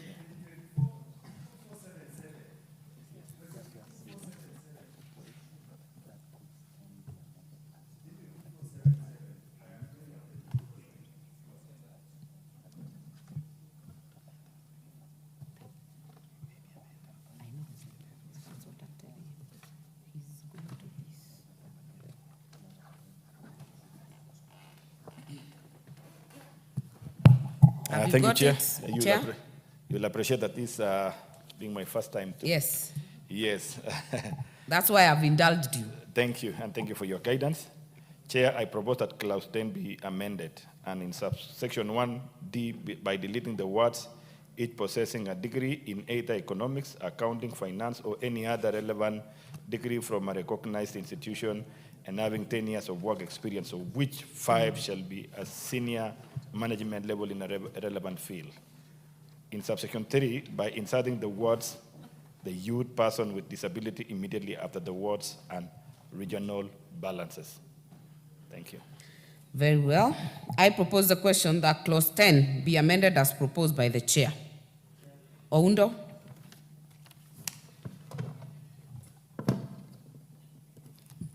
Chair, while I support the amendments because it opens up to very many categories of Kenyans, I just want to, I do it with reservation on account that privatization is an extremely technical process. It's an extremely technical process, and there's a whole professional body to deal with it. Opening up to everybody, I am avoiding to use some derogatory statements, is going to overwork or overload. It's going to overwork or overload the secretariat, because the board members then would have not much to do. But for the sake of the various Kenyans of different age and disposition, let it pass, but I do so with reservations. Very well. I now put the question that clause 10 be amended as proposed by the chair. Will as many as are of that opinion say aye? Aye. Will as many as are of a contrary opinion say nay? The ayes have it. Honorable member for Matuga, I don't see you and I was very clear. Use your card for intervention. I now put the question that clause 10 as amended be part of the bill. Will as many as are of that opinion say aye? Will as many as are of a contrary opinion say nay? The ayes have it. Clauses 11, 12, 13, 14, and 15.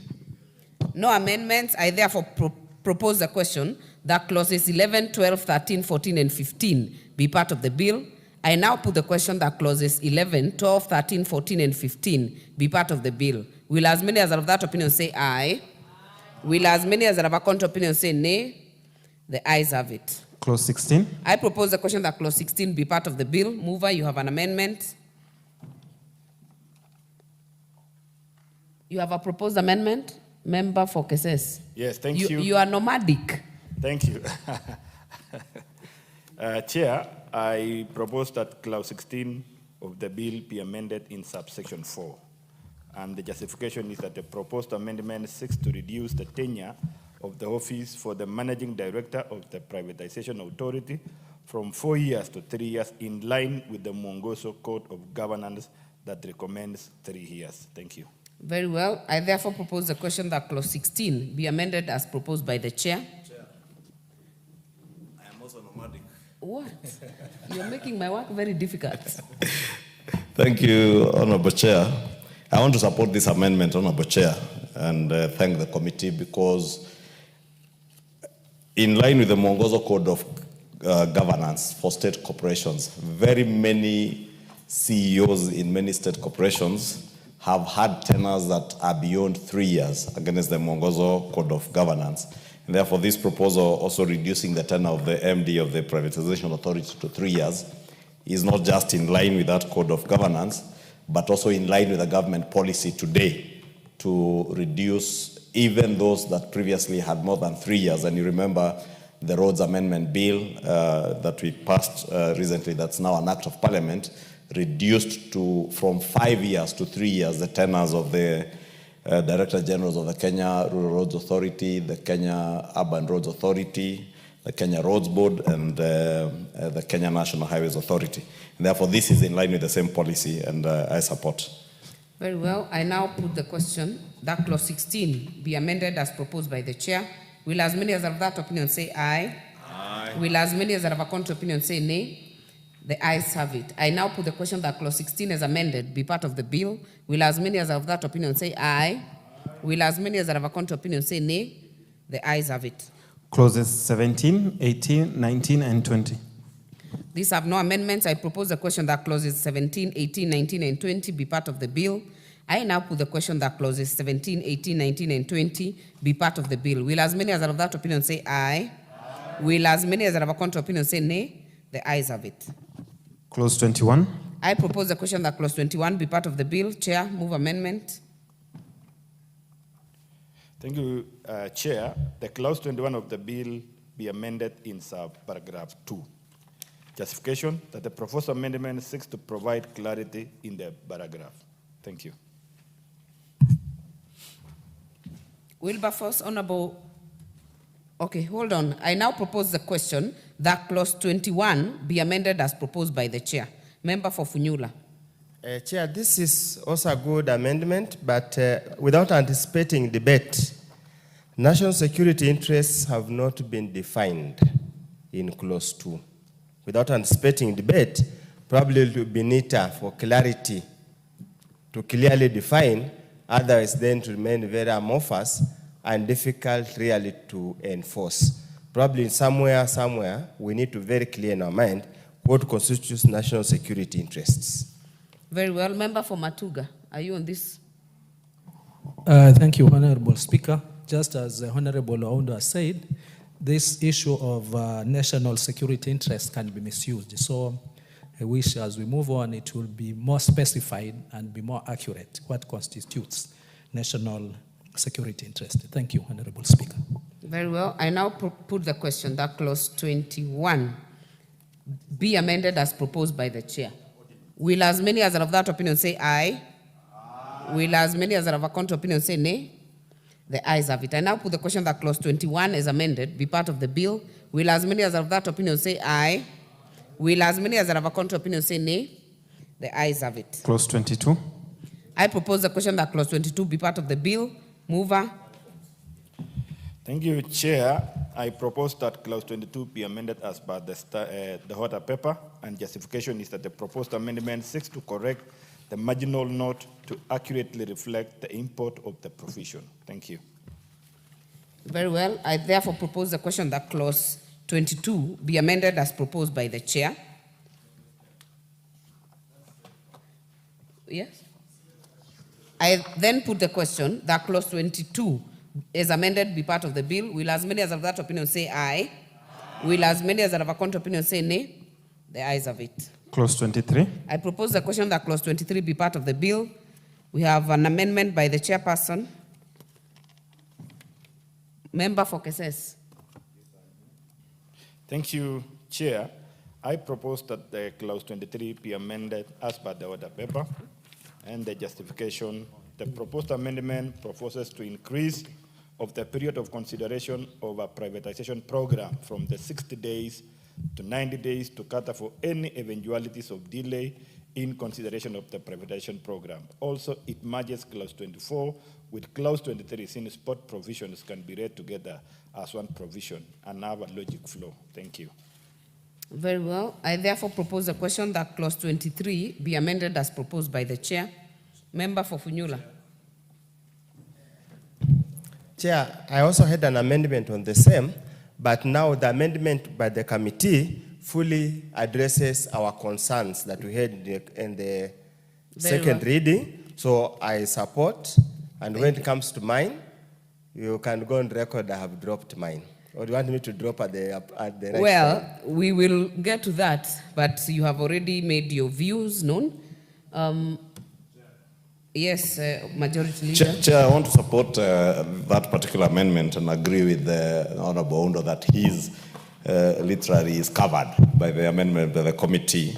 And also state that the language in this bill is very good, and I must commend the drafters of this bill, because it says within a specified period of days, within the 90 days.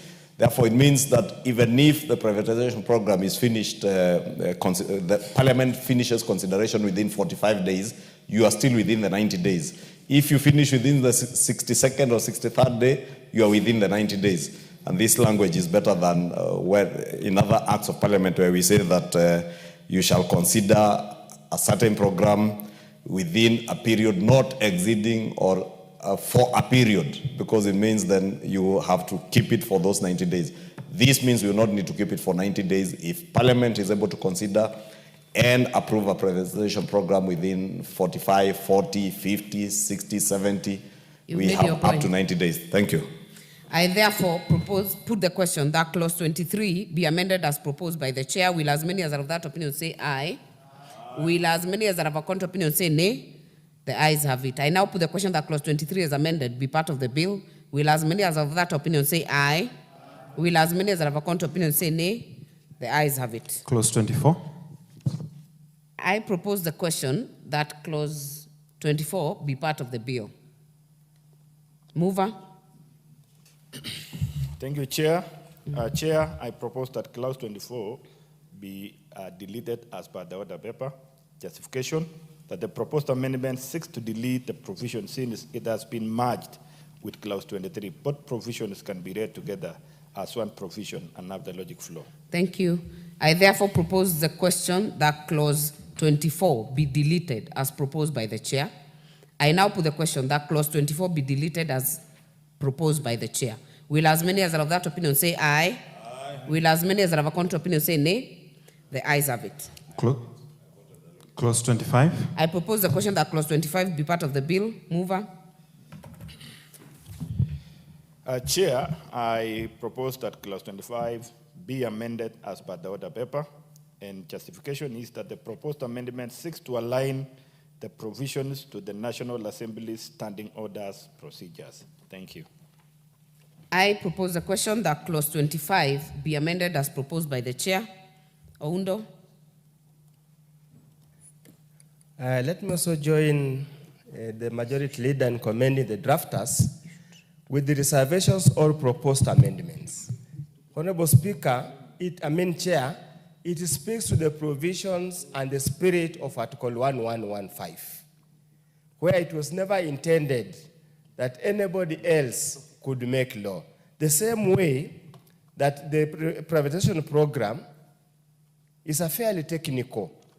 Parliament can only express reservations and send back with the proposed amendments, not descriptive amendments. Thank you, Honorable Speaker. Chair. Very well. I therefore propose the question that clause 25. I now put the question that clause 25 be amended as proposed by the chair. Will as many as are of that opinion say aye? Aye. Will as many as are of a contrary opinion say nay? The ayes have it. I now put the question that clause 25 as amended be part of the bill. Will as many as are of that opinion say aye? Will as many as are of a contrary opinion say nay? The ayes have it. Clause 26. I propose the question that clause 26 be part of the bill. Mover. Thank you, Chair. I propose that clause 26 be amended as per the order paper. And the justification is that the proposed amendment seeks to align the provisions of the National Assembly's standing order procedures. Thank you. I therefore propose the question that clause 26 be amended as proposed by the chair. Oundo. Chair, I want the mover to listen very carefully. In clause 25, the words used with reservations or proposed amendments. In clause 26 in B, you are talking about the proposed reservations or amendments. Why can't we remain consistent with the reservations or proposed amendments instead of resorting to proposed amendment, reservations or amendments? Consistency. You know, I didn't go to law school, but I've learned law by looking at the lawyers, listening, and also legislating. The issue of consistency in drafting is extremely important.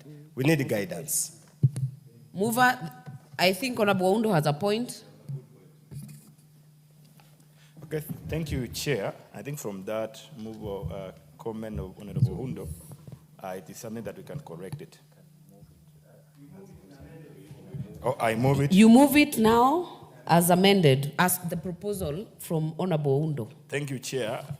I propose that clause 26 be amended as proposed by Honorable Oundo. Majority Leader, you're not doing a very good job.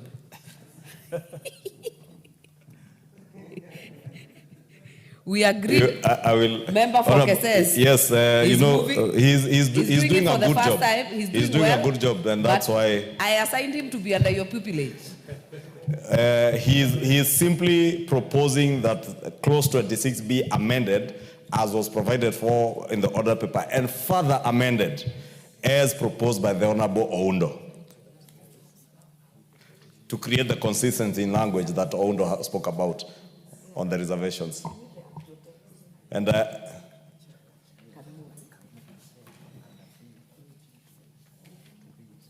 are we clear now, Chair? Because I also support that particular proposal because it creates consistency. Thank you, Majority Leader. What I would guide, because by our standing orders, Honorable Oundo cannot move that amendment. So mover, move that under B.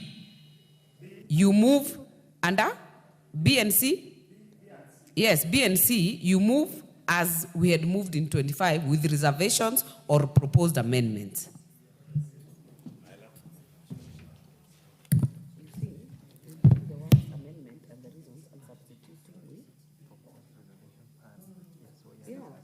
With reservations and it's the wording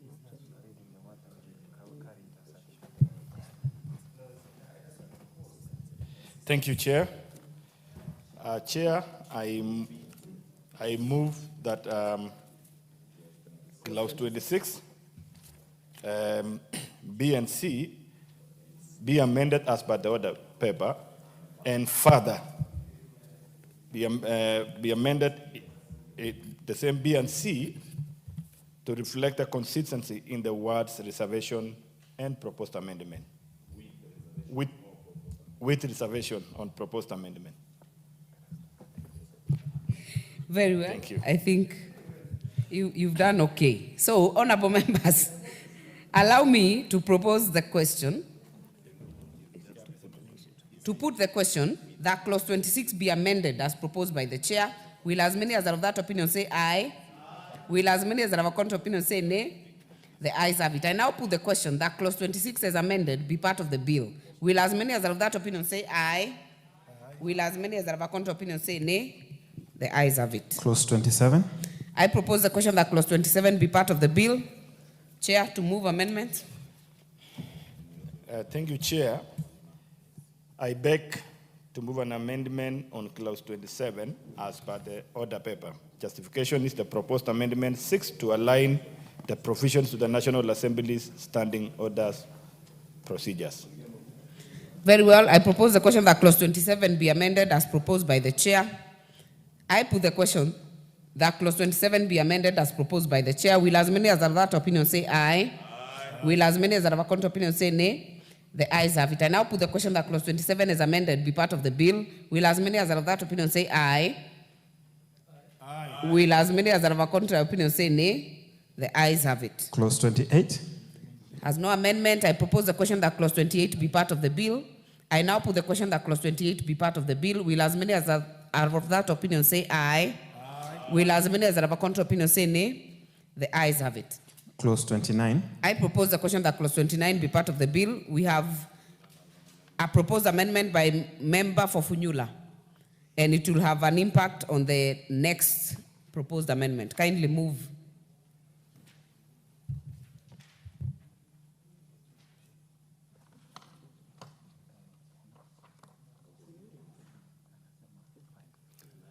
Chair, I move that clause 29 is amended by deleting the word 8 appearing immediately after the word exceeding and substituting therefore the word 5. Chair, the import of the amendment is to reduce the privatization program from the lengthy 8 years to a reasonable period of 5 years. And my reasoning, Chair, was simply, typically, our planning program is about 5 years. Even if you look at Vision 2030, the various MDPs were period of 5 years. But I can say there is an amendment elsewhere to reduce to 4 years. I leave it now to the House to decide. Very well. I therefore propose a question that clause 29 be amended as proposed by the member for Funyula, Honorable Oundo. Mover, Honorable Member for Cases. Thank you, Chair. Clause 29, Chair, I beg to move that this amendment be undertaken. No, Honorable Member for Cases and the Majority Leader. The amendment has already been moved. So you can't move yours, yes. Yes, we are yes, contributing you make that. a contribution. Don't move it. Yeah. Thank you, Chair. I think on my side, I want to look at it that number 5 years is quite long as compared to, it's different here because 4 years and 5 years are different numbers. We are proposing 4 in line with the time period of the governance that have been provided. So are you supporting the amendment or opposing the amendment? I'm proposing a different amendment.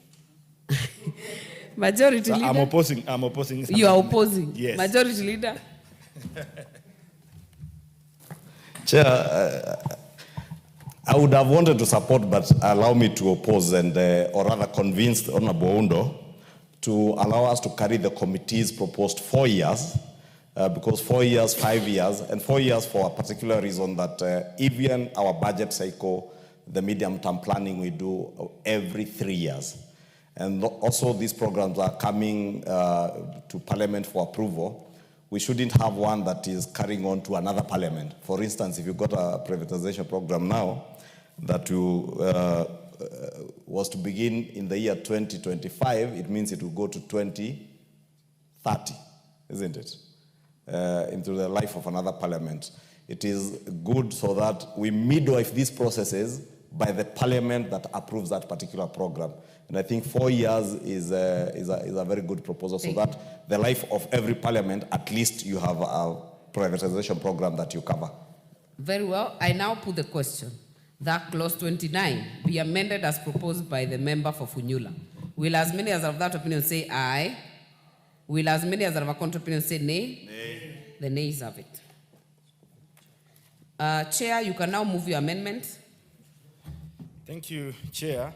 I propose that clause 29 be amended as per the order paper, and the import is the reduction or to reduce validity period of the privatization program is aligned to the tenure of the members of the Board of Privatization Authority and seeks to ensure that the privatization is expeditiously concluded